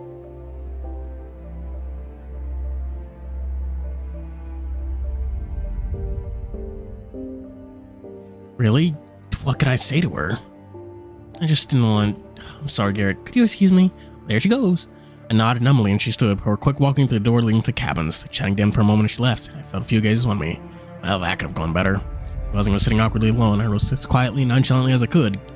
Given I'd been a foot from ground zero. If they were okay. As much as I want to go after her to check, this really wasn't my fight. To Stefan! Yep. Get your food. Go food, girl. That's my joke.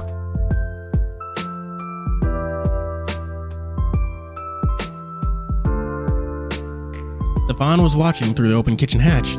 At least she's happy. Oh god, this is gonna go straight to shit too. I know it.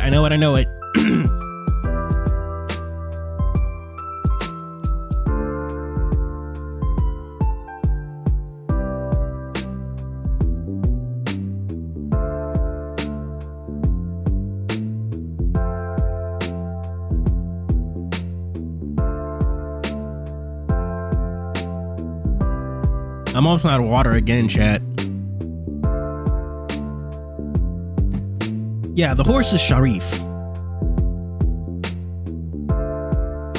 He's a professor and the only one who seems to be like, well, not acting out. Stefan was watching through the open kitchen hatch, staring at something within. As I got closer, there was a flash of orange and the whoosh. Cool. As I got close, I saw a chef working his magic on full chunks of something, flipping it with a bright plume of flames. Stefan seemed mesmerized by it. I mean, it was pretty cool. My cooking tools amounted to stuffing whatever it was into a pot and stewing the living daylights out of it. British moment.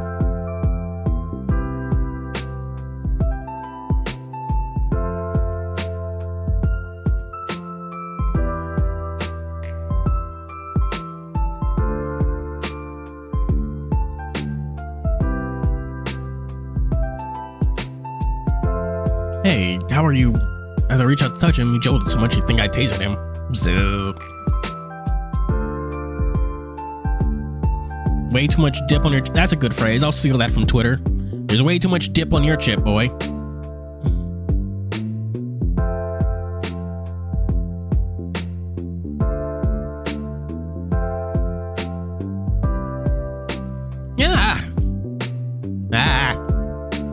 sneak up on me like that? I nearly had a heart attack.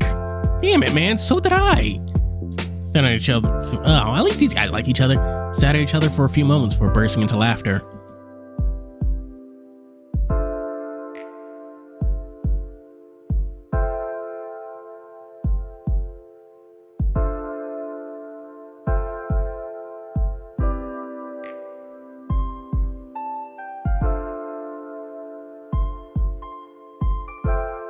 You need to relax more. And you need to wear a bell around your neck so we can't just sneak up on people. Twitter's the fucking worst. Like, oh my god.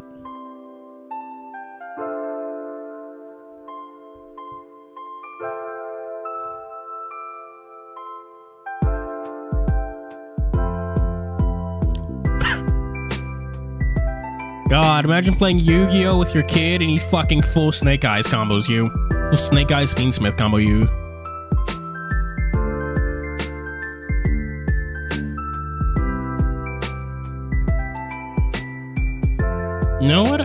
You know what? Honestly, okay, this is another thing I saw on Twitter, but I love how iconic Gogeta's little hand spin from the Broly movie is. Well, that's just a thing people associate with him now. I wasn't sneaking. Coming off the loud snort, chuckling at my indignation, found myself laughing, especially at the mental image of me wearing a bell. Isn't it cool? All the way you can do that, just flip stuff like that. Pretty cool, huh? Wonder if it's just showing off. Yeah, maybe.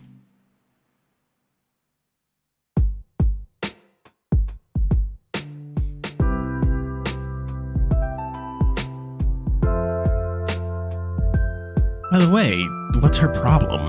She jerked her head toward the bar. Dana? Glanced at the bar. Dana had already drank her second pint and was now halfway through her Jesus, chill, slow down, woman!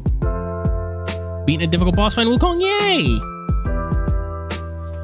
So how does this Wukong actually play? I hear it called a Souls-like, but some people say it's God of War? I have no fucking idea.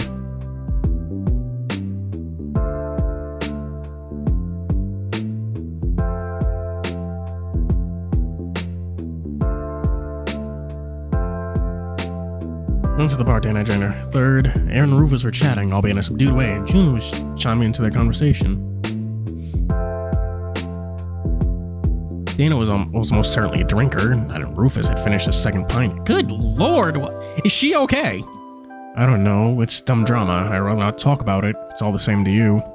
I get it, say no more. So what did you think? Of Sharif, I mean. What do you mean? I don't think he's a little convenient. It's a... Fucking shut up, phone.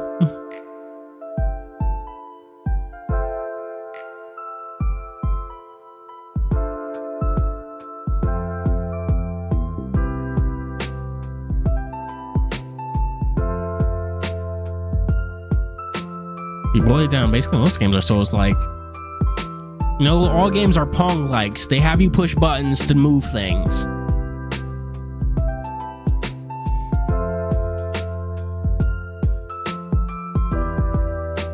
You don't think it's a little convenient? He knows the leader of the expedition, claims he's a friend, and just when the official search dries up, then he finds a note from Hagen pointing to exactly where he is.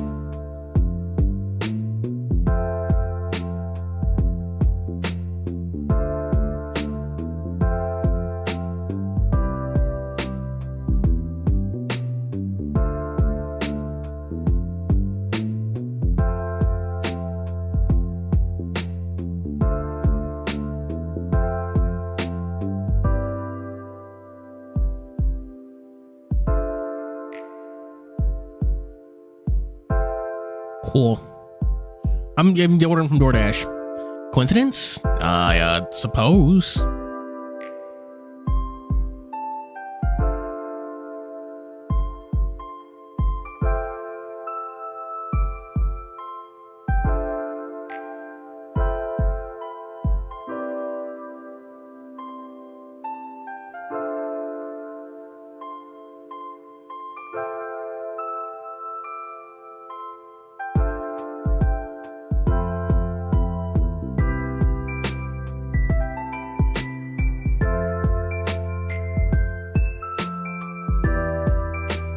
Yo, give me a nice Dark Souls X Minecraft. What do you mean? I kind of fuck with it too, but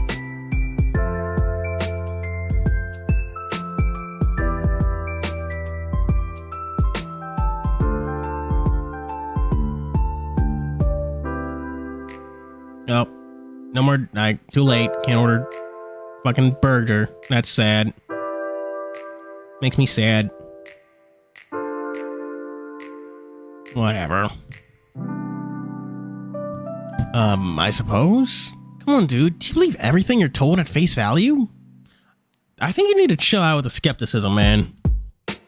Mate, why would he lie? God, you're British. I don't know, but that doesn't mean he isn't. Gave me a frustrated look. Never mind, too hungry to explain.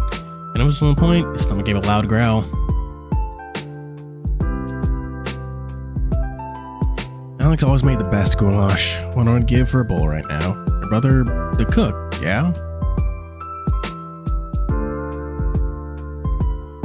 I'm fucking... I don't know, but they're not letting me deliver.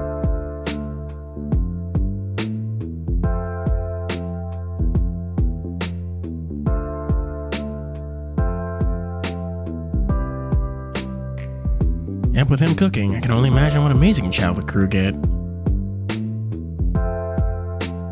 Yeah, now it's closed. Bummer.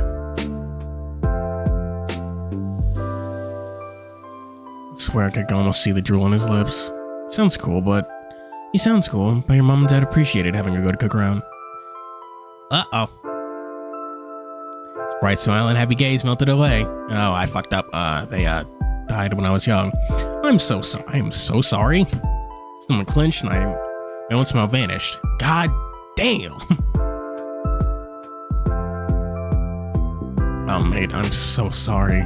No, it's fine. You didn't know. Bro raised me for most of my life, so we're super close. I can cook a mean borscht because of him. Plus, he got me into lighters, too. Oh, he collected? Yeah, it's how I know about your Ellie sword. That's a pretty specific interest. Don't mind me saying, and you don't even smoke, right? Nope, never did, and neither did Alex. I just find them fascinating. He's a strange one, but seemed like a decent type, although my curiosity was building to the point where I couldn't hold my question anymore. I mean to ask, if you don't mind, of course, but... See? They're all getting into fights. Y'all are horrible. I was meaning to ask, if you don't mind, of course, but why are you so convinced they're alive? His expression was odd, not upset, more pensive. Have you ever heard of the Fiala expedition? Inwardly, I grimaced, bracing myself for a dose of crazy. No? Moving his hand, oh my gosh. An expedition to reach the North Pole that took place at the turn of the 20th century. It failed though. Ship got crushed in ice. Despite that, the expedition lost only one crew member, despite being trapped in the ice for nearly 2 years. Can you imagine? 2 whole years on a 20th century ship in the Arctic? Now imagine what the crew of the Aaron could survive with a modern ship, all its supplies and technology. Diesel power generators, 10 food, survival equipment. Oh yeah, but that doesn't mean it couldn't have sank, right? He gave me a dirty look. Yeah, you think a ship of that size in the modern world just sink? Yeah, that's what ships do, though. Why not? You don't think modern ships sink all the time? The Aaron has state-of-the-art emergency equipment. Didn't you pay any attention to the inquiry? It had detachable beacons with GPS designed to transmit if they are submerged, and if they went down, something would have been left behind to tell us. The fact they didn't means that wherever she is, the Aaron is afloat. I would stake my life on it. I would kill for a hammock. They sound nice. Very hard to get into, though. Judging by the death glare it gave me, I believed it. Alright. Placed my head on my hands placatingly. Look, just trust me on this, okay? I've done my research, believe me. The Iran went missing for a reason. Oh no, here it happened. It's happening. Professor Hagen is a climate scientist. He's an anthropologist. Why would he lead a mission to investigate glacial melting? Doesn't add up. Stefan's got a point. I've done it. I've set him off. He starts talking about the Jews, the Rockefellers. I am out of here.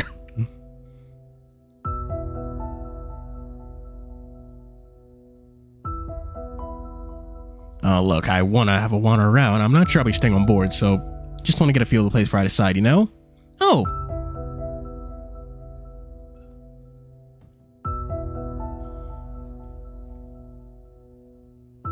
Oh, yeah, of course. I hope you stay, you know? It's like, buddy, aren't you from Vancouver? Why are you simping for Trump? Thanks, man. See you later. Gave me a cheeky grin, waved, and then turned to stare through the kitchen hatch once more. God, when is the dinner ready? Go for a smoke. Nerves are jittery enough when I saw the clock above the bar. 12:18 a.m. Just over 10 minutes before the ship departed. I was going to back out of this. Now it's time to decide. I can see my shaking hands, I fished my pack of smokes out of my pocket and glanced within. A single white filter stared back. My last smoke. You don't count the stash I'd left in my room, that is. Well, the jolt of my panic. Would I have enough to last me a fortnight and change the trip? The trip was likely to take? If you're looking for more cigarettes, we sell them here at the commissary. Jane obviously spotted me examining my pack. She gave me a little smile, eyes twinkling. Did I call her Jane? June. June's based. Ordinarily, I'd be relieved to know where to get more smokes, but my perfect excuse was now gone. Turned, Strengen ducked off the door to the deck.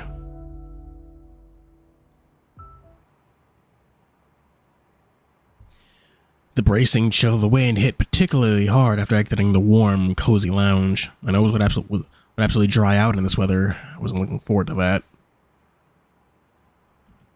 I remembered Mom and how I told her I would let her know my progress.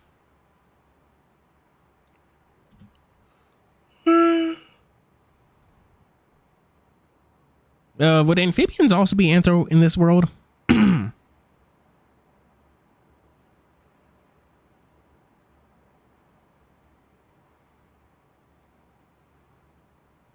Pulling my phone out, I typed.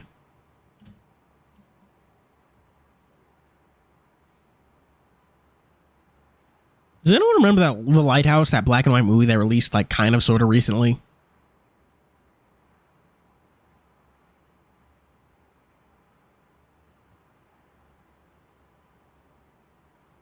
Where's my fucking chapstick?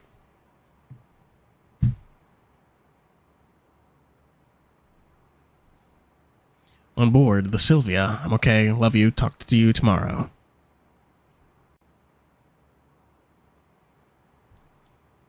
Well, I mean, I assume sharks can't actually survive the Arctic waters, but like, I was saying, if the ship goes down, June should be fine. She has gills.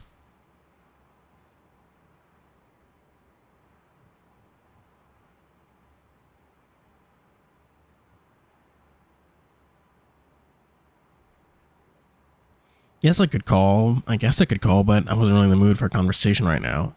You should know I was here, safe and sound. What do you mean, fish? Oh, I mean, yeah, it's that fair. The shark.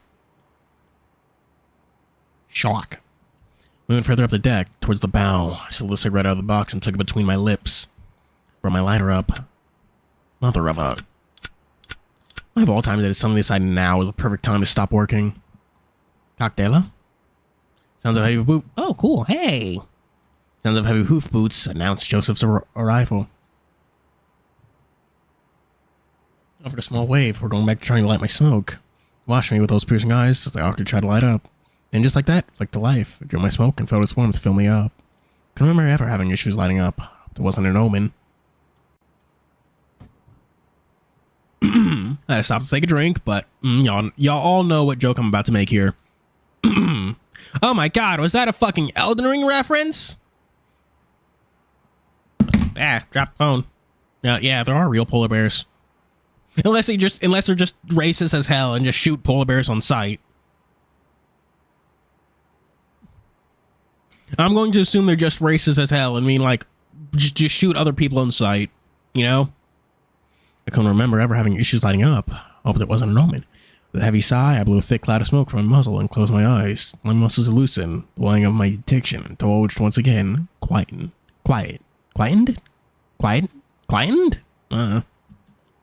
You need a light? He stepped closer, leaning in his railing, gazing out at the port in the twinkling of the long European lights. No, thank you. We stood out there in silence for a while. I joined him in staring out towards the town. It was so calm and quiet, inviting. I could still have time if I ran to grab my pack. Mine bounced back and forth as I anxiously debated. You want to leave? Glancing at him, I noticed him watching me intently. It wasn't a question, but a statement of fact. Yep, indeed. Just regular fucking cows. No normal animals here. Whenever they talk about that, they're cannibals. They're eating other people. When you die, you get turned into food. So you can either draw and turn, leaning my hips against the railing. Am I that obvious? Like an open book. His English was a little awkward and his accent was pretty thick. Despite his size, his eyes held warmth. Perhaps concern. Heavy sigh blew a thick cloud of smoke from one muzzle. Why the fuck am I here? A rhetorical question echoed around the deck as I gestured with my hand, indicating to Sylvia. This is pointless. We're not going to find them. Yet, you came anyway. My mom wants me here. As far as I'm concerned, my brother can go The vial rose up my throat as I caught myself just before I could launch into a rant. Seriously, why was I saying this to a guy I'd met an hour ago and barely said 2 words to? Boas seemed unmoved, watching me evenly with sidelong glances before slowly turning to look back towards the lights of the town. We were quiet once more. By the time I got the impression he was deep in thought, considering what to say. Billowing mist from his nostrils suggested deep, slow, and even breaths compared to my own shallow and slightly elevated breaths. Thinking about Connor had gotten me worked up again. I could feel my tail curling upwards slightly in agitation. Yeah, I'm 90% sure Connor is the reason he has a fucked up eye. Connor did it. Connor is the bad boy.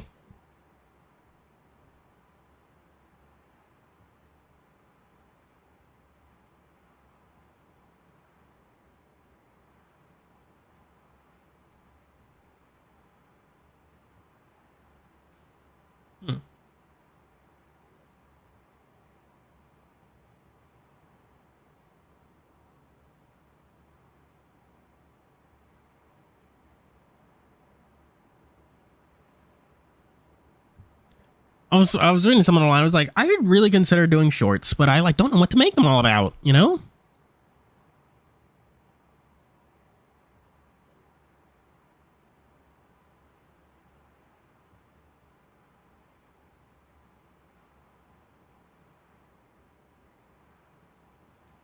Thinking about Connor had gotten me worked up again. Oh, damn, near end of stream time. Ooh. You should leave. That surprised me. He spoke with certainty, glancing sidelong at me once more. You sound pretty sure. The ship. Slowly nodded his huge head back toward the ship. Not good. Not good? Duh. Turned my baffled look with a blank expression, his eyes never leaving mine. Meaning, what exactly? Looked away, his gaze focusing on something in the distance. A few awkward moments passed without an answer. Well, you want to answer? For a few moments more, he was silent before slowly pushing himself back, upright, turning to face me, towering over me. Just know, this ship is dangerous. Can't say more. That's fucking ominous! I was about to demand a better explanation when the sound of boots drew my gaze toward the ship's main deck. There you are! June was quick walking towards us, waving brightly. I'm glad you found Garrett. Ship will be deporting shortly. Get the fuck back. Get the fuck out of my country. Hey, Jose. I want to check if you're still okay. God damn. Was it that obvious to everyone? I mean, you should check to see if he's okay. He was in the middle of 3 different fights in the last 10 minutes.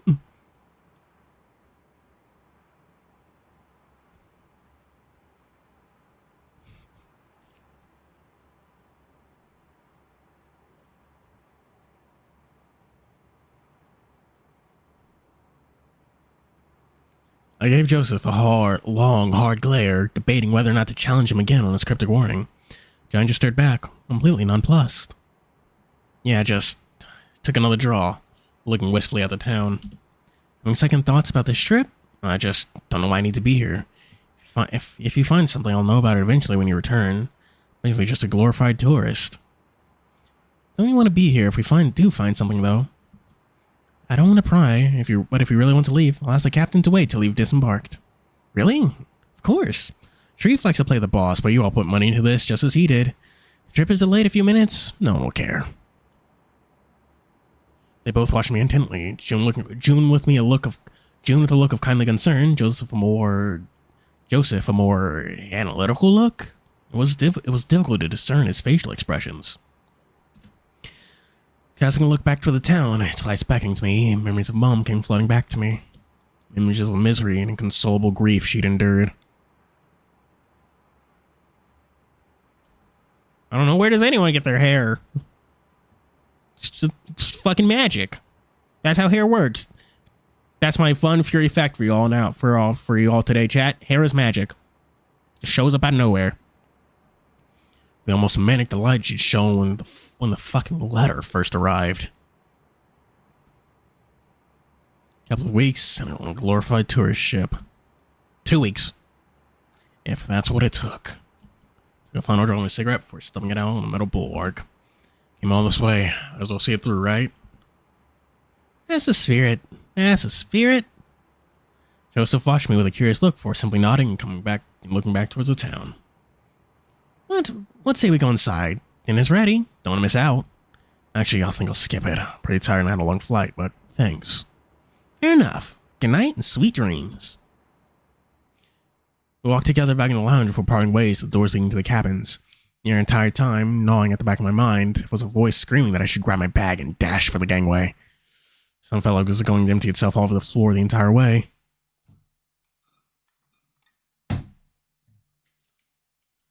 Though it's killing me, chat.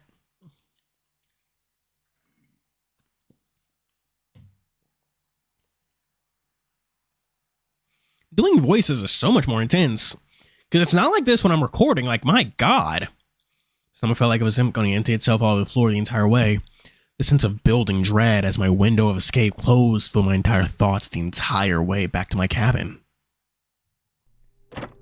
As soon as the door was closed, I locked behind me and leaned my head against the cold wood. Losing an opportunity to leave was weighing heavily, and I was in for the long haul. Resentment bubbled inside me. I was taking potentially weeks out of my life to be a tourist on a surge that combined efforts of many ships, aircraft, and rescue organizations failed to turn up anything on. All for Connor. No, Mom asked me to do this, knowing for sure it was all important to her. I turned, quickly stripping off my winter clothing. The air of a ship was slightly chilly once I was naked, which was how I liked it. It's a lot easier to sleep when it's slightly too cold, when you can wrap yourself up in the covers when it's too hot. At first, not fun, and I already smell of tobacco. I sniffed my arm. My sense of smell is not what it once was, but I still reeked of the stuff. Kept reminding myself of many reasons to quit smoking, but when the nerves hit, it was like being on autopilot. So I had to grab a quick shower. I was pretty pungent, even ignoring the smoke. Wearing thick winter clothes does work up a sweat.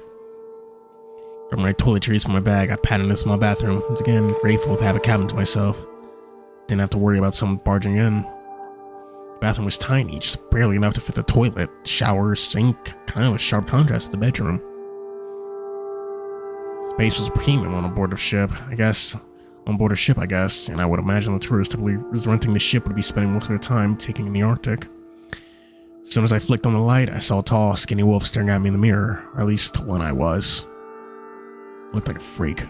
One main reason I avoided relationships, the scars on my right wrist were something to keep covered. I always kept covered, even though they were on the sides of my wrist rather than the other side. So worried people would confuse it with self-harm. It's a conversation I would absolutely do without. Like there were bite scars, calling me questions, and I was reminded particularly in several workmates in the last shop who would not stop asking me about my eye. Poor reason I grew out my hair to cover it, even though it was a segment against safety regs. Scarring down my face over my left eye, all in almost perfect with middle livid, furless skin, scarred from the claw that robbed me of vision of that eye. Chase shower scene. I honestly don't remember any chase shower scenes. Frankly, I'm just glad the visual novel hasn't used the word musk so far. Further down my muzzle, another scar, unlike one on my eye. This one was always in my field of view. Constant reminder. Fuck. Familiar stinging began in my ruined eye. I need to be careful about the plosive bursts, because y'all are hearing me say fuck with like the K part of fuck really hard. Oh, hang on, Chad. I really need to refill my water bottles. Like, oh my God.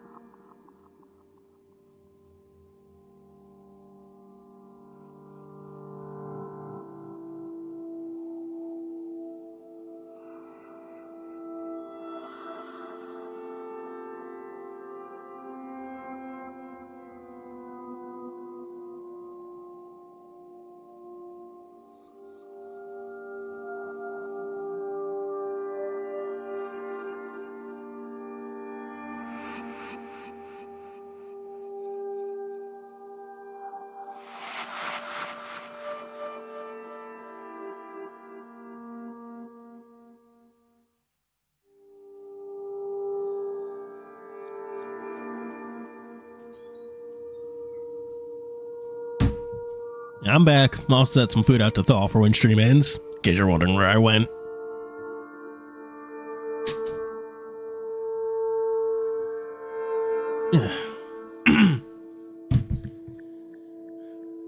Ugh.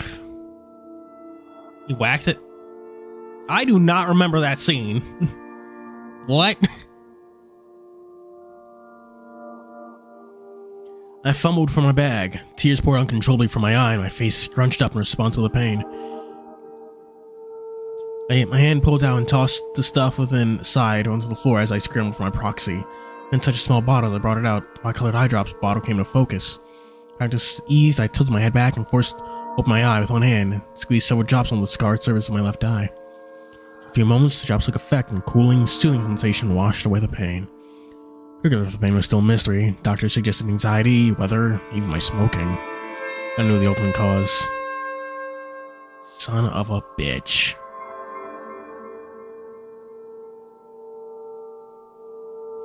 Threw the vial back in the bag. For the Proximatan,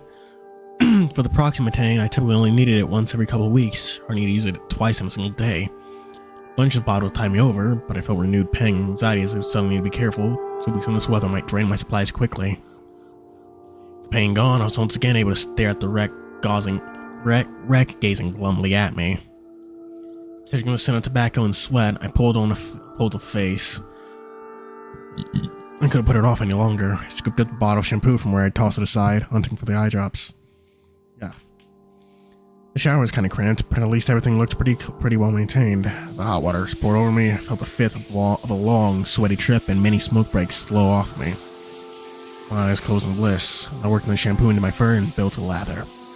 From my hands to my fur, I worked the soap in my body and my hair, soothing warmly. The soothing warmth loosened my taut muscles.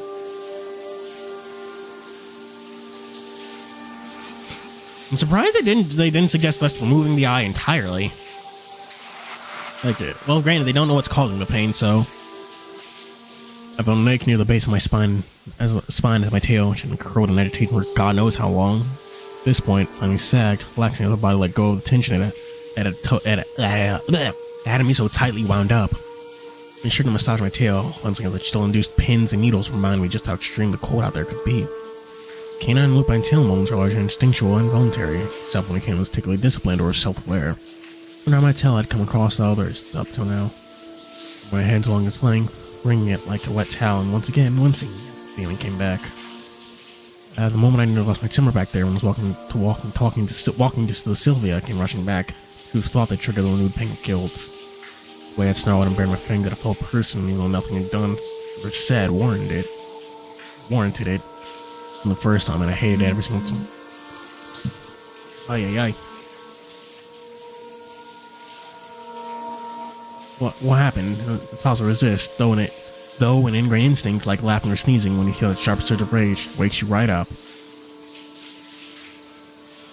I need it fucking end already. End this scene already.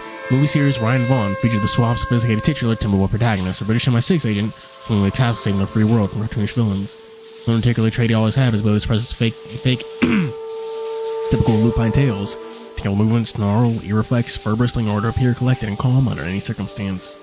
Many lupines and canines had idolized him and tried to emulate his behavior. I mean, what is this, a movie hero and his unflappably cool persona? Someone who could effortlessly control their instincts? Of course, it was a movie and he was an actor. While every canine and lupine knew there was an aspect of their psychology they could somewhat control, they couldn't stop it entirely. At the end of the day, we can't resist our deepest impulses. Ugh! Soap I'd been working to my fur began to run off me, carrying with it the grime and filth of a very long, arduous journey. The stench of tobacco rose off me. Christ, did I really smell like this to others? The wash into the scent was no longer detectable, which took longer than I'd like to admit. Stepping out, I caught a glimpse of myself in the mirror. Bedecked, ragged fur briefly distracted from my scarring. Pulled on a towel, warmed straight from the rack, and began to dry myself. Mixed feeling about the ship was being quickly buried in a wave of fatigue, and fatigue had been a long way here. Finished the evening routine by brushing my teeth and giving myself one final dose of eye drops for the night. I didn't want to wake up to searing pain. As I re-entered what was my bed for the next few weeks, the freshly made bed looked so inviting. My bag was still sitting on my bed. I rummaged around for my phone, charging cable. Fortunately, I remembered to bring the right region adapter for the power socket. Nice. Just June mentioned the breakfast at 8:30. I decided something on for 8 a.m. just to give me time to get my shit together. I wasn't a morning person. Went back cover and half collapsed on slightly chilly sheets. Brief thoughts of what lay before us flickered into my mind before a sudden overwhelming exhaustion hit me. Within minutes, I was out like a light. And that is where we'll end things today. Finally, gosh. We'll make 2 save slots. So, chat, what'd you think of stream? So far I'm enjoying Polar Knight. The characters are interesting. I think I want to say pros could use some work, but they're fine enough.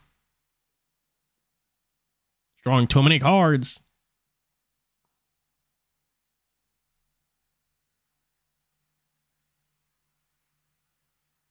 Oh, hello, Mog. I sort of knew you were here. Yeah. You know, honestly, I will say at least Konami supports old decks, but well, granted, if Konami releases support for old decks, they usually just release something that's fucking cracked. Like, you know what? Here, just take your fucking support and get on with it. They're usually like insane pieces of card that they wish they got on their first wave.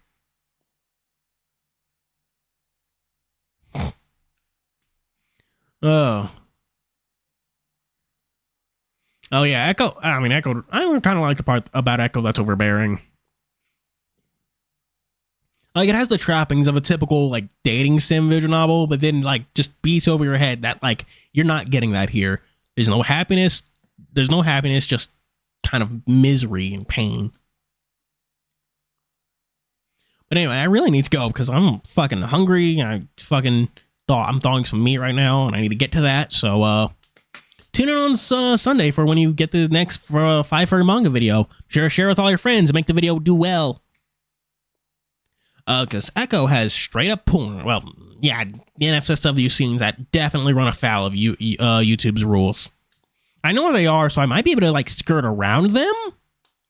But apparently, there's a chase shower scene that I just did not remember.